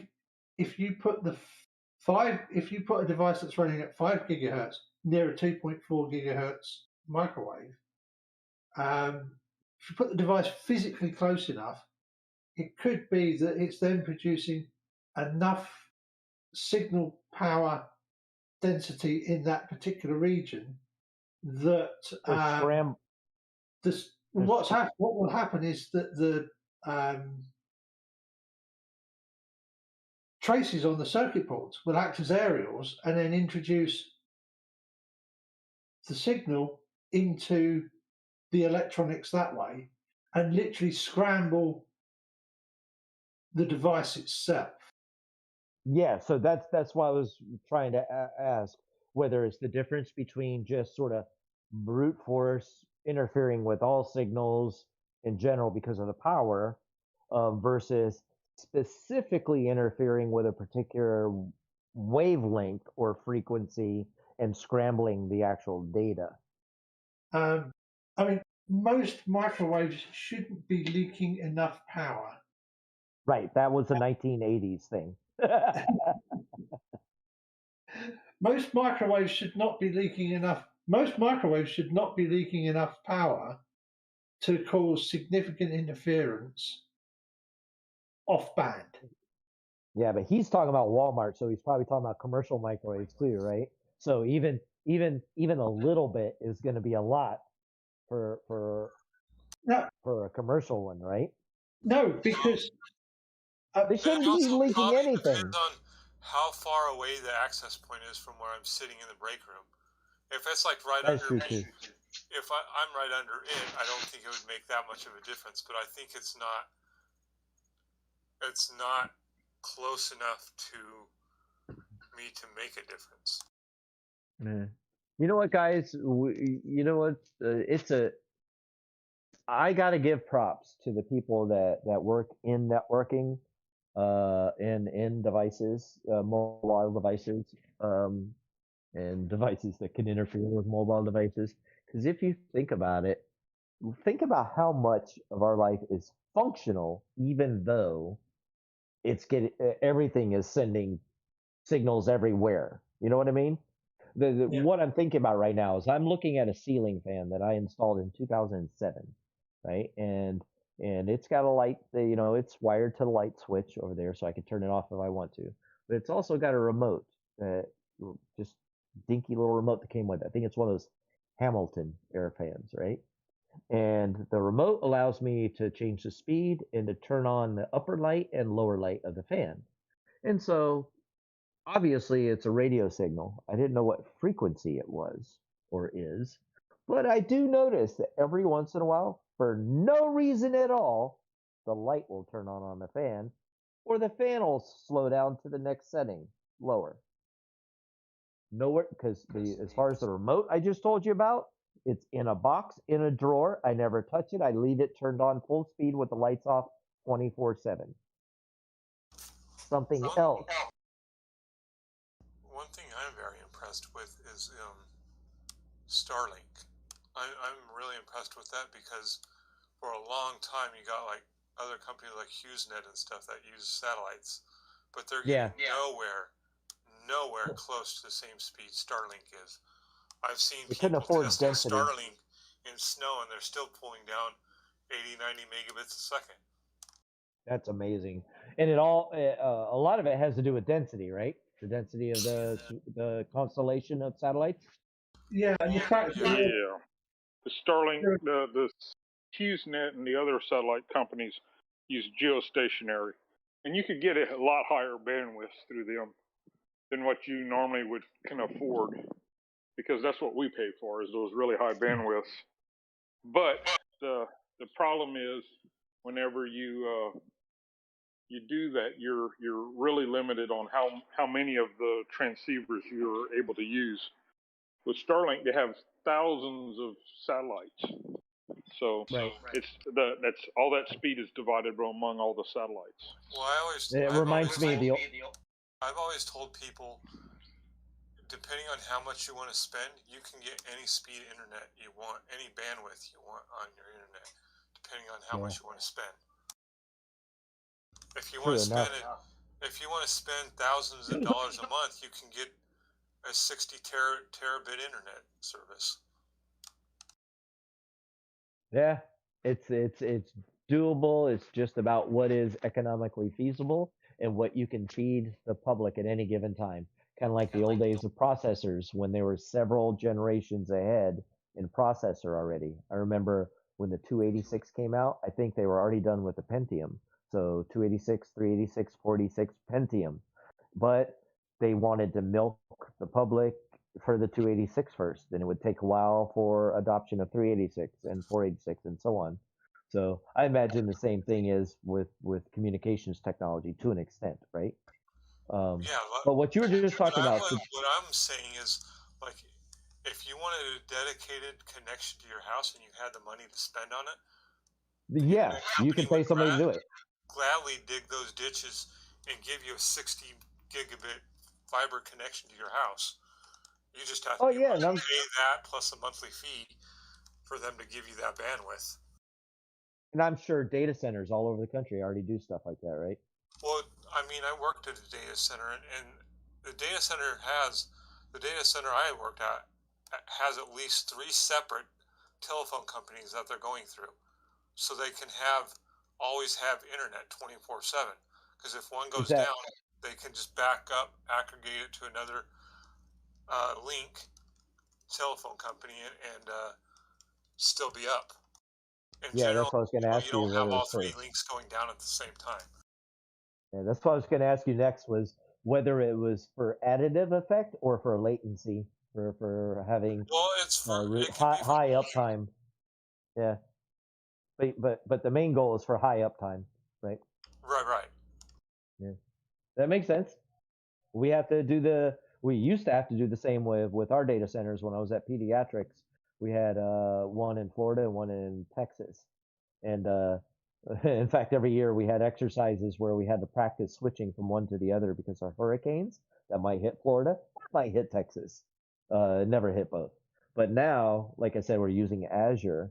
So we co-locate our systems in eastern US and I think Rocky Mountain out in Colorado, so that no one will be down at one time. Kind of like, was it 2 weeks ago? There was a big outage of East US out of Virginia. That particular Microsoft data center was out.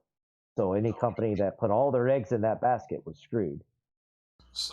But we didn't know this. I'm not 100% certain about this, but even ISPs, I believe that they probably also have multiple different data links to them, so they don't have an outage and it puts out everybody.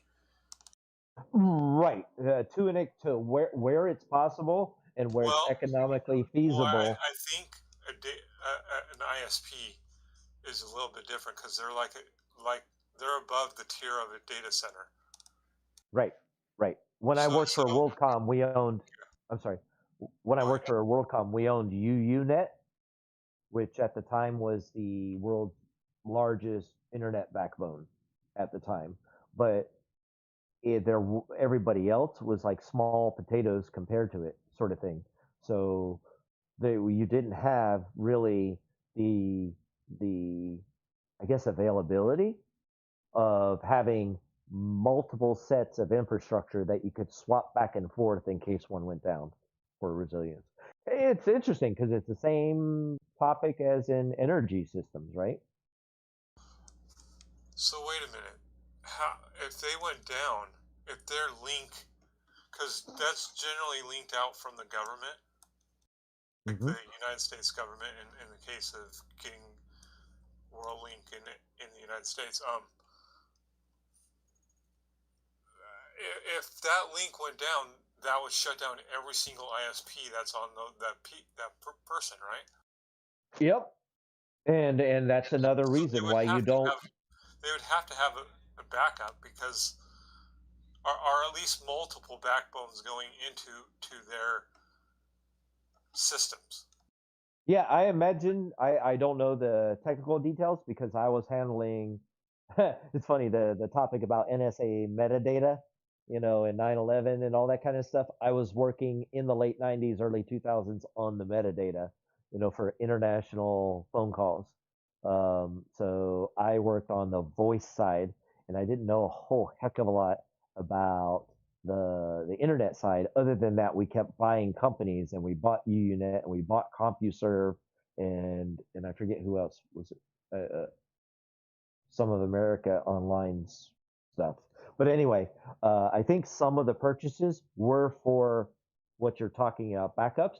But I seem to remember an engineer telling me that they also were their own backup. Well, the way he explained it to me is, say you have a pipe that, if say we were talking about regular pipes, that's a foot wide, right? And if that pipe went down, you needed another foot wide pipe as a backup. Instead, what they did is they subdivided the original pipe into, say, 4, and they were their own backup. And so all their customers were fed from just 1 or 2 of them, and the other 1 or 2 of them were for backup or for resiliency. Right. Now, what I'm talking about was 20 to 25 years ago, so I am sure a lot has changed since then. But the concepts are basically still the same. I mean, we had that with cable TV back in the day. This development, there used to be just 1 pipe in from Comcast, I think, right? And everybody shared on that pipe. So when it came time to like streaming stuff, if everybody was watching the same thing at the same time, your internet sucked. But now it doesn't come to you that way. Everybody has their own, I guess, fiber, and there's multiple pipes, not just one entry into the neighborhood. There's all the different pylons. So something has changed, but I do remember that being a problem in the old days with even cable and internet, where if you lived in the same building or in the same group of houses, you shared the same bandwidth and you each got a slice of it. So it fascinates me because if you think about it, it's the same problem that solved over and over and over and over again over the course of decades, but with different technology, right? We went from satellite from hard lines to satellites, but you're still solving the same problem. See, and I can't say for certain, but like, say like you got your ISP like Cox or someone. I think when they give, like, if I buy service from them and they give me an IP address, that IP address is actually a subnetted from their. Right. So they got a subnet of 172 dot whatever, and they subnet it to everyone in a specific area. I don't know that for certain, but that's what I think. Oh yeah, that is absolutely true. But apparently, all of the data doesn't necessarily come through. The data itself apparently doesn't necessarily all come through one entry point anymore. I think that's it wouldn't make sense to close the freeway, if you will, if it did that. Just in my housing community alone, all the data that comes through there would close down the freeway, the internet freeway, if you would, if they had at one point. Right. I'm trying to think. Something what you were just saying before about subnetting, they do the same thing in the cloud. So like when you have your bucket, your IP block, it's really a subnet 192 dot whatever or 10.1 dot whatever or whatever, and some other company probably has also 192 dot whatever and 10 dot whatever, but it's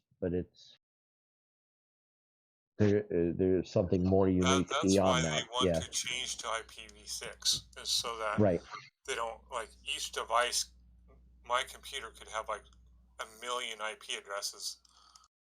Yeah. There's an exhaustion problem. Right. In fact, that's going to be another interesting thing. I wonder if it'll go away. When I was younger,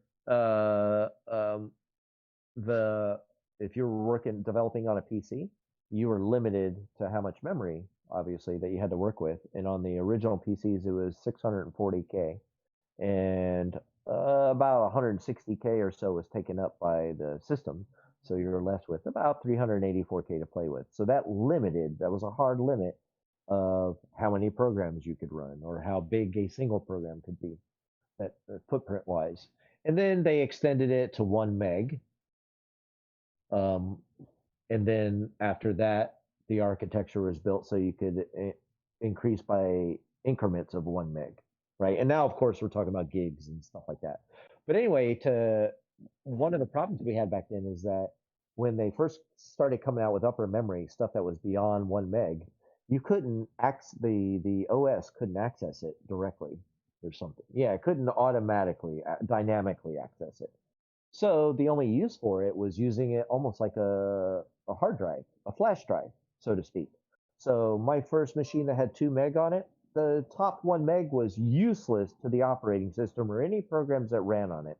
But I could write programs that created a RAM drive that was 1 meg big and sat at that place in memory. And that in that way, I was able to manually write basically caching logic in my own software.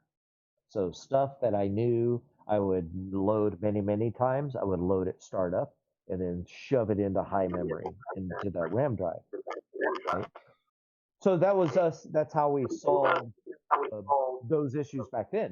Well, now we're still solving the same kind of problems, but we're doing it with respect to network traffic, with respect to internet from space, and so on. Anyway, I tell old stories till the cows come home. But the point being is that when they come out with something new or a new way to do something so that everybody has high speed access to whatever they want, whenever they have it, or whenever they need it, I recognize it as solving the same problems over and over again. It's the same issue. It's just the technology advances and then the needs advances. Well, think about it this way. If you're a programmer, why wouldn't you want to be able to use more memory for your program? Why would you want to stick with 512K, a 512K size program when you could, basically have infinite size? True, but of course, true. But back then, the limitation was hardware, right? And so the focus on writing programs was more about efficiency, making sure you did stuff that used the least amount of memory, whether it was on hard disk or in execution time or so. And then over time, as basically you have machines like I think this laptop has 24 gigabytes of RAM, and I don't come close to using that. And it's got a terabyte solid state drive. I don't come close to using that either.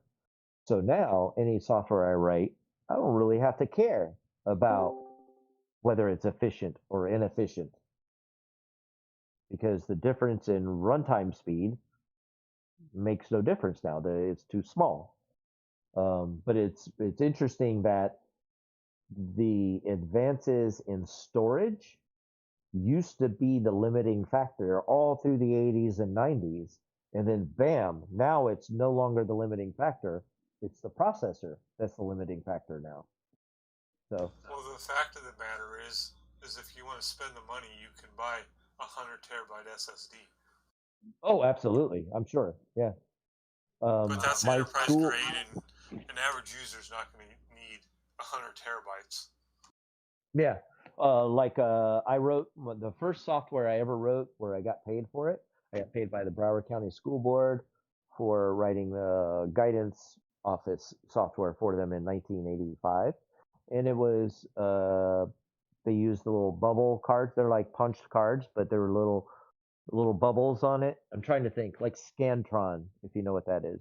Like the sheets where bubble answer A, B, or C. In this case, are you in the guidance office because you were here from a referral? Bubble in that box.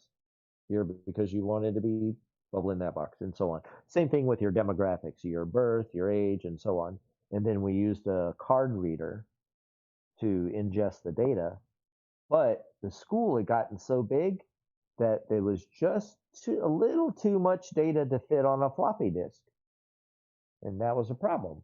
Now you either have to change your software to handle multiple floppy disks to be able to say, hey, let me look on this one first.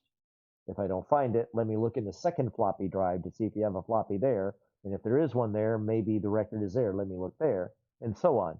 And you had to write logic to handle making sure that you don't split somebody's information from one floppy disk to the other. Well, the school went out and instead spent $3,000 and bought me a 1 megabyte hard drive. 1 meg for $3,000. And the unit that it was in, it was called a Corvus, C-O-R-V-U-S. Man, you would never use up that much space. Right? So Corvus. That was the name of the company, Corvus. And if you remember the old desktop computers, not the towers, but the sort of slimline ones. Ago, when my dad had an XT, Yeah, like that.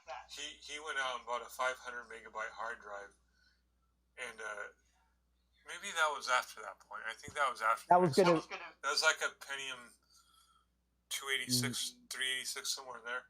He bought a 500 megabyte hard drive, and the guy told him, "You'll never use up all that space."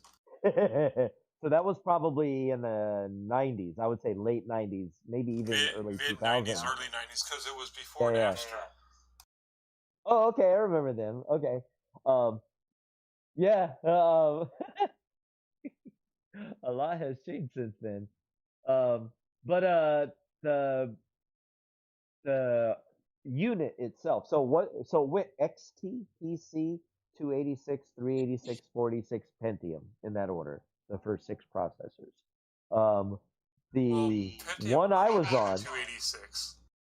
Yeah, the one I was on that was just talking about with the hard drive was PC, and they did not have hard drives yet for IBM PCs. In fact, I don't think they ever did. It wasn't until you got to 286 that I think they had hard drives. No, they did. But I mean internal ones. Yeah, they had them. They had them. Okay. We got one of the very first IBM PC XTs that had a 10 megabyte hard drive in it. And we were the envy of the entire goddamn building. So that was about 1986, maybe. 87. I was going to say mid to late 80s, yeah. Because the PC came out here in 83, and one of my doctoral advisors, Dr. Tondo, worked for IBM at the time, and he worked on the drivers for the floppy drives and for an internal editor that they use there called E. But I didn't know about hard drives yet. Cool. So I didn't know they ended up making hard drives for them. Because by then, most people had graduated on to the 286s and beyond. So this hard drive that I had, Check out that hard the case that it was in. The case that it was in. What? Okay, hold on. The case.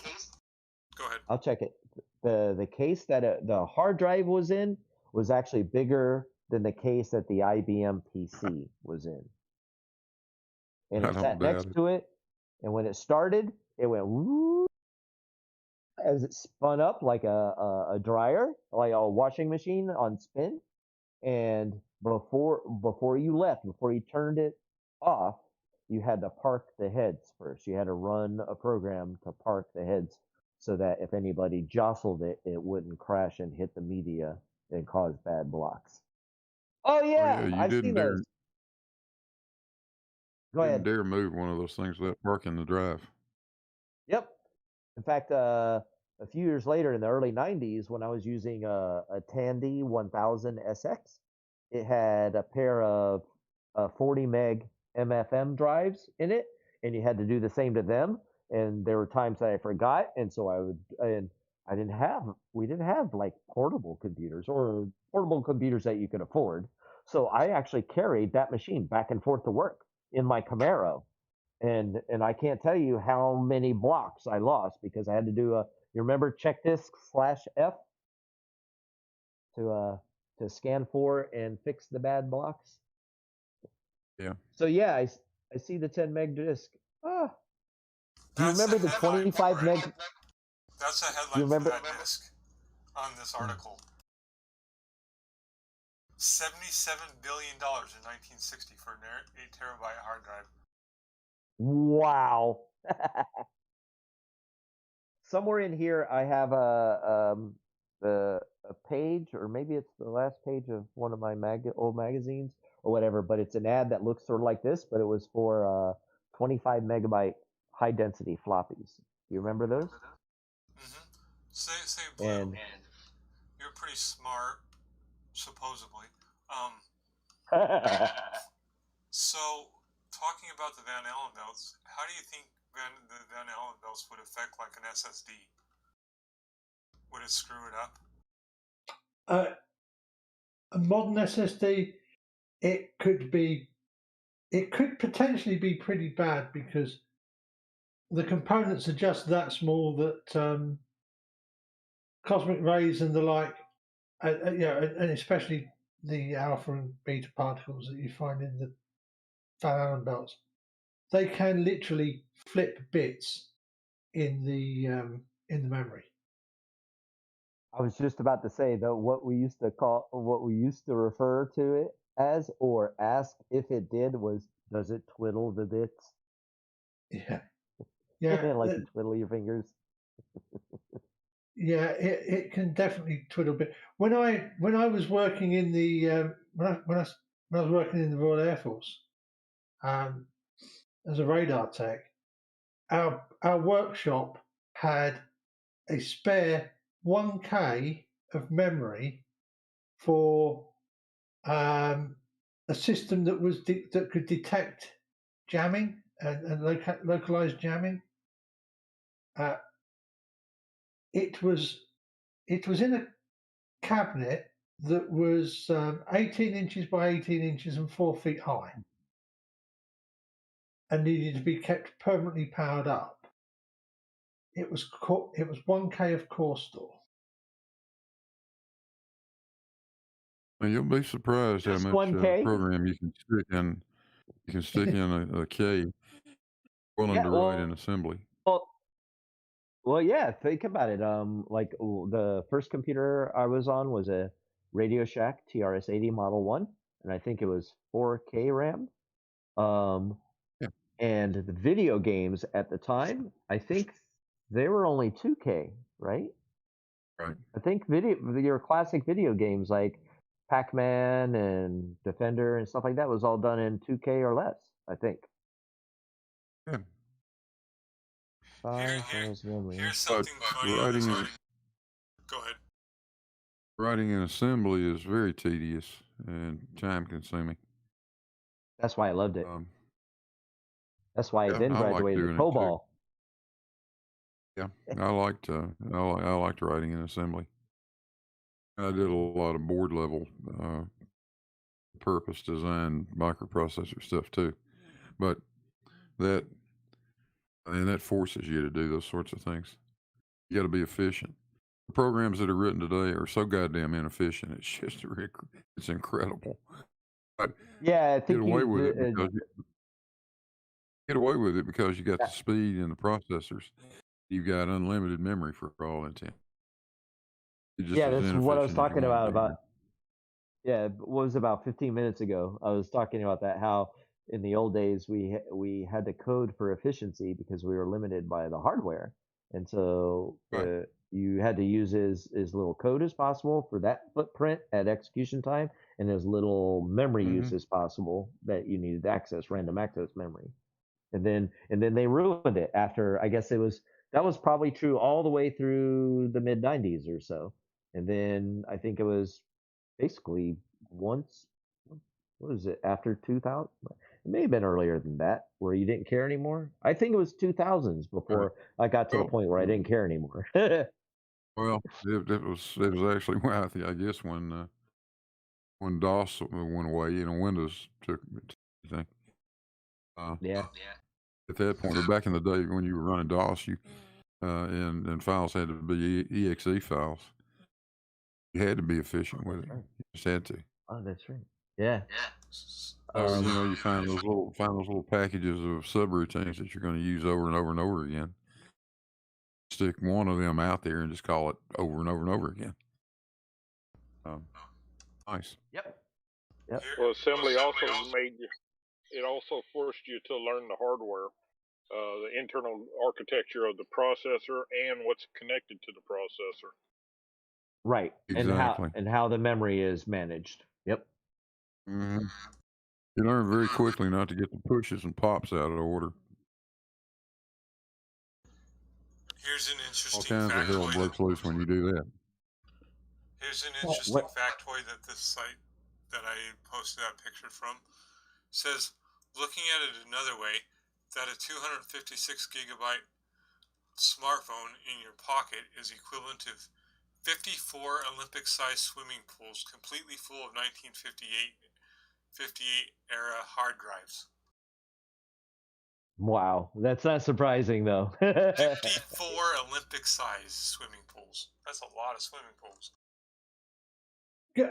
Good night, everybody. It's midnight here, so I should. Oh no, you have to stay, Alan. We're talking about radio waves. Yeah, I know, mate. I'm But hungry. I'm tired. I need some sleep. Okay, I go need to sleep and come back in a couple hours. If I wake up, I'll come and have a look and see if you guys are still here. How's that? Good night, guys. Good night. Alan, have a good one. Nice chatting with you. I gotta drop too. I gotta grab some food, and then I gotta check this. I still haven't checked North Shore University Hospital, so I'm still working. My work day is not over. I'll pop in later maybe. Nice to see you, Blue. Yeah, do that. I'm one of those that, once I started working at home, I kind of lost the concept of 9 to 5.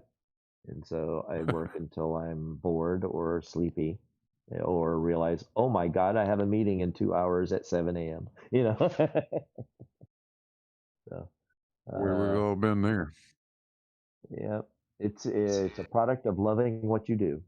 So if you love what you Dr. do, James, don't worry. Well, Blue's next experiment is creating the cab edition of Vacuum out in space.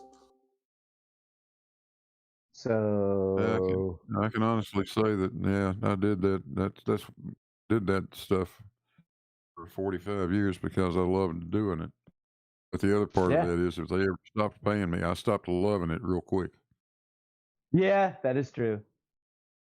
Yeah, that's when the if you love what you do, you'll never work a day in your life falls apart. Yeah. They're not going to pay me. Fuck it. Yeah, totally. Totally. Yep. There is a problem there.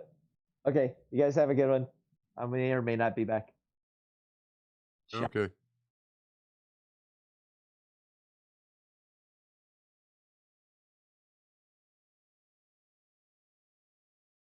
What have you been up to, Lale? Hello. And Judy. Judy. Yeah, I came back to say hi.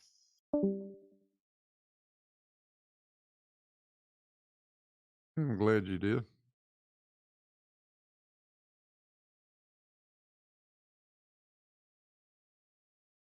We're talking about the cosmic rays earlier, Blue. You had heard about that story about that election. I forgot where it was, but it's somewhere in Europe where there was one precinct that came in that the votes were heavily skewed towards this one person by a certain value, and they were suspecting fraud and all of this stuff. They did all kinds of investigation, and after a lot of investigation, they concluded that it was a cosmic ray toggled a single bit within the voter machine and caused like 100,000 votes to go to this other person. Wow. I don't remember which country that was, but it was a pretty interesting story I read a while back. And it was like one placeholder in there that had a high value. Yeah, it was just flipping a single digit. I mean, a single bit, which caused the count to be skewed by that one bit. And if that bit was in a significant digit, it's made a big difference in the election.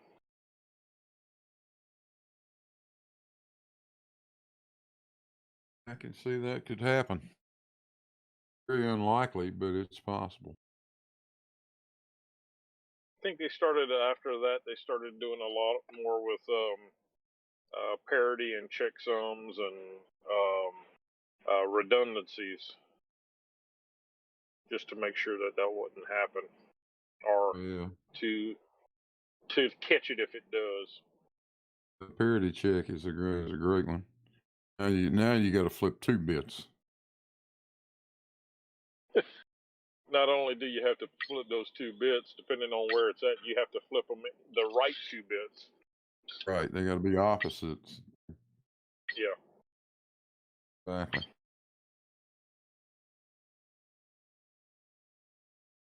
I know that I haven't designed electronics in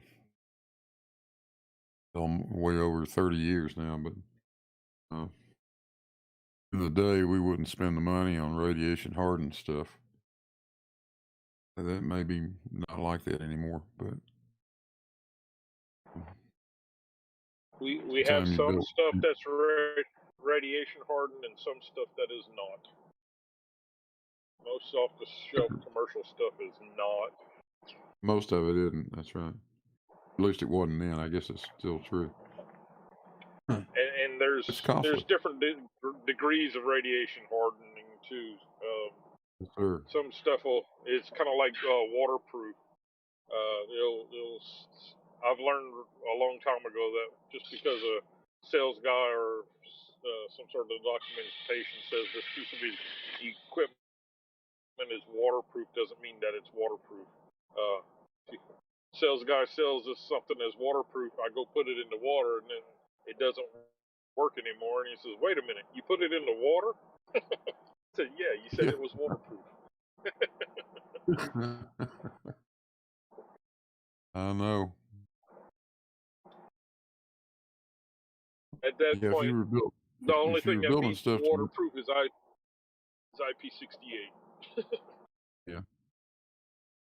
Yeah, if you were building, avionics or airborne equipment, stuff like that, then you'd go to the trouble of putting the high dollar radiation hardened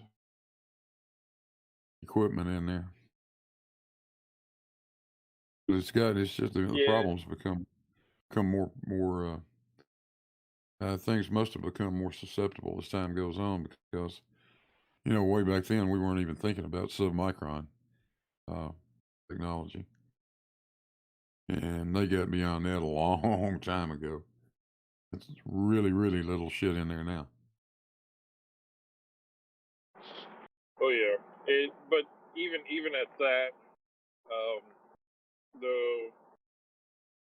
the radiation hardened stuff also includes all of the cabling that connects to that piece of equipment and in the power system that generates the power for that system, and it goes pretty in depth and all of that stuff. It can get plumb ridiculous at some point, but if you're doing it for military or something like that, it's kind of required, and it's understandable that they would require that.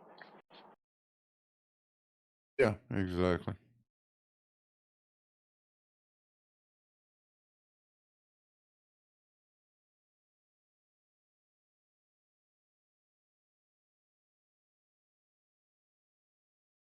Are either of you familiar with something called an IP number?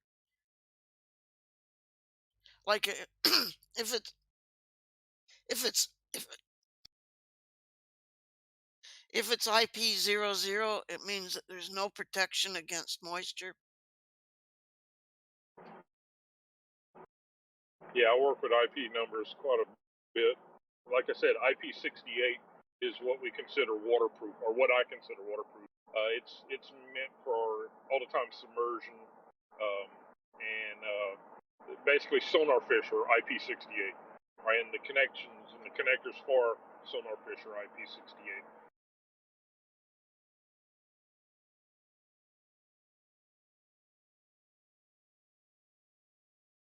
IP69 is food grade, so it also doesn't have gaps that could actually hold stuff to grow bacteria.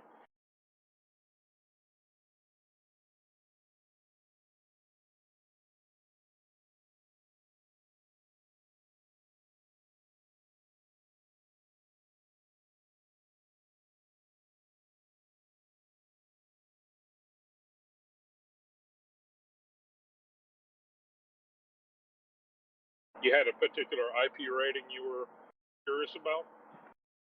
I just remembered some electrical equipment because I thought it was at first it was the type, but it was just IP00, and then I realized that that was the rating, which I guess means it didn't have any rating at all.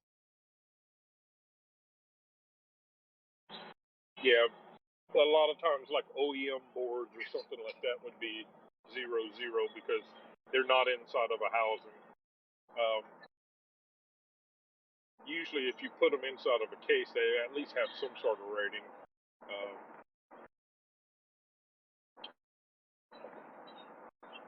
They'll have dust proof and water resistant, or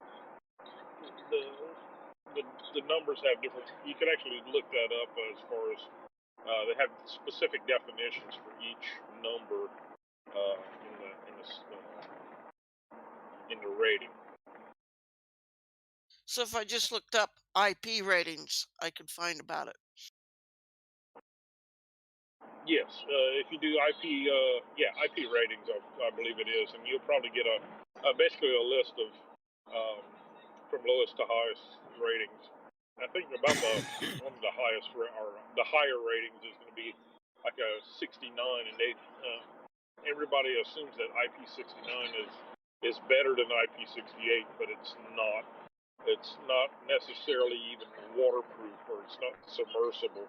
It'll say something like about submersible for to 1 meter for 1 minute, or 1 meter or 30 seconds, or something like that.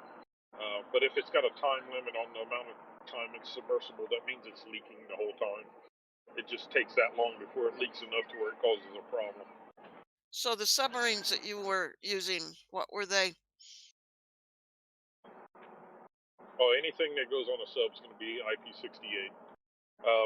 One of the things that specific IP68 are,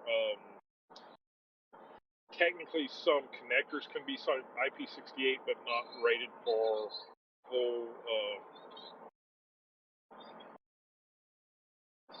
The way we usually look at the connectors is if the wire behind the connector gets nicked and water could wick into the cable, does it have a path to short out the electronics in the bottle it's connected to? And true IP68 connectors and everything, you could actually unplug the connector and it's not going to flood the sonar or whatever piece of equipment you have it connected to. It has a barrier on there that even if the connectors are not plugged together, it's still completely sealed. Whereas some connectors, they're sealed, they have O-ring seals, but if you break the jacket, it could actually wick into the jacket through the pins and into the sonar or the piece of equipment.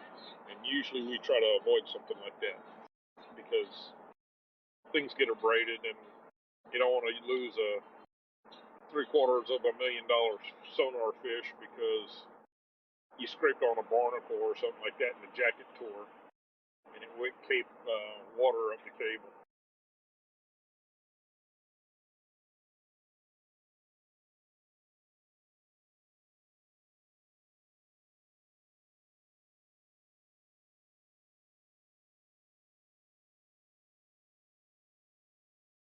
I was just looking. The IP ratings go all the way back to 1976. I didn't realize that. We never used it.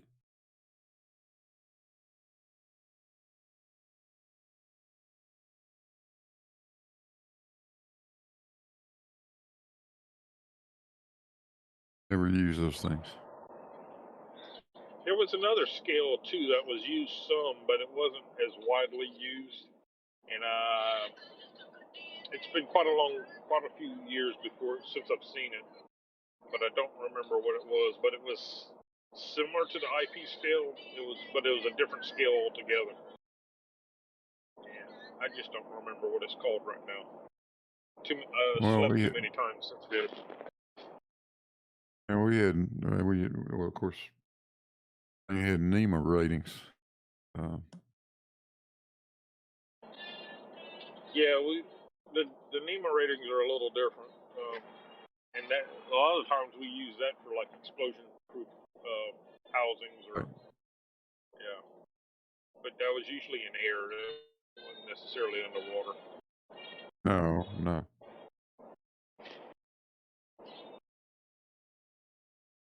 Explosion proof NEMA 4X or something like that.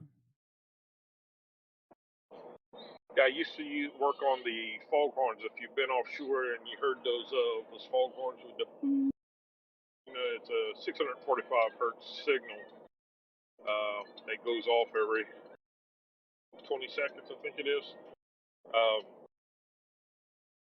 The foghorns have large Alnico magnets inside, but they're the voice call has the cone and voice call is protected by this little shell. It looks like a little thin piece of cinder block that's in the shape of a cone, and that's for if it's in an environment that has a lot of vapors in it, and the voice call shorts, the explosion or the short can't transfer through that cone, but the sound can. So it's an explosion-proof driver or explosion-proof speaker that we had to use for all of that. Mainly because all of those were installed on oil-field platforms and everything, so didn't let the horns set off an explosion. Yeah.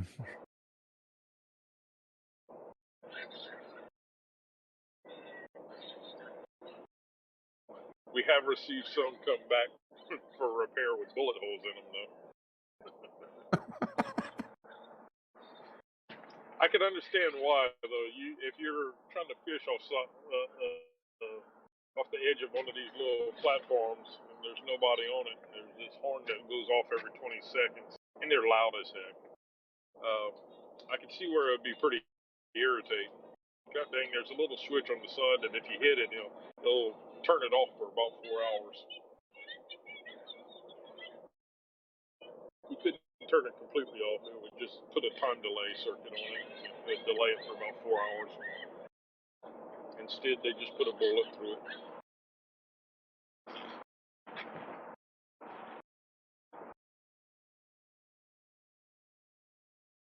And we'd put those damn Claxtons in some of our control panels where clients required it. Oh my God, those things will wake up the dead. It is irritating.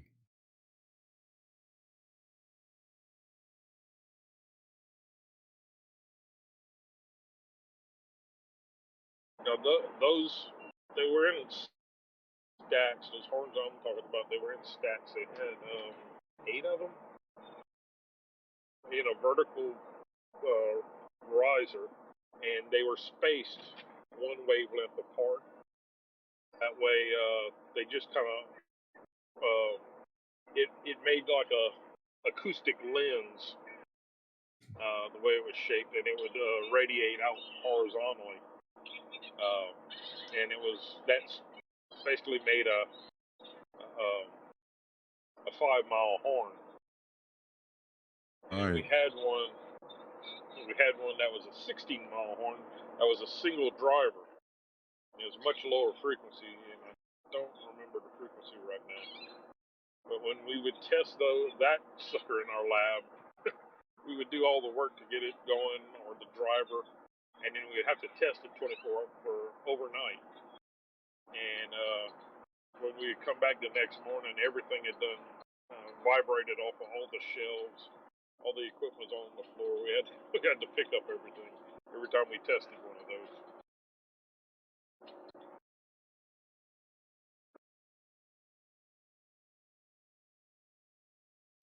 Blue, have you heard about this was back when years ago, using acoustical devices that would send out a certain frequency to use to measure Yeah. temperature in a furnace? because, well, I don't know if it was frequency or the speed of sound across the furnace was temperature dependent. Yeah. I remember something about those things. But it's been a long, long time. I just wondered how much they were actually used.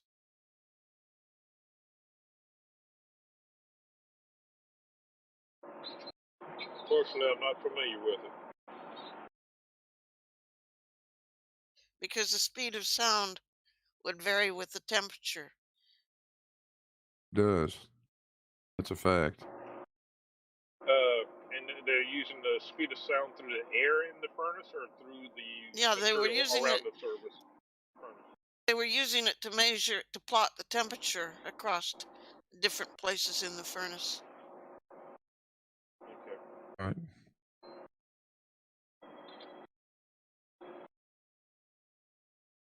I don't think you'd be wanting to point it at the fireball on a tangential fired unit or something like that, but it would work pretty nicely in a cyclone.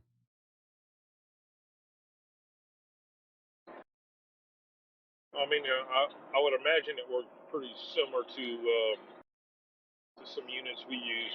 We whenever you're doing mapping of the seafloor, you have to know the speed of sound through the water, and that speed of sound varies quite dramatically based off of the salinity, the temperature, and the pressure.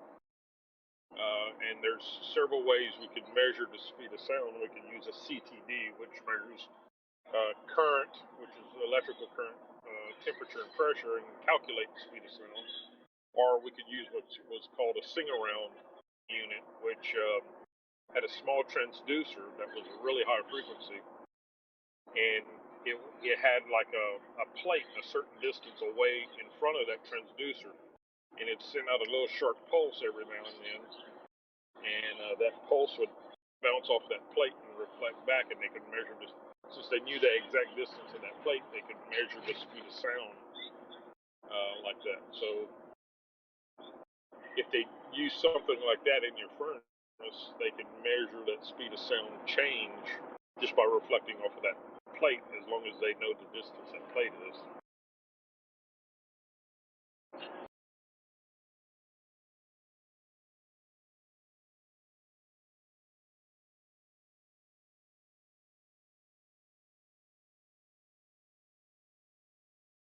Yeah, I didn't get around the furnaces much, Judy. I get out on the back end.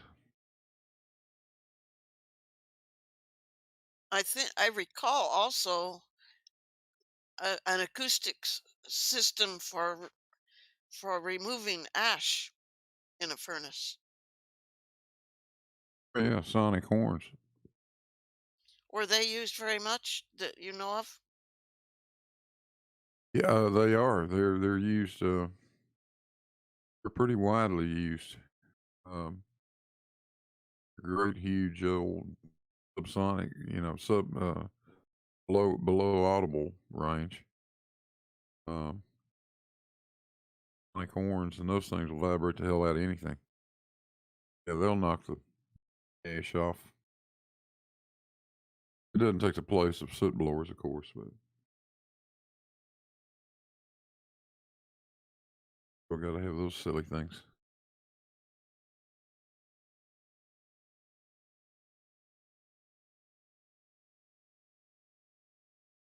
We tried using them in all sorts of applications in duct work, how you get ash build up in the corners and stuff. And they've even been used at times inside precipitators.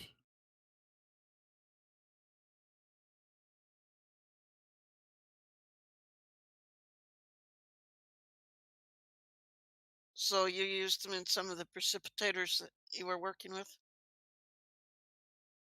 I never did, but Sonic Horn guys sold them to a number of the clients that I worked with.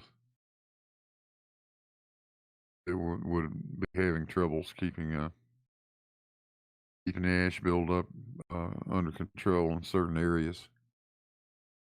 I didn't care for the damn things too much, actually. I tended to want to undo what I had just done.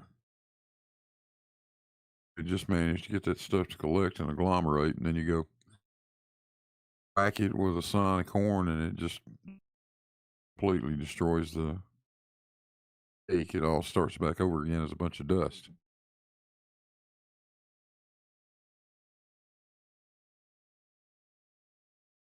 But if they're adjusted properly, they would do. Could be helpful in certain areas.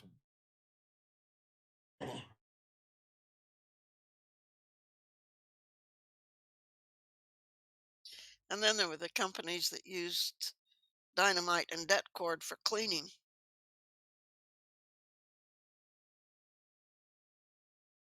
I've done that.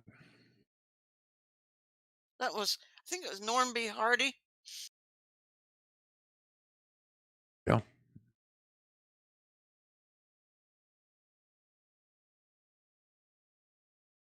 I watched them working at a plant in Nebraska. Yeah, those fools will tie a quarter stick of dynamite on the end of a fishing pole and stick it up there next to a clinker and blow the hell out of it. Crazy. I had a picture somewhere. I wish I still have it. I was standing in the convection pass with several coils of det cord across my shoulder.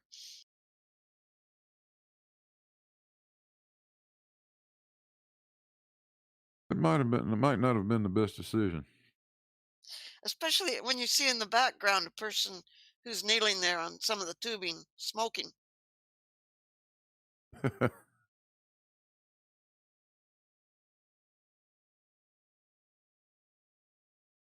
Hopefully that was pre explosion, not post explosion smoking. Yeah, they were getting it ready to set up to do a blast.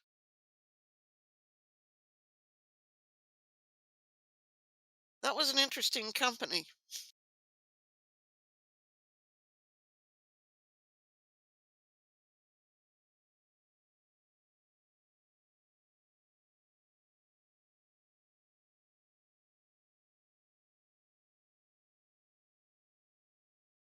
Hunter, I have a Yes, question. most of I those was at guys. a Navy base once,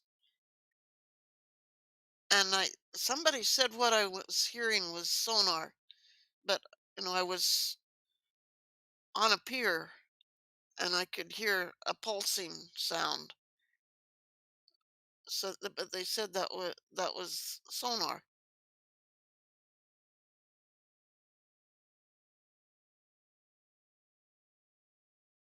Probably was.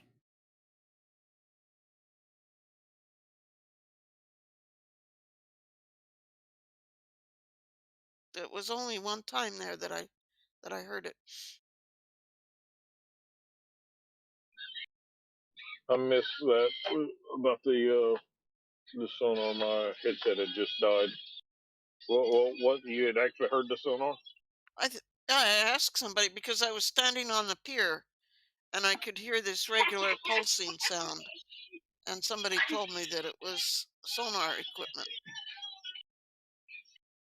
Yeah, a lot of people don't that's not familiar with it don't recognize it right away because it doesn't sound like it does in the movies generally. It's more of a tick, and depending on which frequency sonar or what the type of sonar you're using, that tick sounds a little different. You can actually kind of recognize what type of system you're using based on what you could hear, even though they're maybe using like a 500 kilohertz signal. There's no way you could hear the 500 kilohertz, but you could hear the transducer tighten and contract, and it makes a ticking sound, even though you don't hear the actual 500 kilohertz.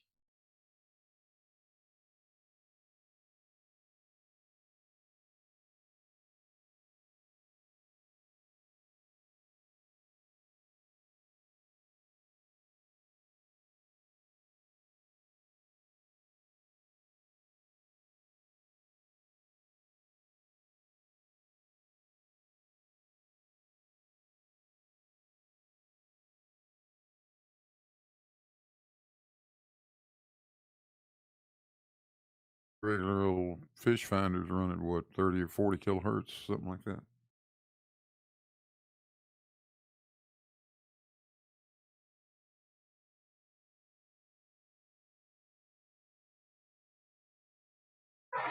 That's a good question. Actually, I have quite a few of them right now. The ones that do like primarily for bottom track are usually around 200 kilohertz. But I think the fish finders themselves go a little bit lower. But the most common one I'm familiar with is around 200 kilohertz. But that's usually bottom track. So Okay. for actually finding fish, I don't remember what they are. We don't normally look for those. In fact, we had a problem. We had this huge job going on, and we were trying to do some multi-beam sonar around in the Gulf of Mexico, and we were having a lot of trouble with dolphins. And they would go up there and they would bump and play with our transducer, and it wouldn't get good data. They kept interfering with all of our sonar stuff. So we contacted one of the world's foremost experts in dolphins and marine mammals, and I contacted them. I talked to them, and I said, "Well, I have what may be an unusual question for you." And he replied back and said, "Go ahead, ask the question. I've been asked everything a dozen times already. There's nothing you can ask me I haven't heard already." I said, "How do you get rid of dolphins?" He said, "Okay, that's a new one."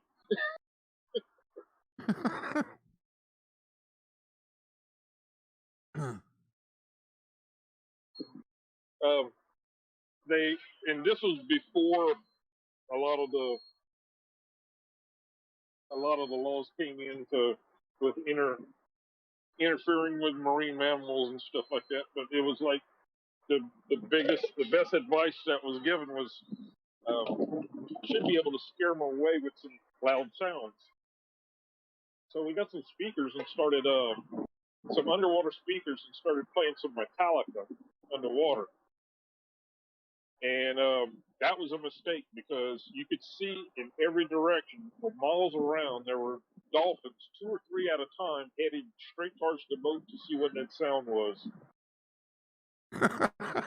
They like some heavy music. They liked the Metallica because they were coming from every direction at that time. We had to hurry up and cut it off before they surrounded the boat.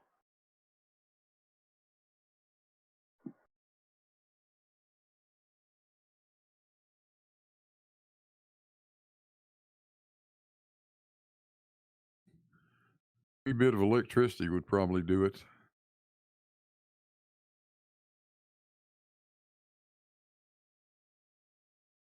Nowadays, you can't do anything that would interfere them in one way or the other. So it would just be you shut down the job,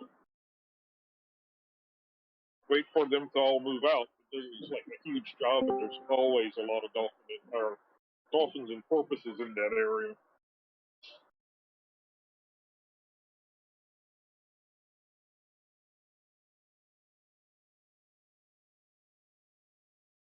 They are curious bastards. I've played with dolphins out in open water. They'd follow along in the bow wake, and then we would stop and go overboard and play.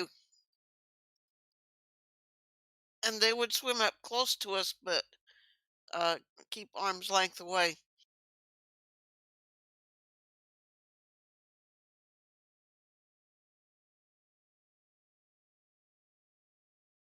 They really liked it. Go ahead. They really liked it when somebody had an underwater scooter.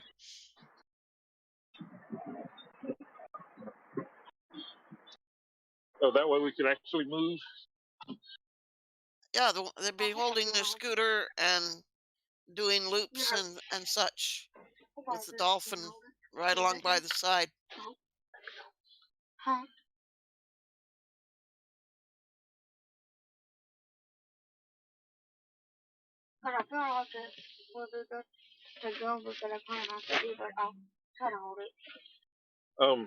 We actually had some that would kind of mess with us. One of our boats, the freeboard was pretty low right by where the cabin was. It was only about 2 foot of freeboard right there. And whenever you were underway, and they had this one group that would follow the boat back and forth as we were surveying. And when they would see somebody walking along the edge, which was only about a 6-inch space for us to walk along, and we'd hold onto a rail on top of the cab, and as we were walking from the stern to the bow, and when they would see somebody walking right there, they would come up right next to the boat and then dive right on the side of the boat and splash, and get your shoes all wet. Why? They would just like messing with us, you know. So they would see us and just kind of splash us with the water and all as they're swimming on the side. The sonar work was done usually around 5 to 7 knots, so it's not going very fast. So they had plenty of time to mess with us while we were trying to walk around on the boat.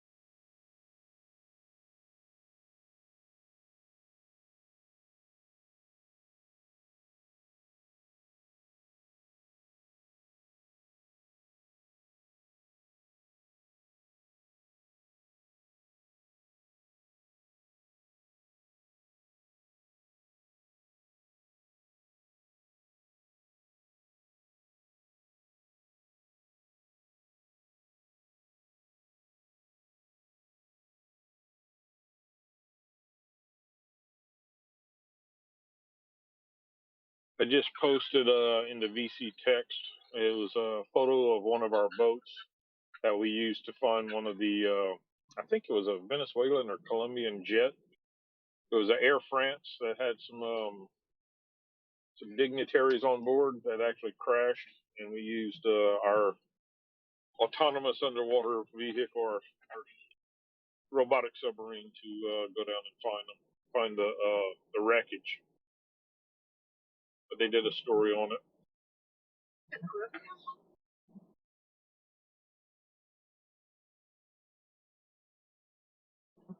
I posted it in DC text. Yeah, I see the address. I'll go look at it later.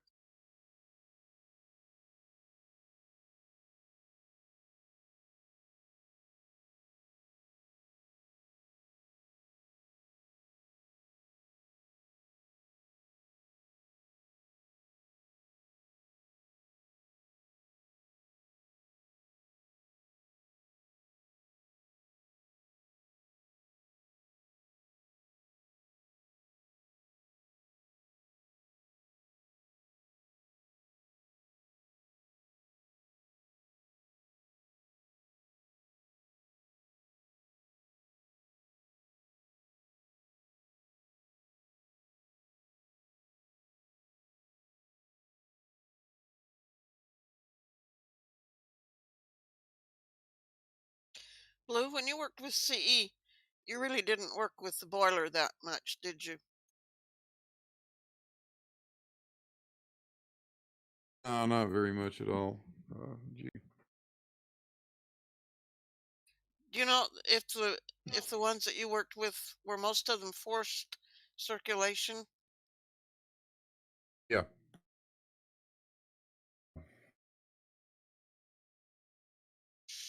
because I had a chance for inspecting some in Montana near Colstrip and the lower water wall header.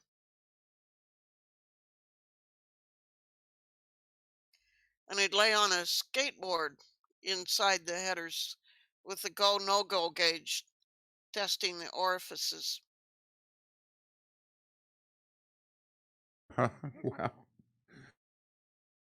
That was fun. There was just room to lay on the skateboard on your back and checking the orifices above you.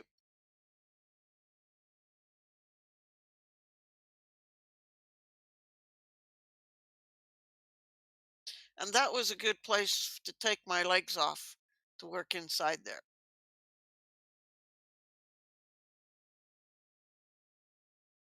Those are going to do you a lot of good in there. Nope, they were in the way, so I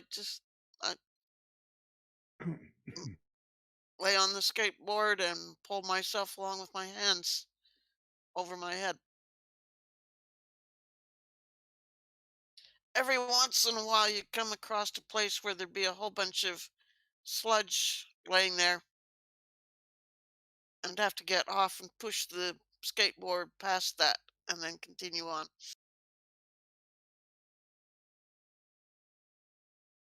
But that was an interesting experience. Didn't do that on the B&W boilers.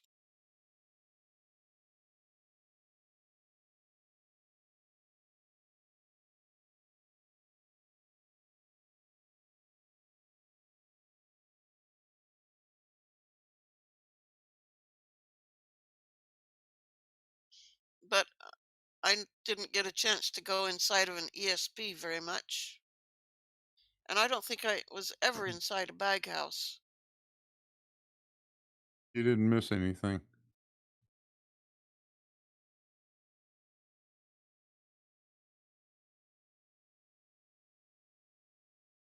Reverse airbag houses weren't too bad.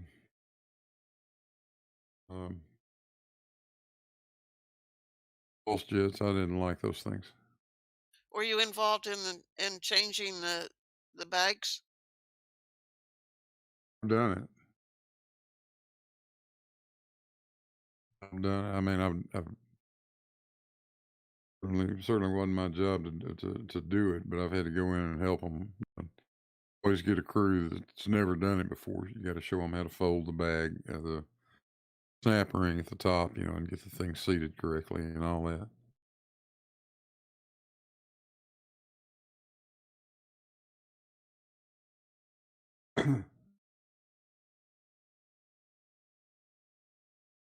On the reverse airs, you got to get that top cap in place and clamp down in the tension spring, mow up there, pitch correctly and all that.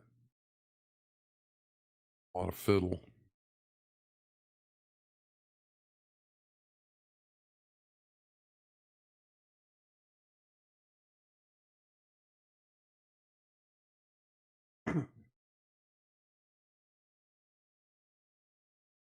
All nasty. Not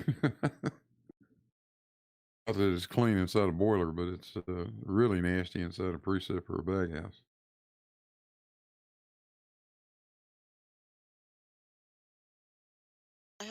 I have been inside a precip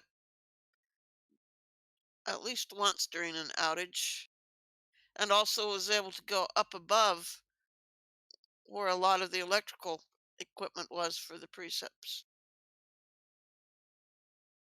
If you've got one that's got a penthouse on it, what we copied the name from boilers, I suppose, but yeah, one that's got a penthouse up on the top, you can go down inside there and good look at all of the big crocks that insulators, those barrel insulators that hold up the internals.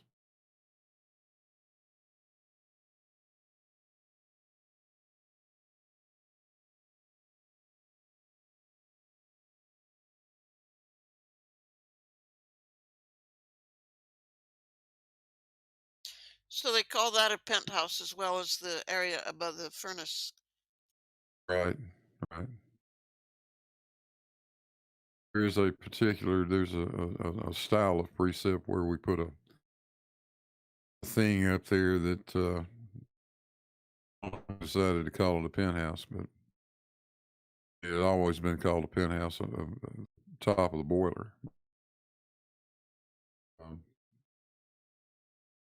And certain precipitator designs started showing up with those penthouses up there on the top, which is more economical if you've got a lot of electrical sections. A lot more economical to build that penthouse than it is to build a Brazilian insulator compartments.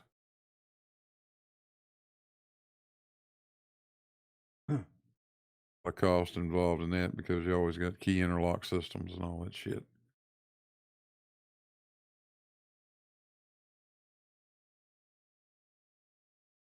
A lot of safety procedures when the outage starts about going inside there. Oh, hell yes.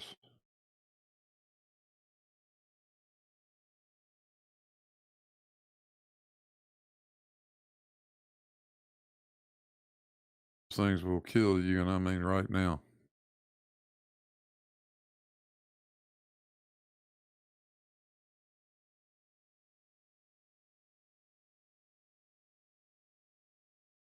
Have You you don't known of have to that touch happening? it. Huh?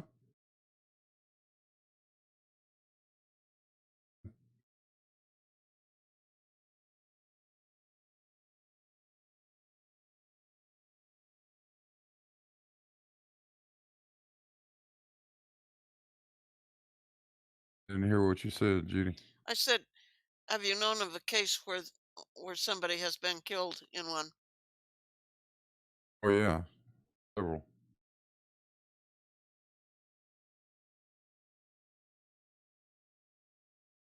Guys from here in Knoxville. In fact, the guy that was the head of electrical engineering department got killed up at Zimmer.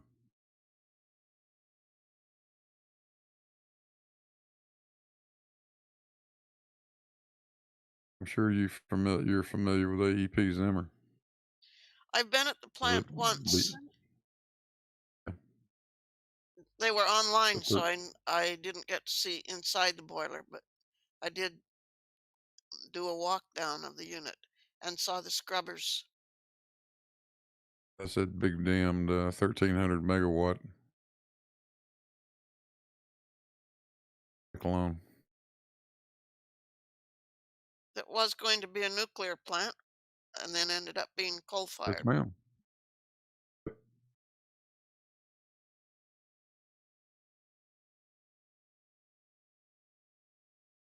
They found a bunch of welding irregularities toward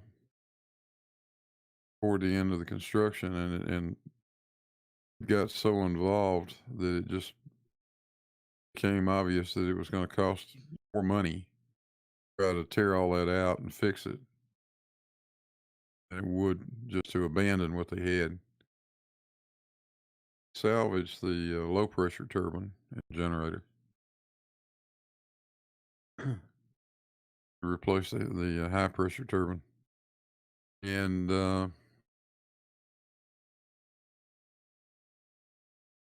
what else did they? Oh yeah, and then went off to the side and built a new boiler, which then forced them into putting in the scrubbers and the precepts. And that's the biggest boiler that I have seen. Those are the biggest in the world, as far as I know. VA has several of them. AEP's got that one. There's probably others around, but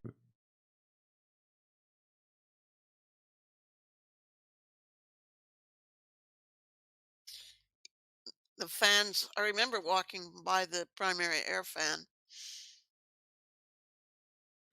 oh god. And also was able to go up on the stack. You know, the An elevator, elevator don't that goes up the outside of the stack. Yeah, an elevator. All stack.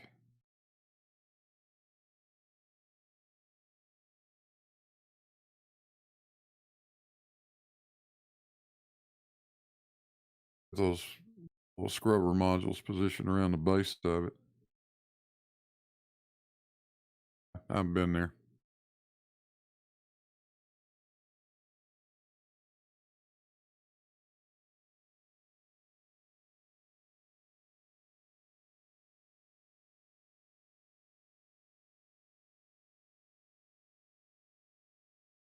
Was there also a problem with with the amount of rebar that they used in a lot of the concrete, that they didn't have enough, they didn't have the specified amount of rebar? I don't remember that part. Possibly. It was a But why monumental wasn't the welding disaster, I know that. inspected as they did it? I don't know. I have no idea.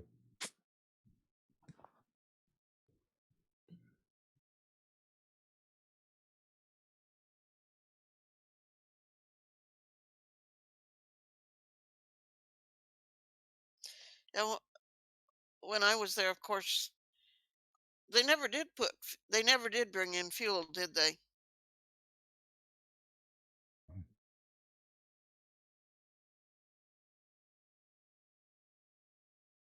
No, never did.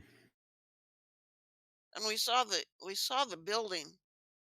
You know, they said it was locked up, sealed, and once a year It's people from the welded. insurance company would go in for inspection.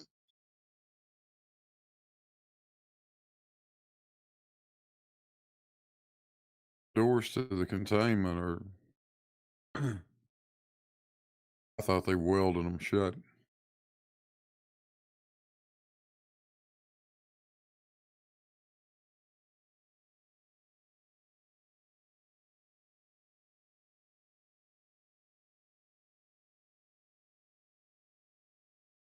In order to satisfy some insurance requirement, they had to be certain that nothing about that containment was being used for any purpose whatsoever.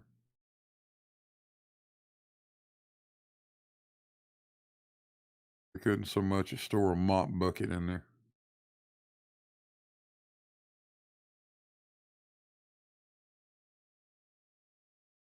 So there it sits, never used. The boiler's still in operation, though, isn't it?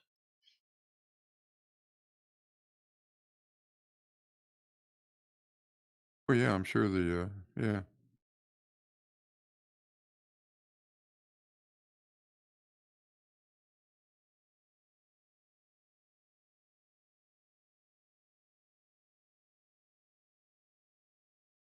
Hi, It Joe. was a logistical nightmare. That site has no laydown area, and everything had to come there by barge.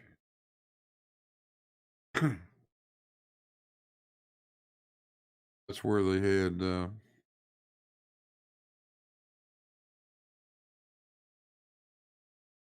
where they had they at the time had the largest crane in the world. It was a Lamson 1,500-ton crane. That thing could easily handle. We shipped modules that weighed 600 tons. That crane could walk down to the dock, 600-ton module up, and then crawl back up the hill with it. It was scary.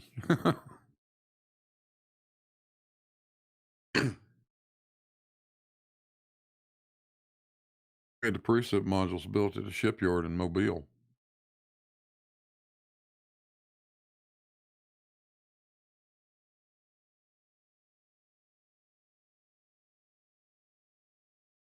That would have been interesting to watch them raise a steam drum on that one. You know it.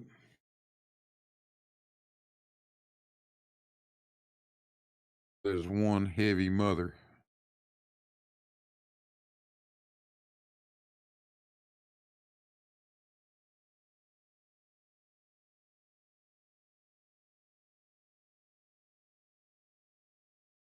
Boilermakers that I've talked to said on plants that they are really glad when they get the steam drum up, because during the raising of it, you have all of these onlooking engineers who are there in the way.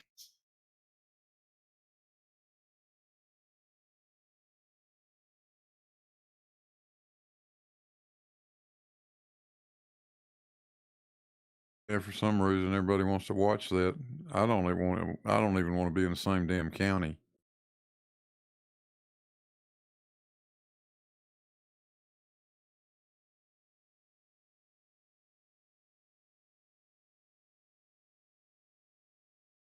Something goes wrong with that, you're going to tear up all kinds of stuff.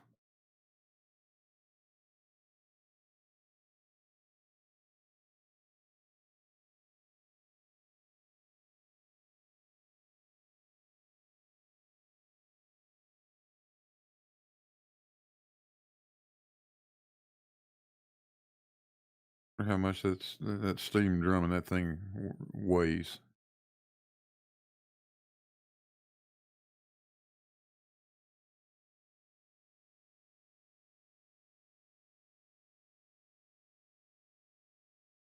And has to be raised at an angle.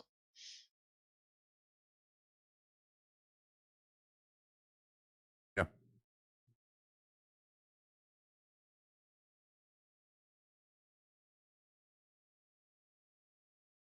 The only way it'll clear the structure, isn't it?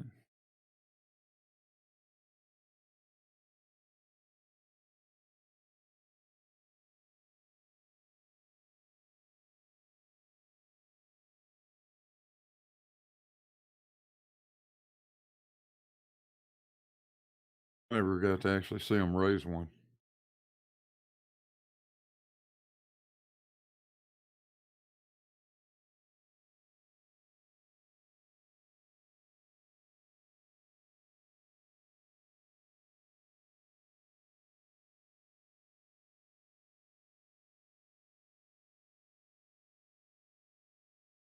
What's the wall thickness on those things? Maybe 3 inches or something. Yeah, well, it varies with the size, I guess, but I'd say yes, at least 3 inches.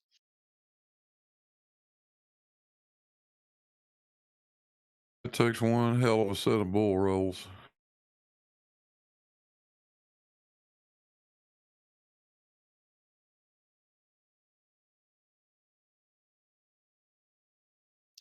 I've been inside a few of them.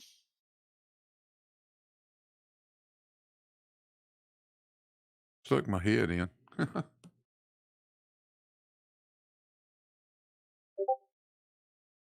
The one that at Intermountain Power in Delta, Utah, to access it, of course, the opening was in the top. Well, you'd climb on the top to get down into it, and to get there, you climb over a railing to get on top of the steam drum, and then lower down in. And that was 300 feet off the floor.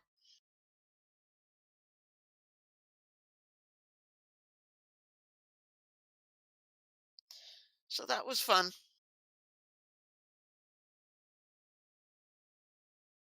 You got a harness on, right? As I recall, no. Not when I mean, you'd climb over the rail, and then you'd be standing on the drum, and then you'd lower down through the manway. And I don't recall using a harness.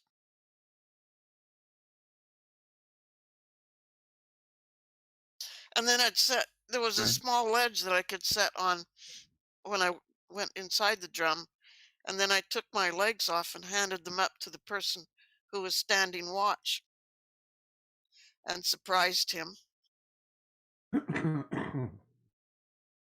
And somebody Well, told me afterwards that that person always complained about how hard it was to get into the steam drum, but after that he didn't complain anymore.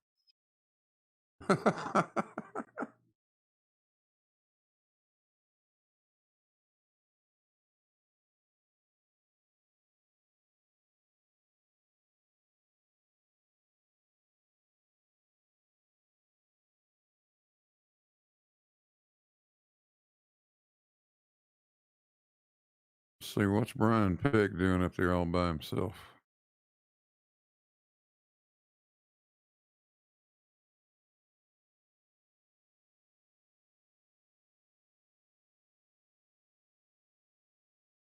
If we can move him down here.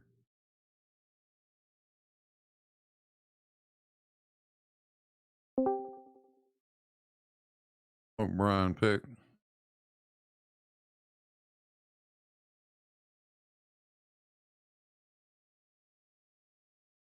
I wasn't doing much of anything. I was trying to figure out how to get in here.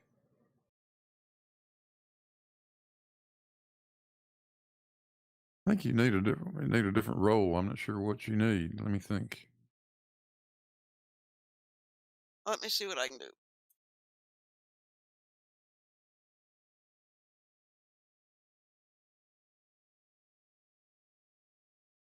For some role you're supposed to have. It would not surprise me if I was just broken. That happens a lot.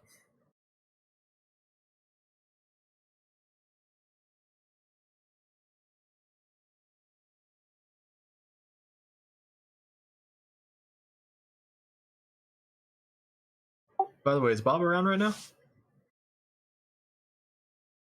No, I he's don't know not. where he is. Okay, Sorry, go ahead. it was guest speaker role or something like that. That's the role I just gave you.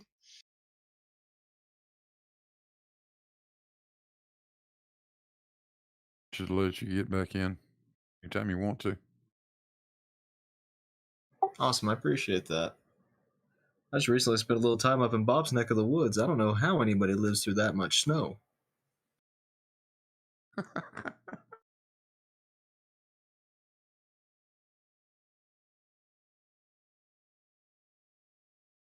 Go up and visit George Natchik sometime. I think it was 30 below a couple of days ago. No, I'm good enough over here in northern New York. I don't need any more lake effect snow.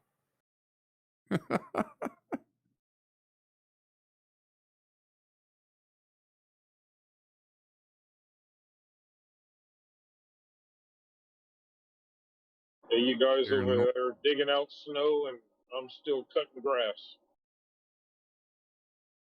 I mean, if you want to complain about it, I'll trade you. Oh no, that snow stuff, it doesn't go away until it doesn't do like over here and melt whenever it turns to noon the next day. It stays with you for months. That's crazy. Yeah, my dad was telling me that the other day. He's like, "Oh yeah, we got some snow down here. It's gone now." It's like, "What do you mean you got snow?"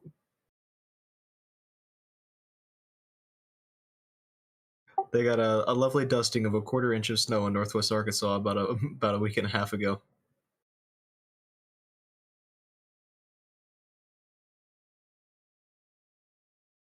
Got about 3 inches here Monday.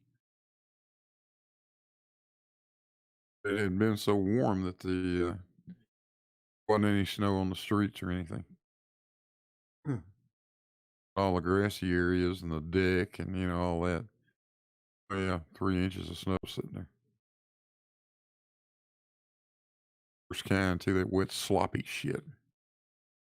So, what does your dog think about it? He loves it. Absolutely loves it. That dog is crazy.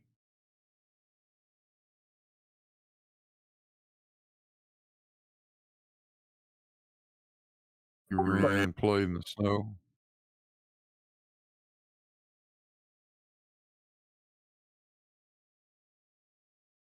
So, Blue, I've been meaning to ask, what is this supposed Cavendish that Riley's building?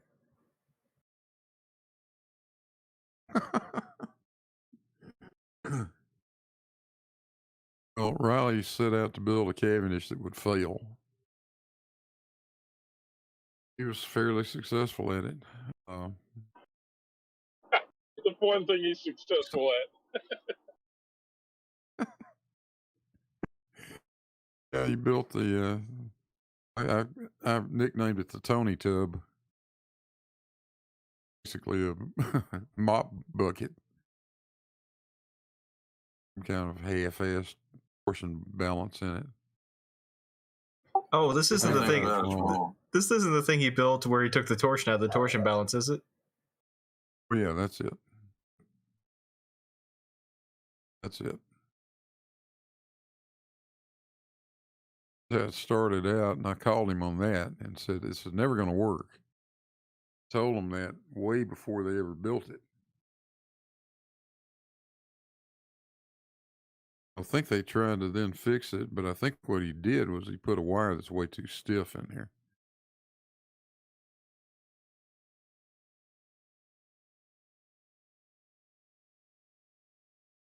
He decides he wants to make up his own criteria for how to test things. Okay. Torsion balance that's sensitive enough to react to the sorts of masses that we're talking about, and then have it sit stationary for 24 hours. You lost your mind. There's no way one of them is going to do that. They do wander around a little bit. It'll move a lot, but it'll move it, it's rare that it just sits still. That still puts him, strangely enough, of all the things Riley could be, he's less stupid than this new gentleman over at Gems the Realm. I just posted a video in the 24/7 chat. This guy thinks the Earth is football shaped because he doesn't understand that things occur in 3 dimensions.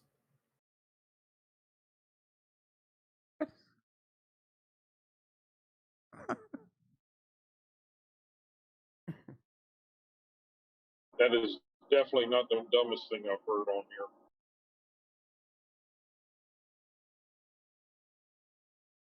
I'm actually hard pressed to remember the dumbest thing that I've heard in this arena over the past few years.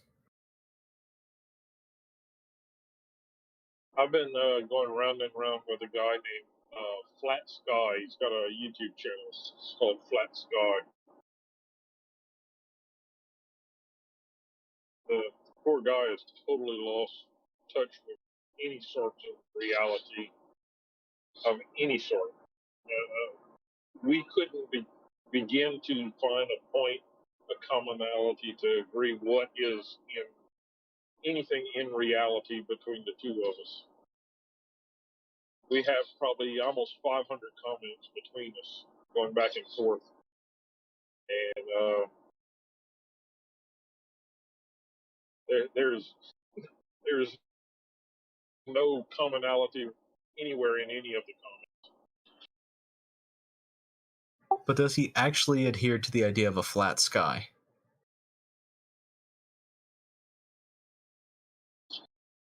Are we on YouTube right now? We are. Okay. Well, he's got a few videos on his channel, and I'm not going to go into a whole lot of detail, but he not only believes it, but he practices it to an extreme that we're pretty sure he practices it to an extreme. You see the videos on his channel, listen to him talk and all, you'll understand what I mean. So is that flat sky 1 word or 2? But he believes that two words. But he's got one that says the universe doesn't exist, and he started off talking about telescopes have chips in them to help us that display stuff that we want to see based off of where it's pointing. Oh my. This guy might just literally be insane. His first video is what only real Christians do for Jesus, and the thumbtack says Jesus or penis. Yes, that's what I'm saying. We think he's serious.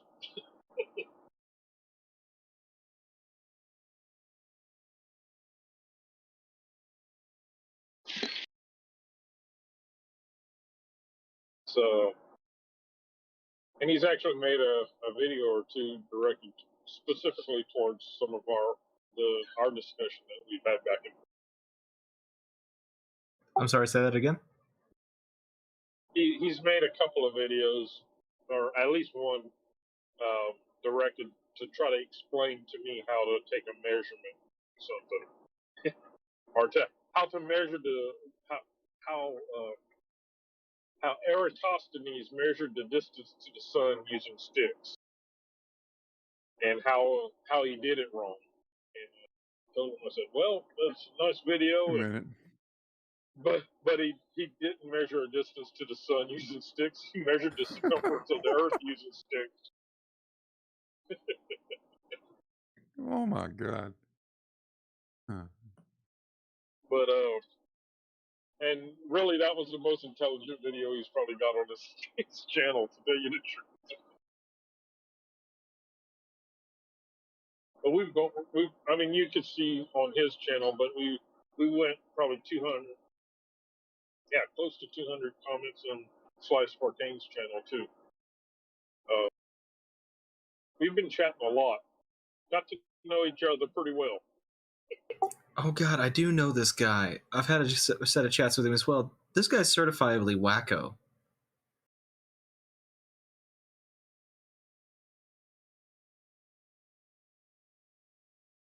It got to the point he can't not respond. If I put a comment, he's going to respond to it. He cannot not respond. He's tried to break away several times, but if I make a comment, it doesn't matter what I say, he's going to respond to it. And it's just gotten to the point now, instead of being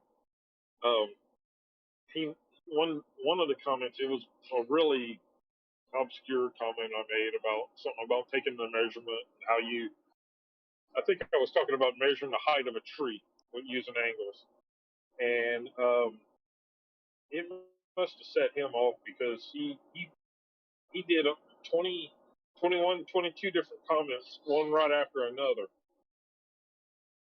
telling me that all sorts of stuff. But he said eventually that I was gonna burn. Allah was gonna make me burn, and I didn't help things after that, because I said, don't get mad at me. I didn't make the Earth into a sphere. I could just measure what's there. So I didn't make it into the sphere. No need being mad at me. That set him off again. Yeah, he's some of the stuff he comes up with is pretty interesting, kind of entertaining somewhat.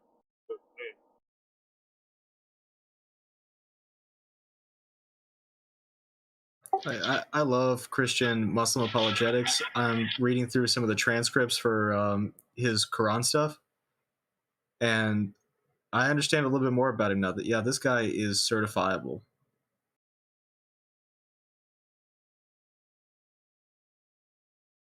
yeah, I kind of got that right at the beginning too, because every now and then he'll make a comment or two, and then he'll throw in a link. And it may be a link to one of his videos. It may be a link to somebody else's videos. But more than likely, it's a link to a music video. Some really strange music videos. And then the last several comments he's done, which I guess I'm going to leave him alone now, but he's linked music videos instead of comment back. So I think he's got something wrong to where he can't not comment. So I'm going to leave him alone now. We've been going back and forth for quite a while.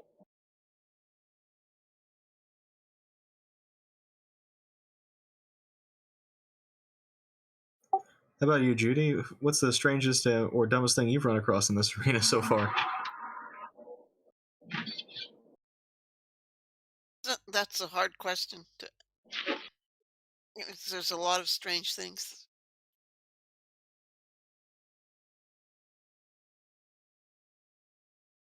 I guess some of the ones that totally want to deny anything about Cavendish is interesting to me. Especially a certain person who said it was just a parlor trick.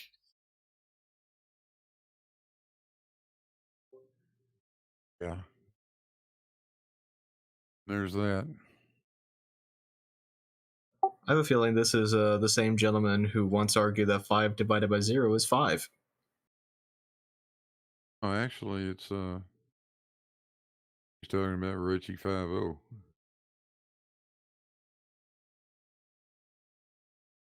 He's the one that accused me of doing a parlor trick. He just outright called me a fraud.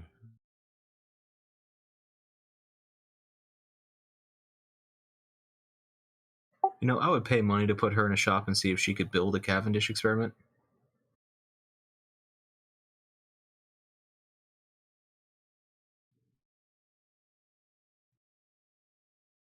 And I would set odds on how many fingers she would be missing by about the halfway marker.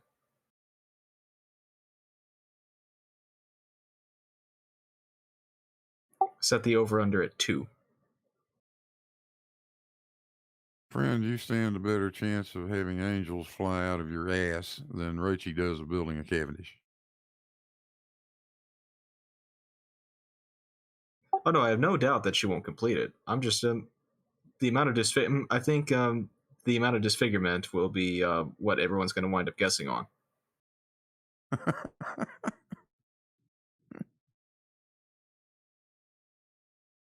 It can't work anyway because gravity isn't a force.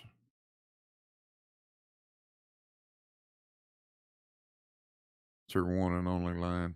Got it from Riley. It's his one and only line too.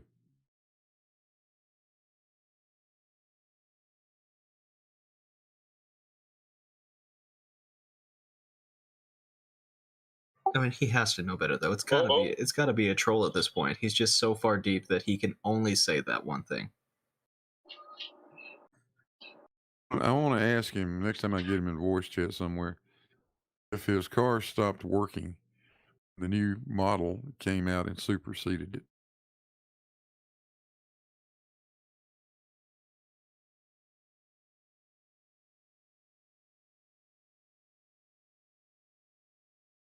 No, centrifugal force is not a real force. It's a fictitious force. Still calculate it and measure it. Inertial forces are not contact forces.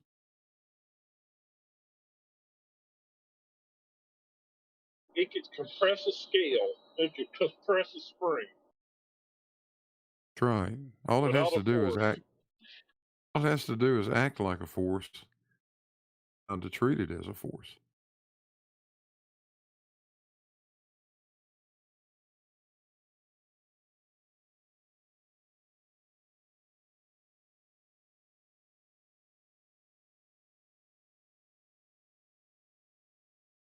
I had my little discussion with Anthony a few times, and he kept wanting to bring it over to gravity and stuff like that. But we were talking navigation,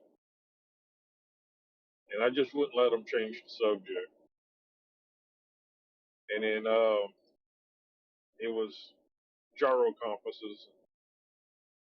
He kept wanting to change it to gravity. No, we're talking navigation and gyro compasses. And then he kept changing it to magnetic compasses and monopole magnets and all of that stuff. I said, doesn't matter. Magnetic fields are not involved in this. We're still talking about gyro compasses, not magnetic compasses. Then he said, if you have to set the gyro in any way before you depart, then it's useless. And I said, if you're talking about having to calibrate it with the heading of the ship, then yes, you have to do that. But if you have to actually enter a heading into it, then I would agree that's useless. That's not how they work.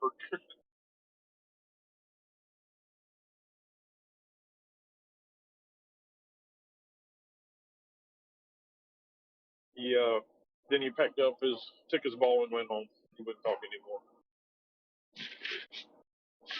Oh, none of them understand gyroscopes, period.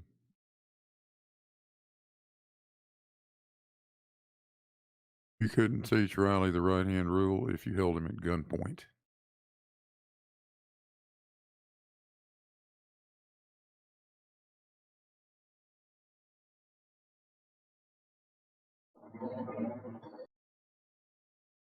To get him to figure out his right hand, he'd come out second place.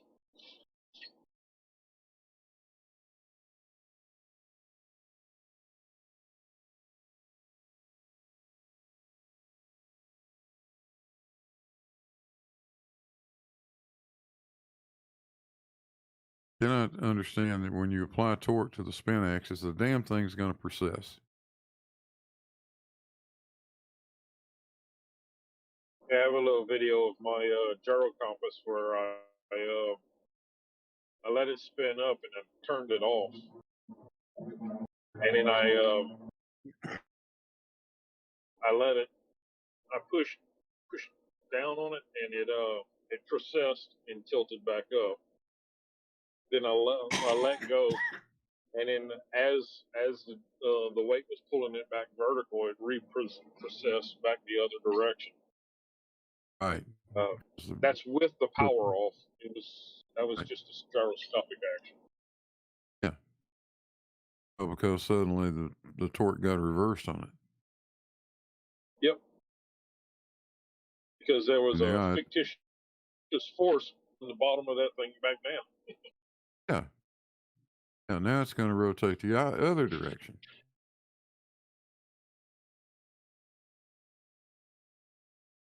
Now, one thing that he brought up on a different occasion, on a different conversation we had, was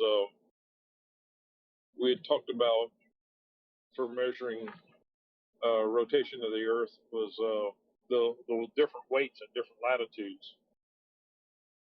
and he said something about it's because of different air pressures between the poles and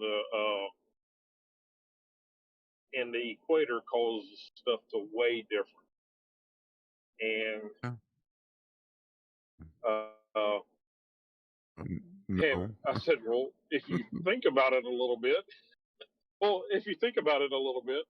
the poles are going to have more air pressure than the equator because cold air is heavier than the hot air, and it's going to have a higher barometric pressure that you can actually read with a barometer, and the more air pressure is going to cause more buoyancy in your thing and make it weigh less at the poles than at the equator. So no, that's not what causes it to weigh more at the pole than the equator.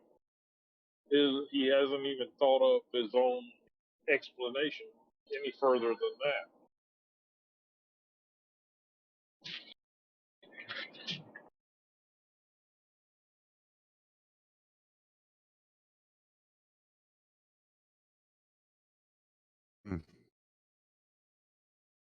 Sounds like he might be in line for the Brian's Logic Award.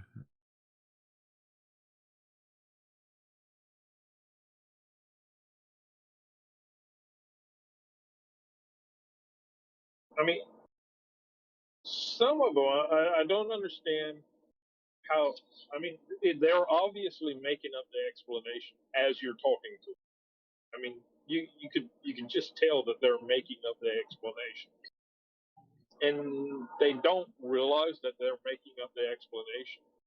You know, they're just pulling it out their backside. It's not actually a real tested thing. They're just making it up, and they don't realize that they're just making it up. That kind of baffles me.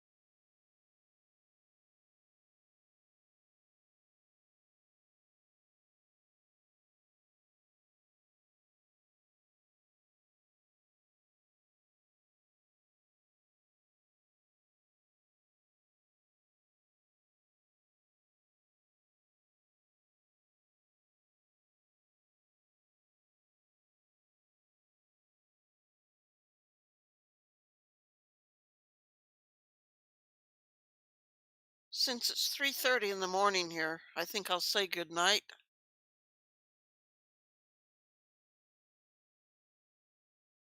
Well, good night, Judy. Yeah, good Talk to night, you Judy. another day. Okay. I'm off in the kitchen making a cup of coffee, so good one. I'll be back in a minute. All right.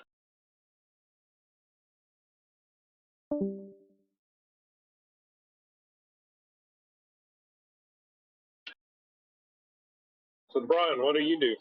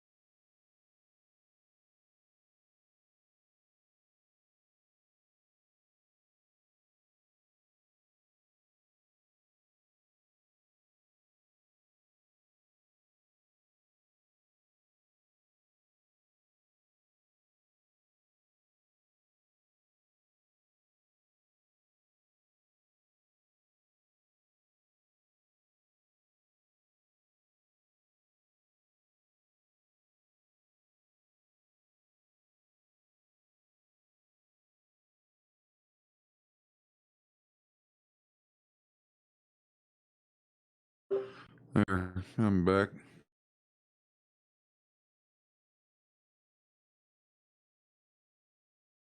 Oh yeah, okay.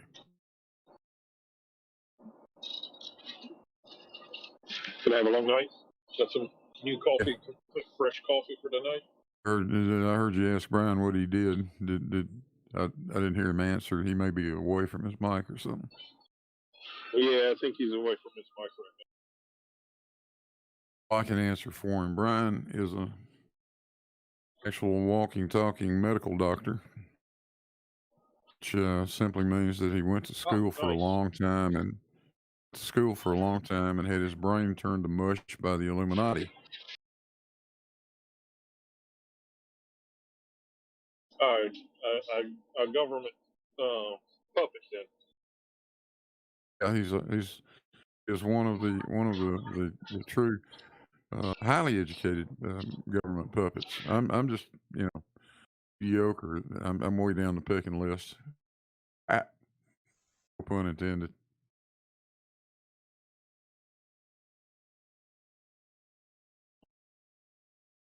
So I'll be around, or you already be yelling at me. Yeah, I'm way down that list. That's a good guy, real good guy. Good. Medical doctor. You know what kind of specialty, or it's just general practice? Or... I don't know what he's doing, to be honest. Unfortunately, I have to deal a lot with medical. So I was seeing doctors today.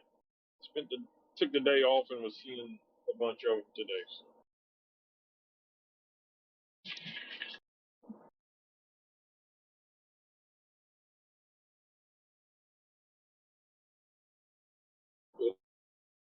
Through a bunch of that mess.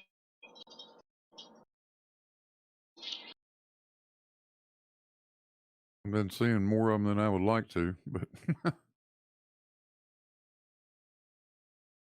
Oh yeah, so luckily not very little of it is to deal with me. But God dog, if see him to deal with my wife and then my son, there's multiple teams of doctors that deal with him. So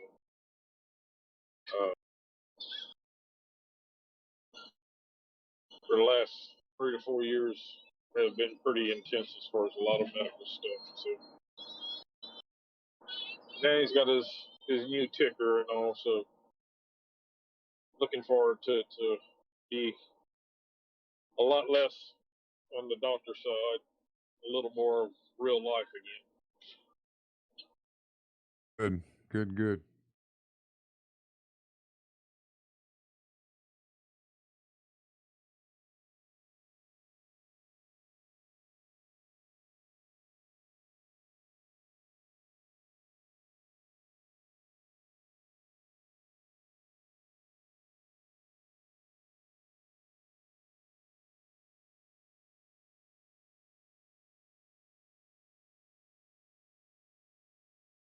I'm having hip issues, so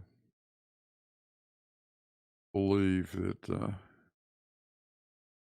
not too distant future I'm going to become a bionic man here.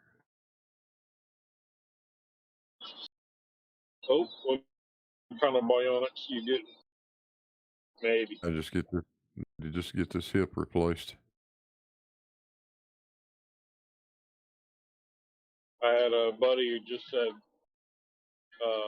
his second knee replacement, and he hobbled around on those bad knees for a long time. Finally, got his knee replaced, and he's like, "Holy cow! I should have done this a long time ago." And then he did the other one as soon as the first one was healed.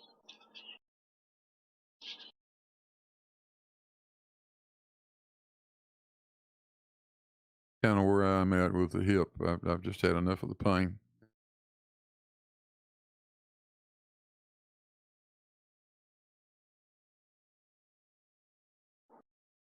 You kind of don't realize how much that affects the rest of your life. You think you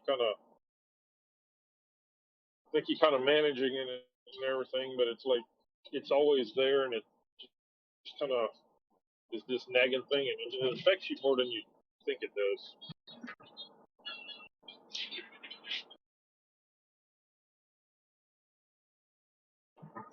I know he did. It did for him, and he noticed it afterwards that he didn't realize how much it was affecting him.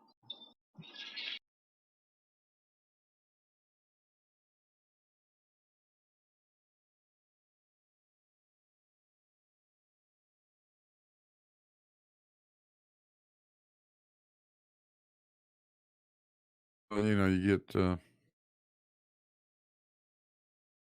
yourself a position to get in like I am right now where it's not actually not hurting.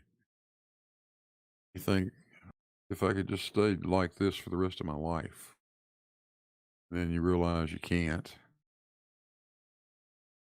You know that 10 minutes from now you're going to have to move this damn thing and it's going to hurt.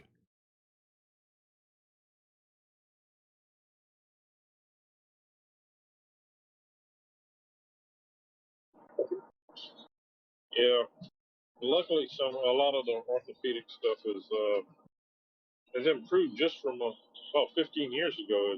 It's improved since then even. So Today, hip replacement is so damn near outpatient surgery.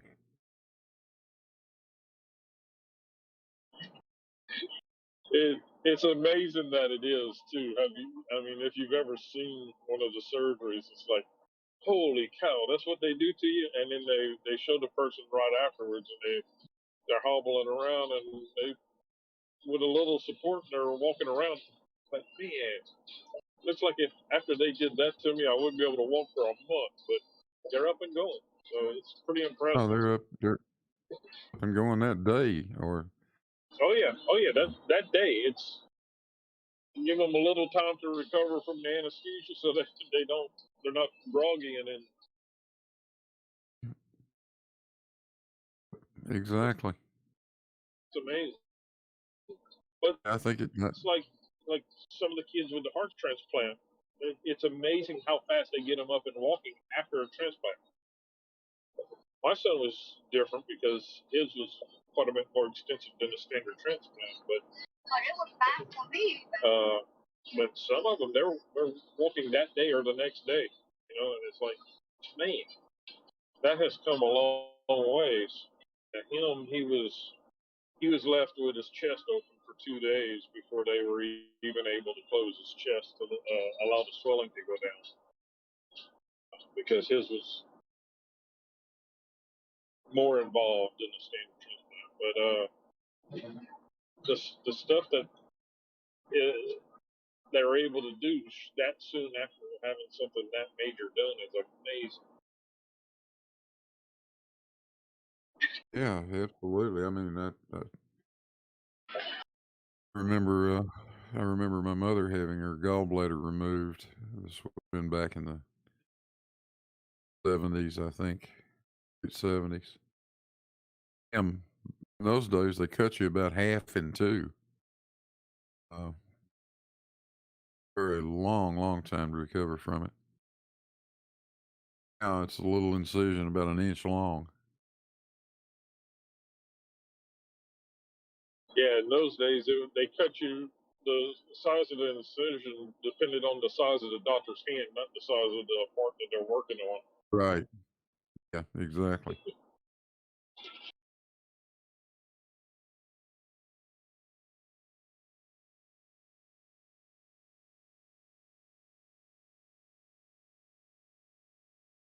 I'm pretty much ready to be done with this damn hip. I don't know what damn fool thought it was a good idea to put nerves in bones, but that was not a good thought.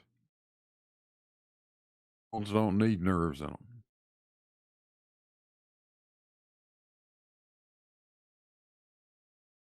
Definitely does let you know whenever they break.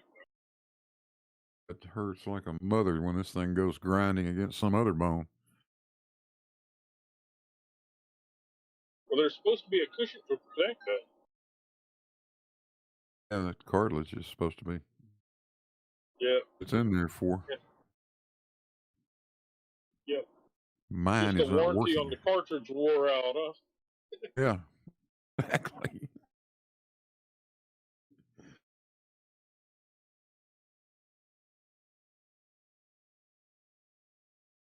So they're actually going to do a ball transplant replacement. Yeah, that's what we're talking about. All the joints to replace, the hip's probably the easiest one. Yeah.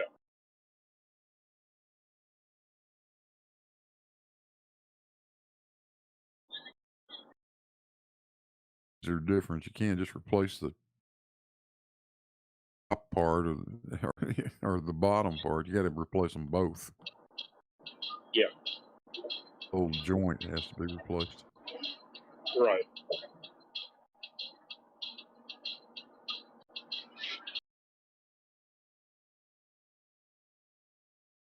I gotta apologize if you're hearing a lot of noise over here. I'm driving down the highway. It's all right. Heading home from all of those appointments we were at today.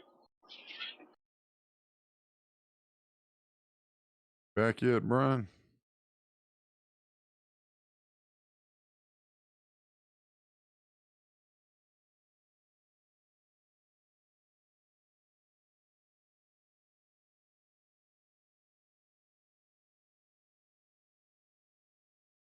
It's not.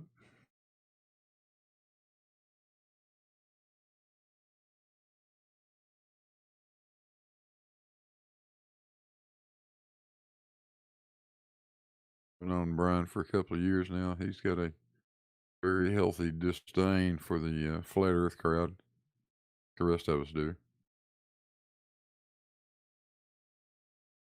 I used to. My position on them has changed so many times. It was sheer curiosity at the beginning. Then, it morphed to all sorts of stuff, and then it got to where I was just pissed off at them for trying to scam other people, and then in the meantime, through all this It's like, is this person real, or are they just trolling? To troll. And I still come across that every now and then as talking with somebody, and it's like, no, this was just a troll. And I'm pretty sure I've come across a few of them recently that were trolls. But the crazy thing is, it's so hard to tell because the ones that are not trolls are coming up with more crazier or wilder stuff than the ones that are trolling the news sometimes. But right now, it's like, see it more as an entertainment thing. If I can have a conversation with them that's entertaining, that's great. If I can have a civil conversation with one, which is few and far between, but maybe they may come around, and it's happened a few times. But it's not it's the exception and not the rule for sure. For me anymore, they're chew toys. That's all. Yeah, Just I mean, just something to you're play with. entertained chewing on them. Yeah, you get entertained chewing on them. It's a squeaky toy. Yeah, it's a squeaky. Exactly. They squeak Exactly. when I you love chew on making them. I love making them squeak. Love that sound.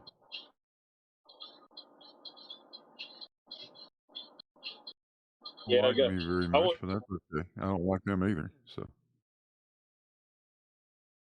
they, like I said, they got a flat sky that I've been going around and around with. I mean, you can go through and read some of the comments back and forth, and without starting at the beginning, you kind of get a little bit of a gist. But we went round and round and round and round with a bunch of stuff, and you could tell that I'm kind of messing with them and kind of toying with them, trying to get them.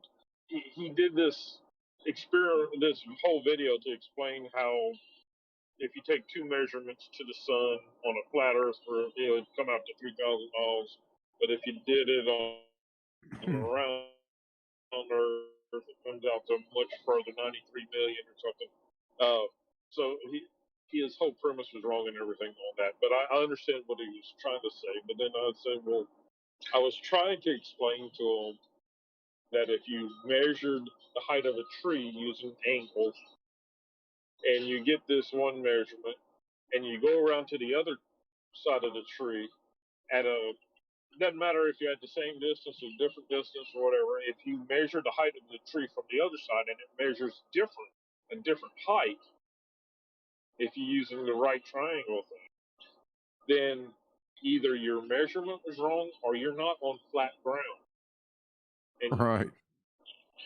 And if you measure the height from the top and then the height from the bottom, the angle from top and bottom, you can actually get the true height of the tree. But if you measure from the height to yourself on the front and on the back, you can actually get the contour of the ground around it. So you can actually map the shape of the ground by measuring the height of that tree. I was trying to get to that point, but we never did get past the measuring the height of the tree and getting them to understand how you could measure the height of the tree. And they kept saying I was measuring delusional things. And I kept asking him if he knew how to measure the height of a tree. He did. So I explained to him how, and asked him if he understood. And he was saying I was going to burn in hell because of my lies. I was just reading through some of his comments. Yeah. And then he starts posting links to music videos and stuff.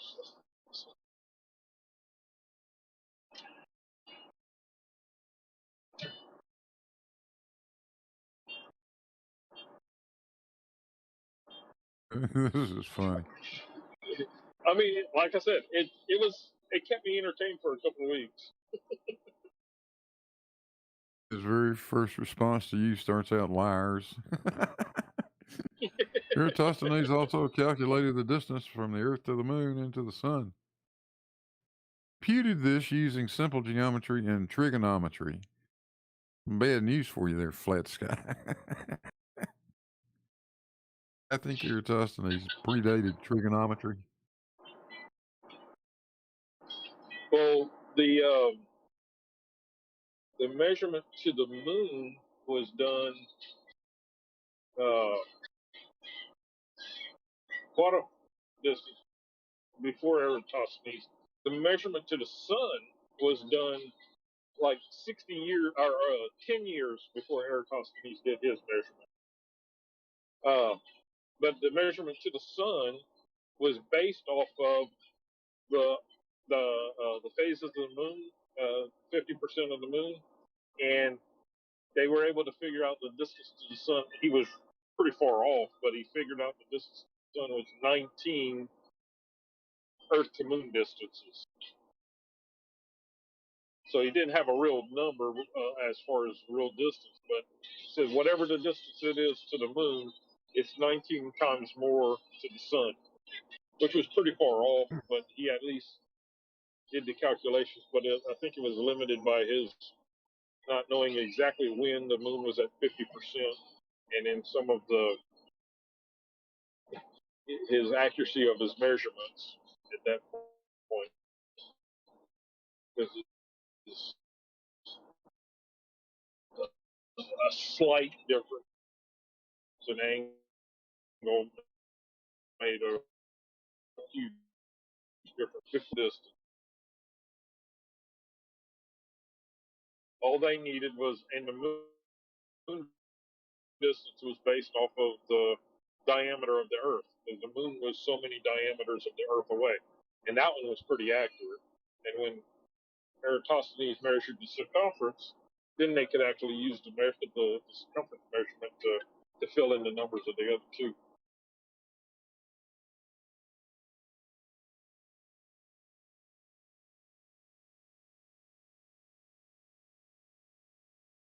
Tried to explain that to him, but if you've read some of his comments, you realize that it didn't go all the way to the top. This guy's clear Looney Tunes. Yes.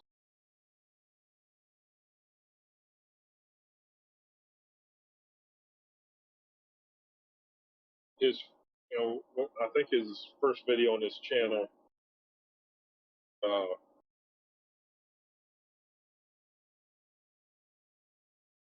like only true Christians will do this, and it says Jesus Venus, and I'm pretty sure that he considers himself a true Christian.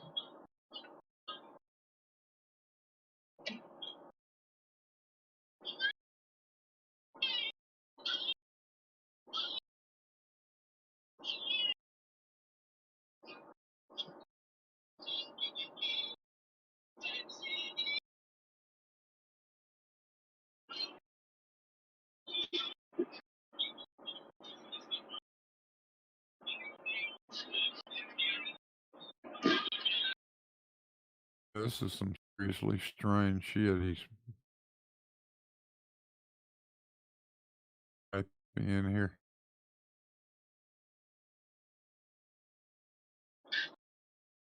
Yeah, it's very strange. I mean, by the time we got it almost started out somewhat normal at the beginning. We started out on Sly Sparkane's channel. Sly Sparkane has a video about Venus. Came out a month or two ago.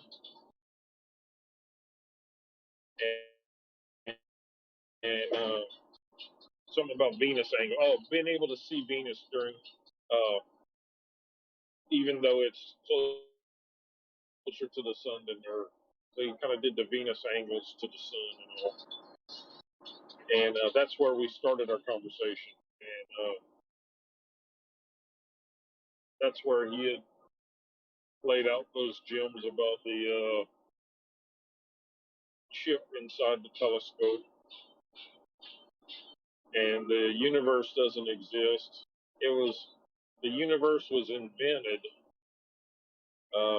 by Hubble, and we went round and round about all of that. I kind of laughed at him several times about the chip thing, and then he goes, well, Newton had a telescope. Why didn't he believe in a universe like they do now? So I couldn't pass it up, so I said maybe his chip wasn't advanced enough to know that. He didn't have an advanced enough chip in his telescope. That kind of pissed him off too. So.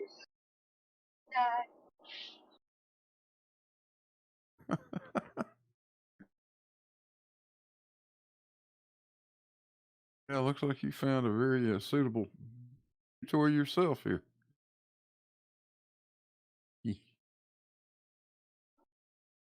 What's that? I missed that. So it looks like you found yourself a squeaky toy. This guy could be fun. I think I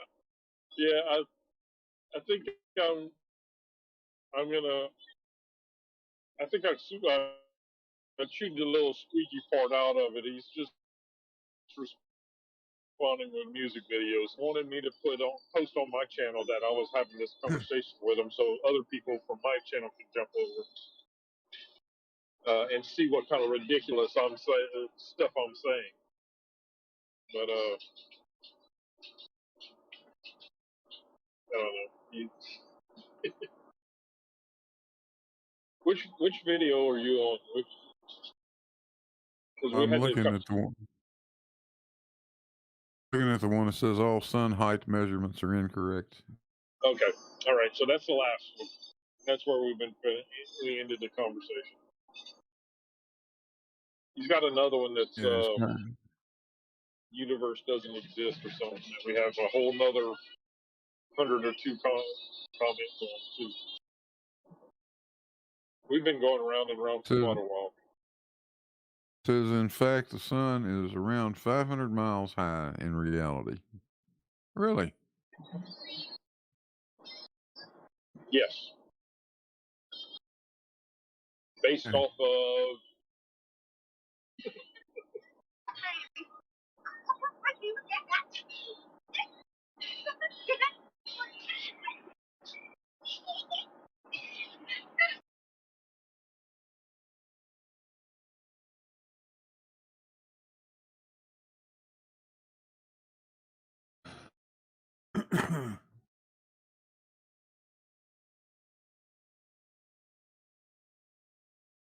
I'm going to have to watch a few of these videos.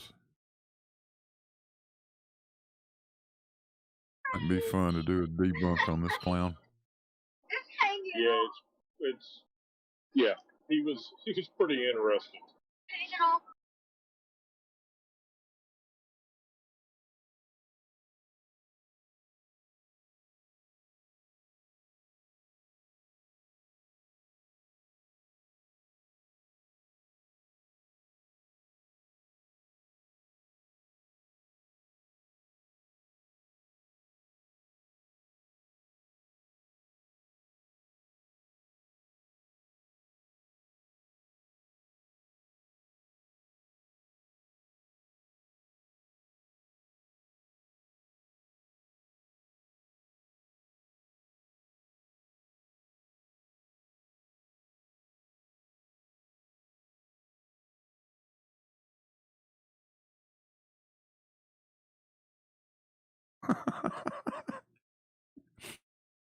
Yeah. This guy shotgunned you with 20 comments in a row. Without you saying a word. Yeah, I think he got a little frustrated at that point. He just went to town. Just my phone was blowing up. I was in the ag stuff and I was at work, and my phone kept blowing up. I left the office and it's like, holy cow, this guy just went off. They're all 3 days ago, and there's about 20 of them in a row.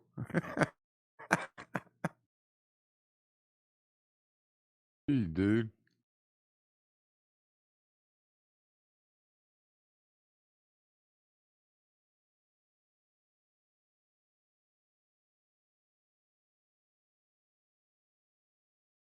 Says he's CIA. What?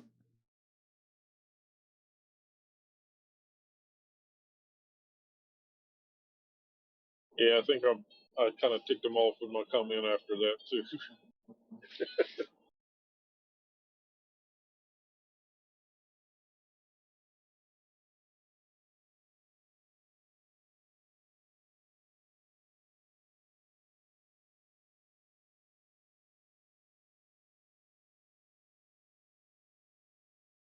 Boy. I'll watch some of his stuff. Might be fun to do a video on him. There's only got, well, I subscribed to his channel just so I can find it again. He has 43. Now he's got 43 subs. Yeah, he said he used to run. I don't know if it was Reddit or Facebook or something. It was with a bunch of subscribers or something like that. And he said now that everything's censoring him and he can't get the following that he used to have. And he used to, like he said, he used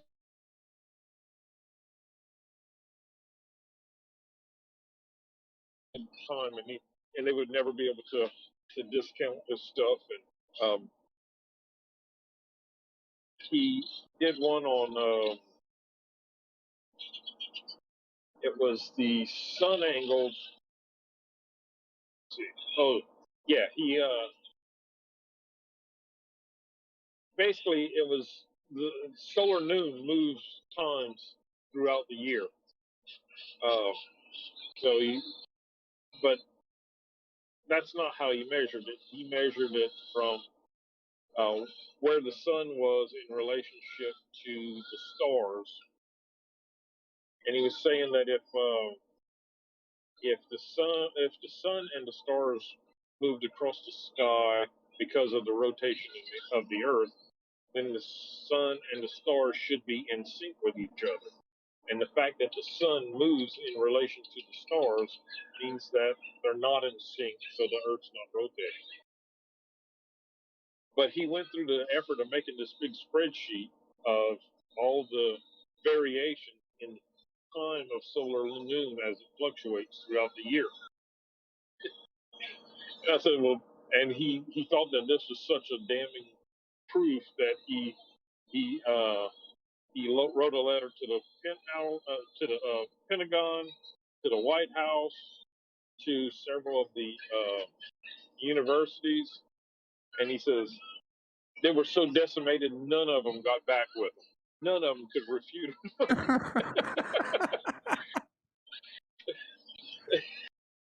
And so I said, I don't know what there is to refute. That you're basically plotted out, or you just basically wrote out the values of the east-west portion of the analemma, which is something that we were quite aware of. So we went round and round arguing about the solar analemma for quite a while too.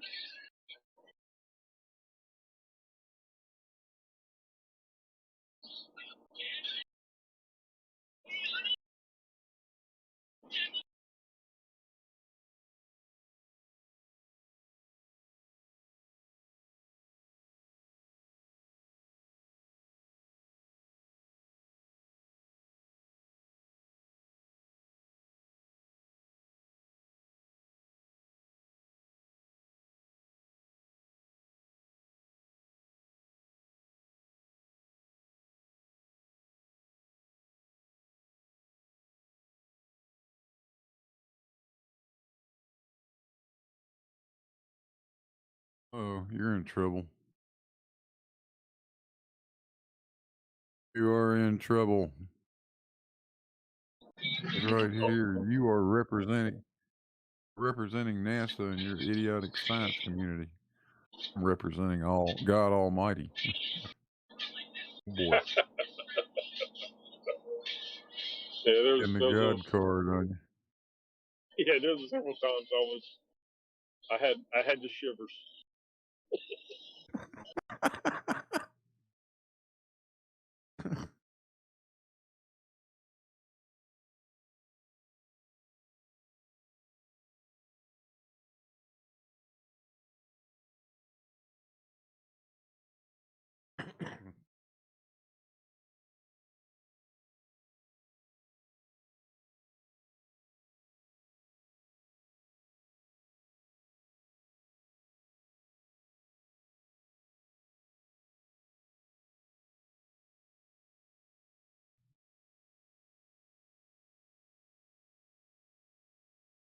I guess send me a DM today wanting to know why. If we're zipping along through the universe at these million-mile-an-hour speeds, you know, the galaxy, it is we're ever able to bounce a laser off the retro reflectors on the moon and have it come back to us. Uh-huh.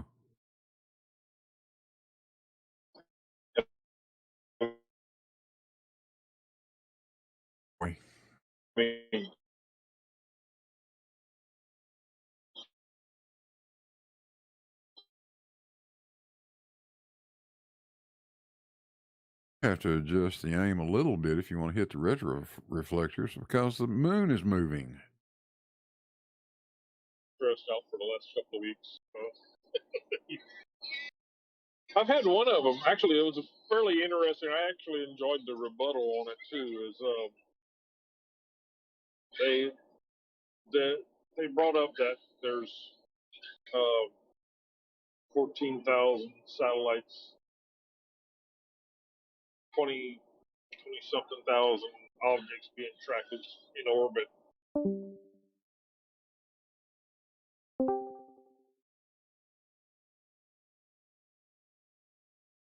On the ISS. So I did a little bit of research and a little bit of math. And I said, well, if we had 14,000 objects, and all of them were the size of a vehicle, which they're not.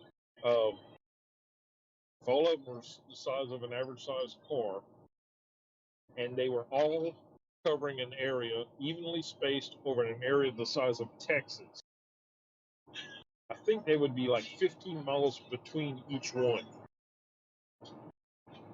So would you see that car from 15 miles away? Probably not.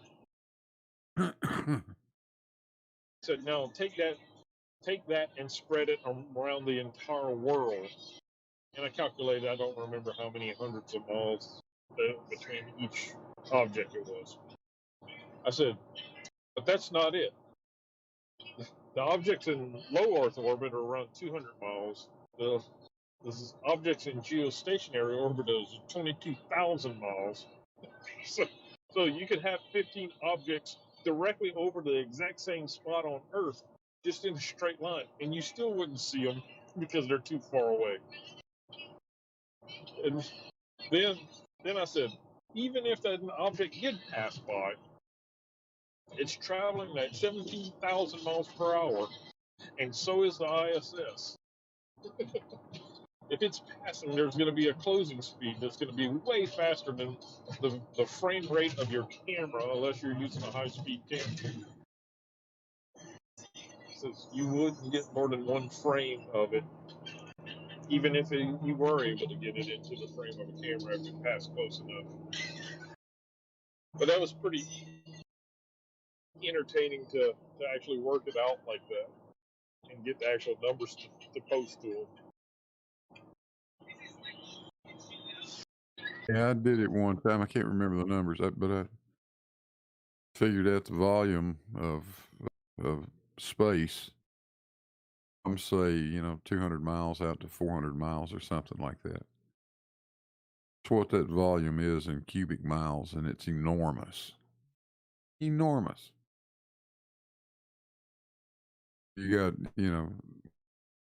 if it was an even distribution of shit out there, satellite is sitting in a gazillion miles of space. Don't you see them? One to the other. That's why. Yeah, the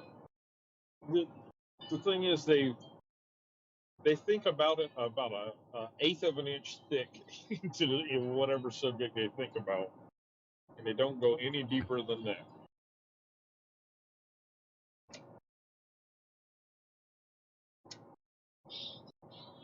You know, it would be. I mean, it's a good thing to question. I mean, that's not. I mean, the questioning it is not the problem. It's why do I not see satellites whenever there's on the ISS live feed? That's the start of it. Ending right there is not the answer. You've got to figure out why.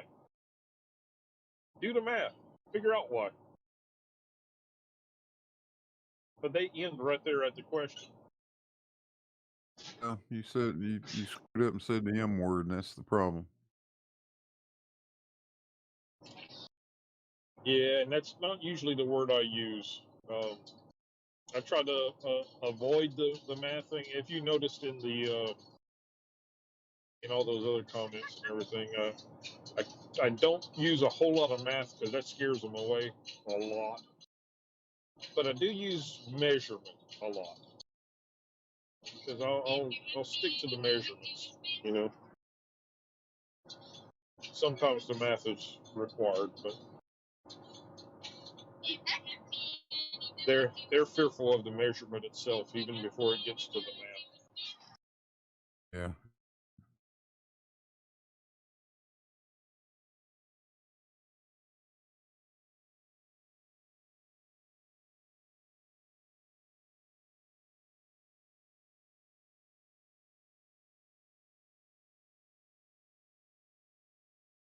Yeah, I'll tell you, cool, hard logic. If I ever run into that guy, I'm going to poke him right in the nose for dragging me into this shit. Yeah, I know him. He did the same to me. Yeah, actually, the video that kind of got me into this mess is I was working on the lathe at the office, and I was listening to these quantum physics lectures, believe it or not, while I'm working on the lathe. And after the lecture was over, the next thing that YouTube recommended, and it came up and automatically started playing, was this video called "There's No Forest on Flat Earth." And I was in the middle of something on the lathe that I couldn't stop to go change my phone to something else. So I'm up here working and listening to this whole time, and I listened to the entire video. And at the end of it, it's like, what the heck is this? So I had to let it play the next one and the next one to figure out how do they think this worked. And then shortly after that, I ran into Mortimer 81 or whatever, and then Cool Heart Logic. It's like this is too Yeah, hell, I much. was just sitting here minding my own business, taking a break from one of my woodworking projects and getting around on YouTube for some woodworking videos to watch. And over on the sidebar, I see a cool hard logic thing, something about to do with the flat earth. I thought, what the hell? Watched that and laughed my ass off, and then went to his channel and saw that he had a whole, lengthy repertoire of that stuff. So, I binge watched every one of them right there in one sitting. And that's what drug me into it.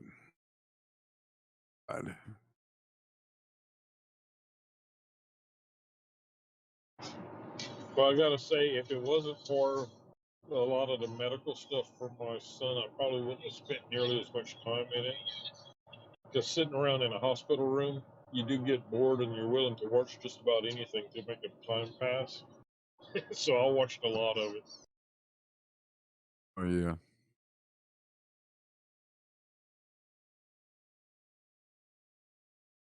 Yeah, and I think we all go through the same stages. I mean, you see it first, and I don't know. Everybody's first reaction is probably the same as mine, just absolute disbelief that anybody is stupid enough to actually think the Earth could be flat. Jesus God. The more I thought about it, the more I thought, well, this ought to be easy. I mean, I'll just start my own YouTube channel and make a few videos and put an end to this shit.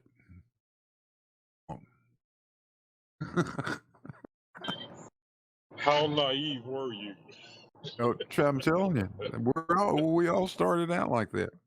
Oh yeah, absolutely. I went through the anger phase of it, because you take one of them and you tear the guy apart, just shred him, and how full of shit he is, and you just shake their head and walk off. I had you get through the buddy of mine that had actually get a through saying that explained that it was like trying to chop a hole into the ocean with an axe. Yeah. Eventually, you get past the anger part of it, and you get over the naive delusion that you're actually gonna fix what's wrong with these idiots, and find yourself at the point I'm at now, where just squeaky toys. Can't insult me anymore. I don't care what they say. Oh, that guy was insulting me almost every comment, but that didn't bother me none. Yeah. But well, like I told him, I said the difference is I could do the stuff that I am telling you I can do in real life, and it works. So there's nothing you can do that insult me because I know that my stuff works. But the thing that I did get a little ticked off. I said, man, why didn't I see this a few years before while I still worked at the survey company and had access to all the equipment that I had access to? I mean, I still do deal with some of the same stuff, but whenever I was at the survey company, I could have, I had access to all of this stuff. I actually worked on. I was consulted on the power systems for the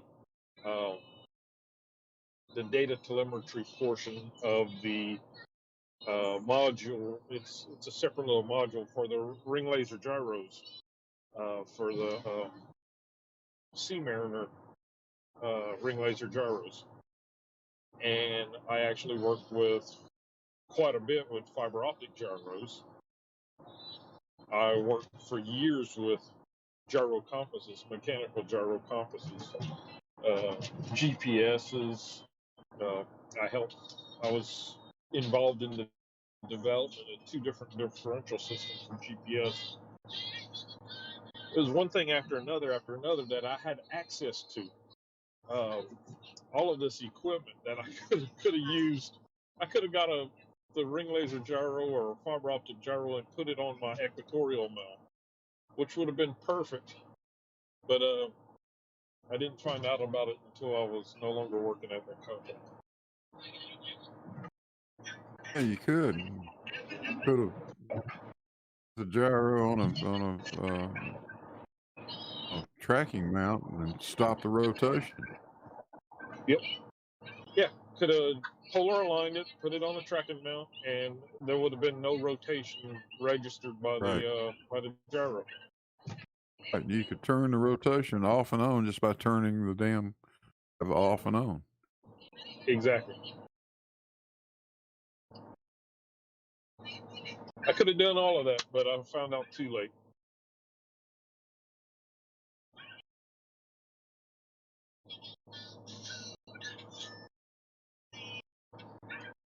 I still To have convince, access to some of the fiber optic ones on occasion. They're actually mounted on vessels, and it's not as easy as I used to be able to. When I worked for the survey company, I could have grabbed that $500,000 piece of equipment and brought it home and done some experimenting with it and brought it back. Where I'm working right now, I can't do that right now anymore. We got bought out by a large corporation, and it's not the same.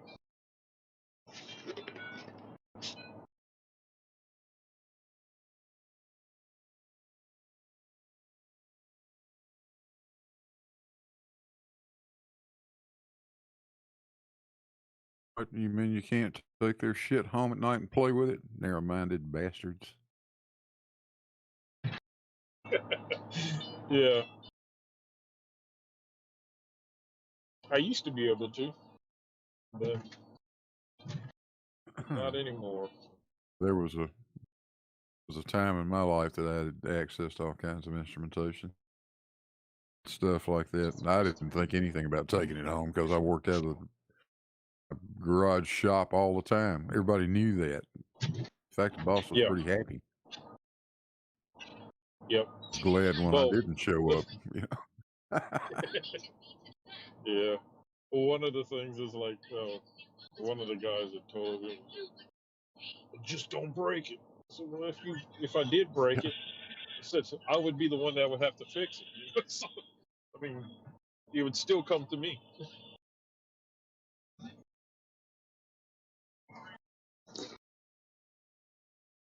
Yeah, many an afternoon, I'd go walking out of the building with a couple of storage oscilloscopes, Tektronix type. Yes, expensive shit. Stuff like that. Well, survey gear gets really expensive for very small stuff. Our GPS units for generally just for a standard GPS unit or RTK GPS unit was about 30 grand a piece. Our gyro compasses were about 30 grand. Our fiber optic gyros that we use, well, it was MRUs or IMUs for the lower end, the F180s and all were about 100 grand, and then we had some of the others that were about 300 something grand for the POSM-Vs and stuff like that. It wasn't hard to fit $1 million in the backseat of your vehicle. The crap that Nodell was playing with, low end cheap shit. Yeah, that was a KVH fiber optic gyro. Yeah, it wasn't the ring laser gyros that he thought he was dealing with. It's a fiber optic, and it sure wasn't any damn $20,000. You can buy them a lot cheaper than that. Yeah. Well, if I don't know that particular model. Somebody had actually told me which model it was, and I looked it up, and I think it was a 3-axis. Yeah, it was a 3-axis fiber optic gyro, and it may have been that, but they were not going to get a ring laser. Not at that time. They weren't going to get a 3-axis ring laser gyro for $20,000. Ain't no way they were that cheap. Oh no.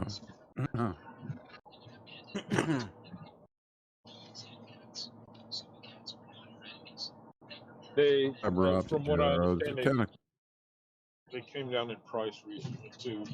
I mean, from the mass production. That was the kind of gyro you'd stick in a robot. Oh, so it was like a angular rotation gyro, like a.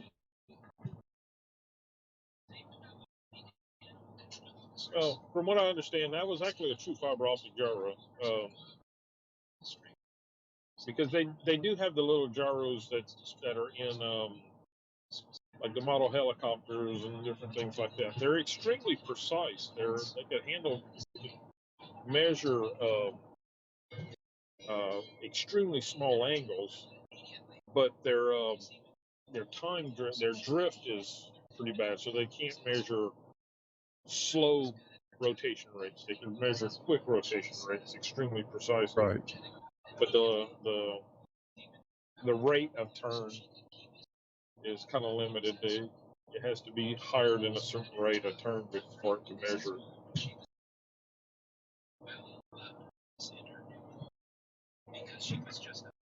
But we use all of that because we put sonars on boats, and we have to measure the heave, pitch, and roll of the boat.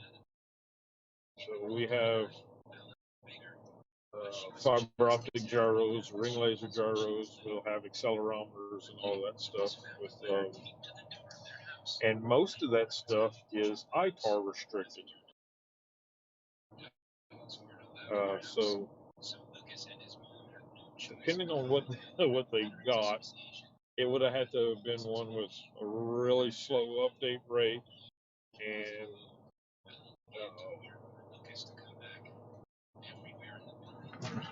well, I guess it depends on where it was manufactured. But we had stuff from France. Some of the stuff from France would come in, and if it touched soil in the U.S., then we couldn't export it without special permission, just to send it back to the company that made it to calibrate it. I've been through that. Yeah, so some of the stuff, it was easier to just put it on a vessel overseas and just keep it overseas. As long as it doesn't touch the U.S., we can send it back and have it calibrated.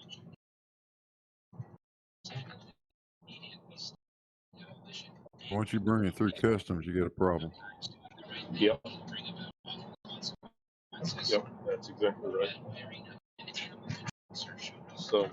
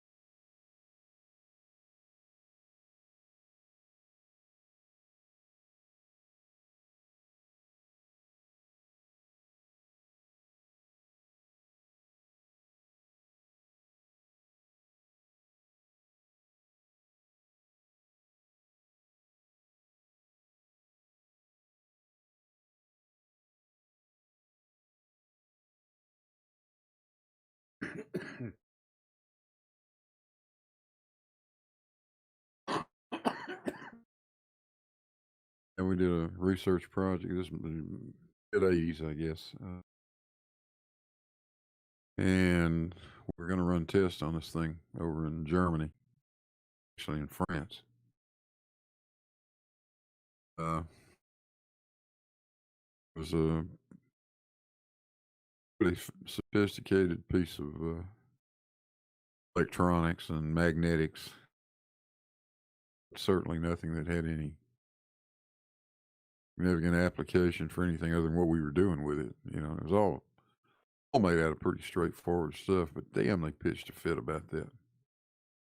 Oh no, you can't ship that. Guy ended up I know we ended up having to write a letter, and I'm thinking I had to write a description of it. I designed it, so write a very detailed description on what the hell it was and what it did and what was in it and all that. I think it had to go to the State Department or some idiotic thing. Get approval for us to ship that thing to France, and we were going to bring it back anyway. Easy. I'm like, damn fellas, I mean, you know, you realize most of what's in here is like really exotic shit like 741 op amps and NE 555 timers. Can't fucking break. Wow. Right off the shelf at Radio Even, Shack, huh? yeah, I can't even build a decent radio receiver with this shit. Dare try building a mic mixer. My God, the noise would be incredible. So the crazy thing is, some of that stuff I could see limits innovation here, because if it's developed here and it falls under ITAR, then whatever company developed it can't use it in other places in the world. Whereas if they open an office overseas somewhere and develop it there, then they can.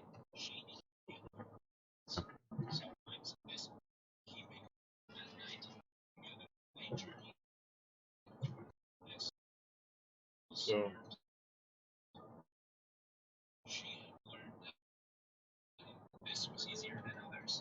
just every year we got to go through all this, the training for this stuff, just to make sure none of our stuff gets out.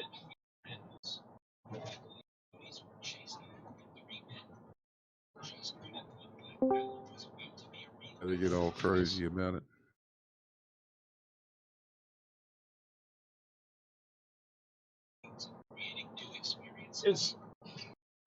It's not crazy. It's just bureaucracy. You know, it's tons of paperwork and all I want to do is get this calibrated. You know.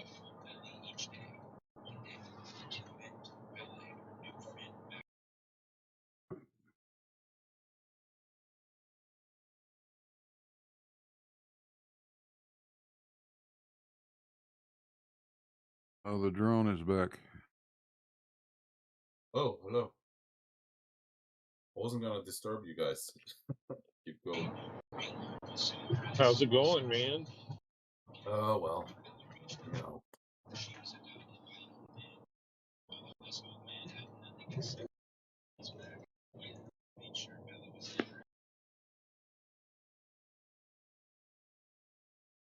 Few hours of good sleep always helps.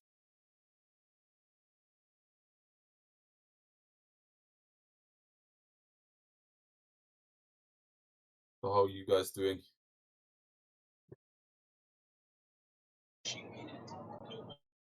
Oh, we're doing pretty well. I introduced Blue over to Flat Sky, and he's been reading through some of the comments. So I think he's gonna watch a video. Blue, save yourself. Don't do it. Yeah, I'm going to be forced to have to watch at least one of those just to confirm what I think I already know. Well, I went on his channel and there was this this video that changed my life, at least. That's awesome. Oh man. You thought it couldn't get any better? Gary Weibinger shows up in the YouTube chat.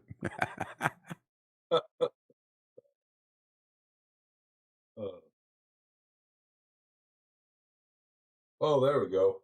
This is so exciting. Well, I'm sorry that you don't find this exciting. That's all I can say. But we are so happy, Gary, that you're spending so much time here helping Bob grow his channel by view time. Why don't you like and subscribe and maybe throw in a super chat? That would be awesome.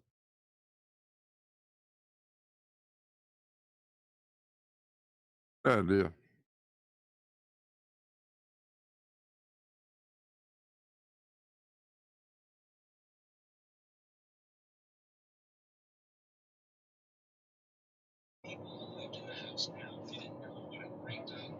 So Blue, you worked with you did anything as far as a job with woodworking, or you primarily just a hobby? Oh, that was just a hobby. Just a hobby. That's how I put myself through school, was working at a custom cabinet shop. That's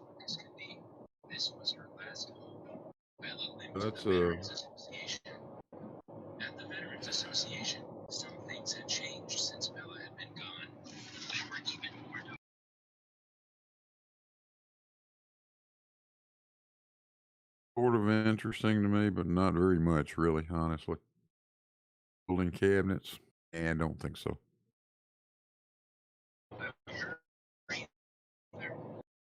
Yeah, that's kind of what I thought too, but I got to work on some really interesting stuff.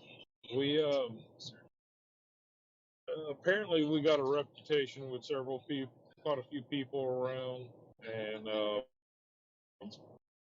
it got to, for a little small cabinet shop in the middle of nowhere in South Louisiana, we had a guy from Alaska come down, come talk to us, and said he wanted us to build a gun cabinet for him, and install it in his cabin up in Alaska. So my uncle really didn't want to do that. So he bid, well, figured out what the bid would be, and then like tripled it. And the guy says, "Perfect. When can you start?" And so I think that kind of really took a wind out of his sails there, you know. But it was a gorgeous cabinet. It was all made out of cherry. It had some flat front, and each side had these rounded edges that kind of bowed out and all, and it had a Lazy Susan in each one of the two side portions. So it had a bottom section and a top section. The top section was all glass doors. So they had a curved beveled glass door around the Lazy Susan on each side. And the Lazy Susans would hold shotguns in the vertical in the Lazy Susan. And the center part would hold, it had a mirror that was etched with a mountain scene with elks. And it was a beautiful etched mirror. And in coming out of the mirror was the holders for his rifles. And he would hold 3 rifles deep per holder in that center section. And in the base section, it had these drawers in the middle, these big wide drawers that he had places to place all of his pistols. And in the curved areas underneath the Lazy Susans was some areas, the doors it was curved raised panel doors, all out of cherry, that had some areas to hold all the ammo and everything. All the doors had locks and all on it. But it was beautiful and gorgeous, and to be able to make these huge crown moldings, nobody had ways of making it out of the cherry. We just didn't have a way of doing it. So we had to make the big crown moldings by passing the lumber sideways across the table saw to make the big curves in the wood. Yeah, I guess you can put a scallop in it. Smooth. Yeah, you can put a scallop in it like that. Yep, but it leaves a pretty rough finish. And oh yeah, so it's not going to be real smooth. So. Yeah, it takes a lot of sandpaper work, but it came out beautiful. Well, it was a gorgeous cabinet. It's well, cherry's nice to work with, and it's pretty friendly to a scraper blade too. So the scraper, I cut the scraper blade curved at the right angle, less in the radius of the. Sanding. Use that first. You Yeah. can take a good bit of wood off with a damn paper. Yeah.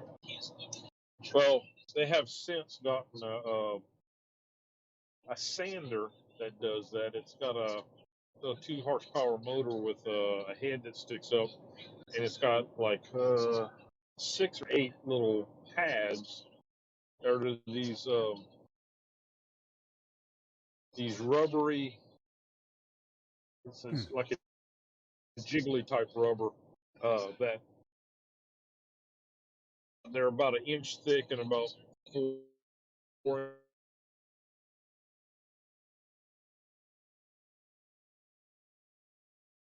inches tall and about 1 inch wide. You glue onto the molding shape,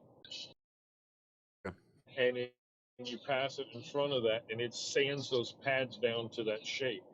And then you take the sandpaper off, and you glue the sandpaper to those pads, and then you can go and you can sand on whatever shape molding you want.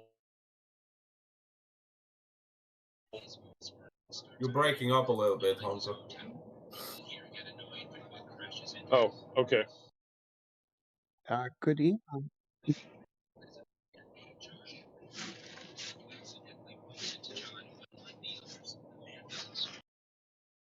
Brenda? Blue Marble, you've got quite a task to do to top what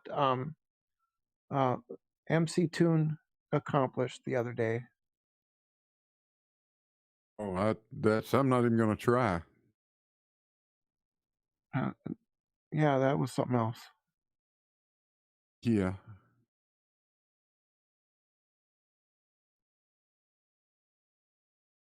That was a glorious takedown.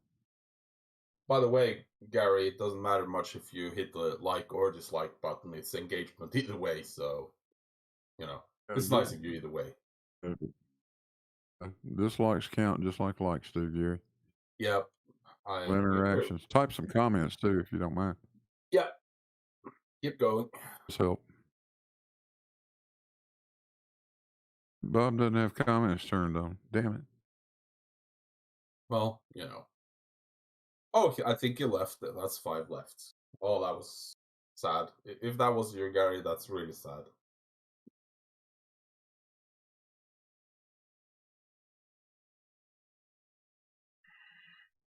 I think my 3 favorite channels are probably McToon, Blue Marble, and Bob.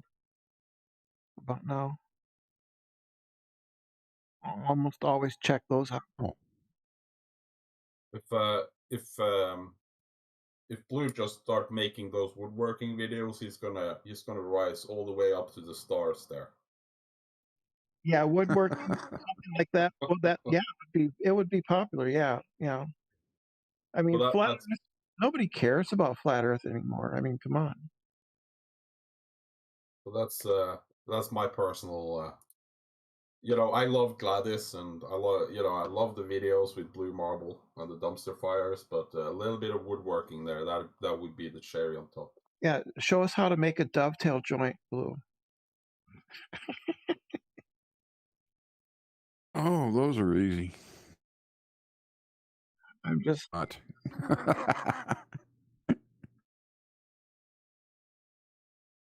There's going to be that one flat earther that say it's CGI and it's not possible to do. Pretty sure of that. Here's a more serious question, Blue. Have you ever seen that channel called My Mechanic?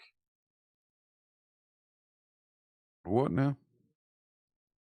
There's a guy, I think he's German, maybe it's something like that. His channel is called My Mechanic, and it's him.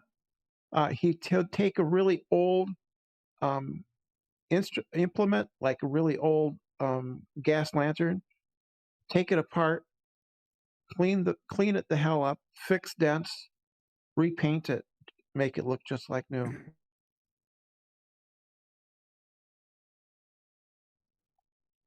if he needs to make new bolts, he'll just turn them on it. He's got a metal lathe. He'll turn them on the lathe. Oh. And it's all silent. He never says a word. It's about 15, 20 minutes of him doing that. That was a very random, interjection there, Gary. We're talking about likes and dislikes, and you just, pop in there. The sun sets perfectly according to perspective. Well, that's good for you, boy. I like it. Keep going. Just keep typing. Oh.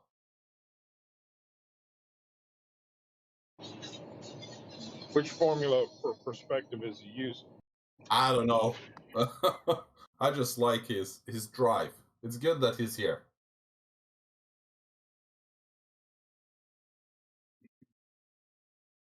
We're talking about totally different stuff, but don't let that stop you.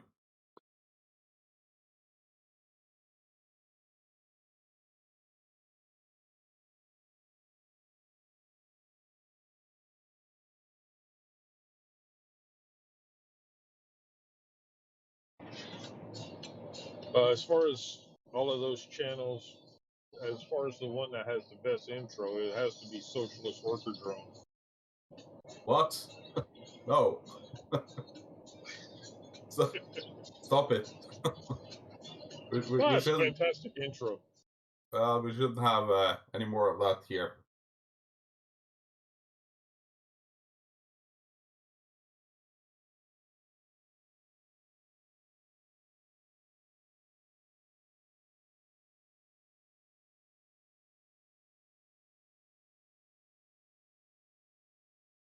John Hawkins misbehaving in the chat. I can make you a joint. It won't be a dovetail, but it will be huge.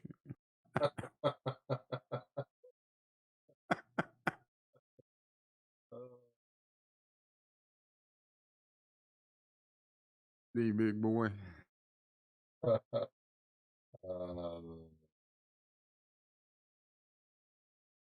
Gary, why don't you come and join us here in live? I'll make us a cup of coffee. You can tell us a fairy tale. It's gonna be good.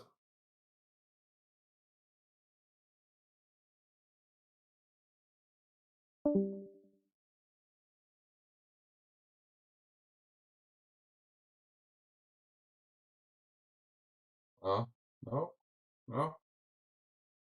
Okay then.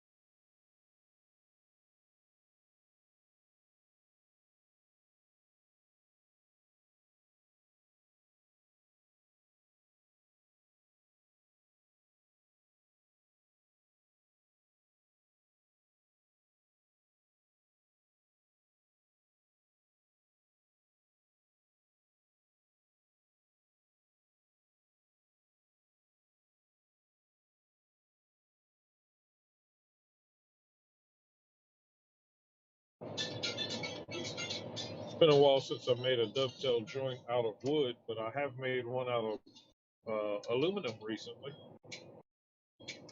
One out of stainless steel even.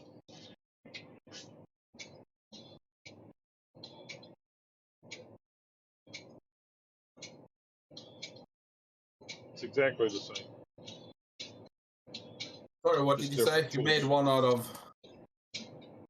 I made one out of aluminum a while back and one out of stainless before that. Oh. Instead of just wood. It's been a long time since I've done one out of wood. I actually have a dovetail joiner jig at my house. I think you have, the lost ark at your house. If you go into your garage, you're gonna find the Holy Grail, the missing link. you have a lot of stuff over at your house, Hunter. Holy shit. Yeah, so you've seen my garage then, huh? Yeah.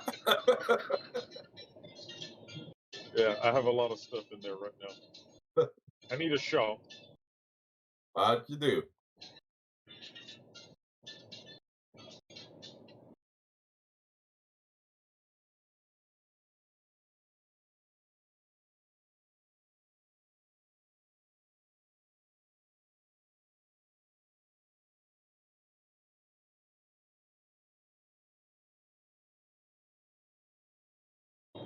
I think the problem is I do too much.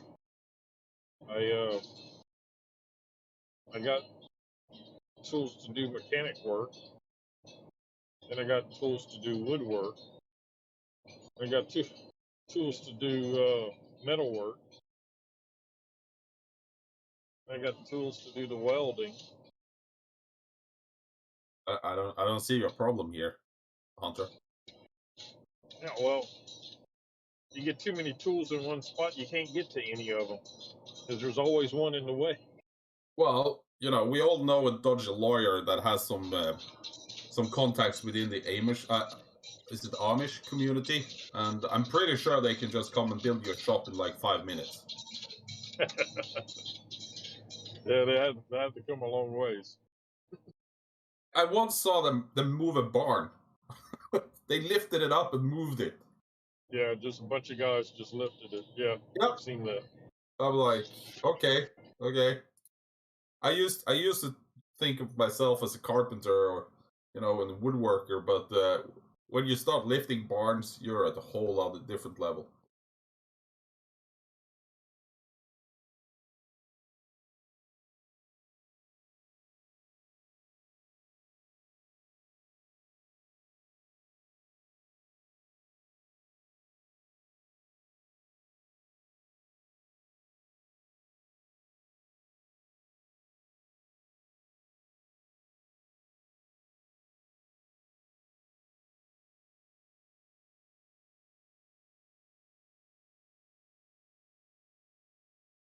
I think Gary was a little bit rude there, Hunter. He didn't say yes to my invitation. That's just nasty. So he didn't want to come in? No, I was gonna make coffee. He was gonna tell us a fairy tale. I thought that was a good. I'm trying to be nice here, you know.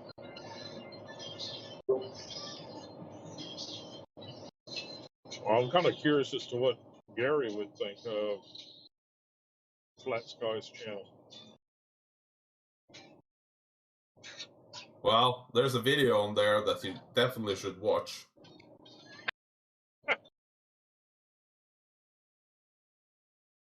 Nice. I'm just saying. I'm just putting it out there. I have no idea what video you're talking about.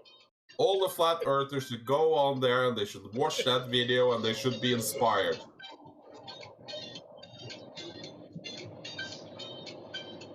It is inspiration. Yes. It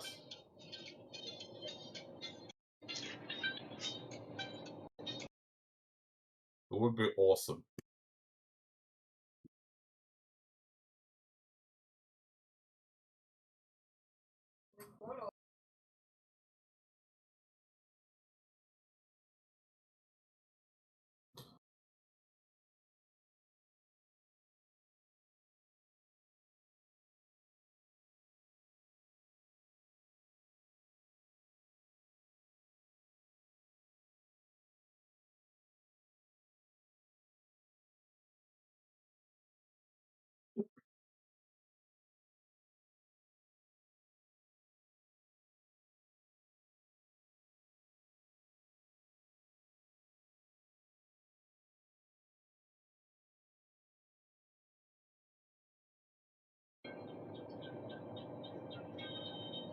I know some of your wildest stuff you came across or the stuff that kind of set you off the most was the mud flood stuff. Yes. Anyone in particular on there?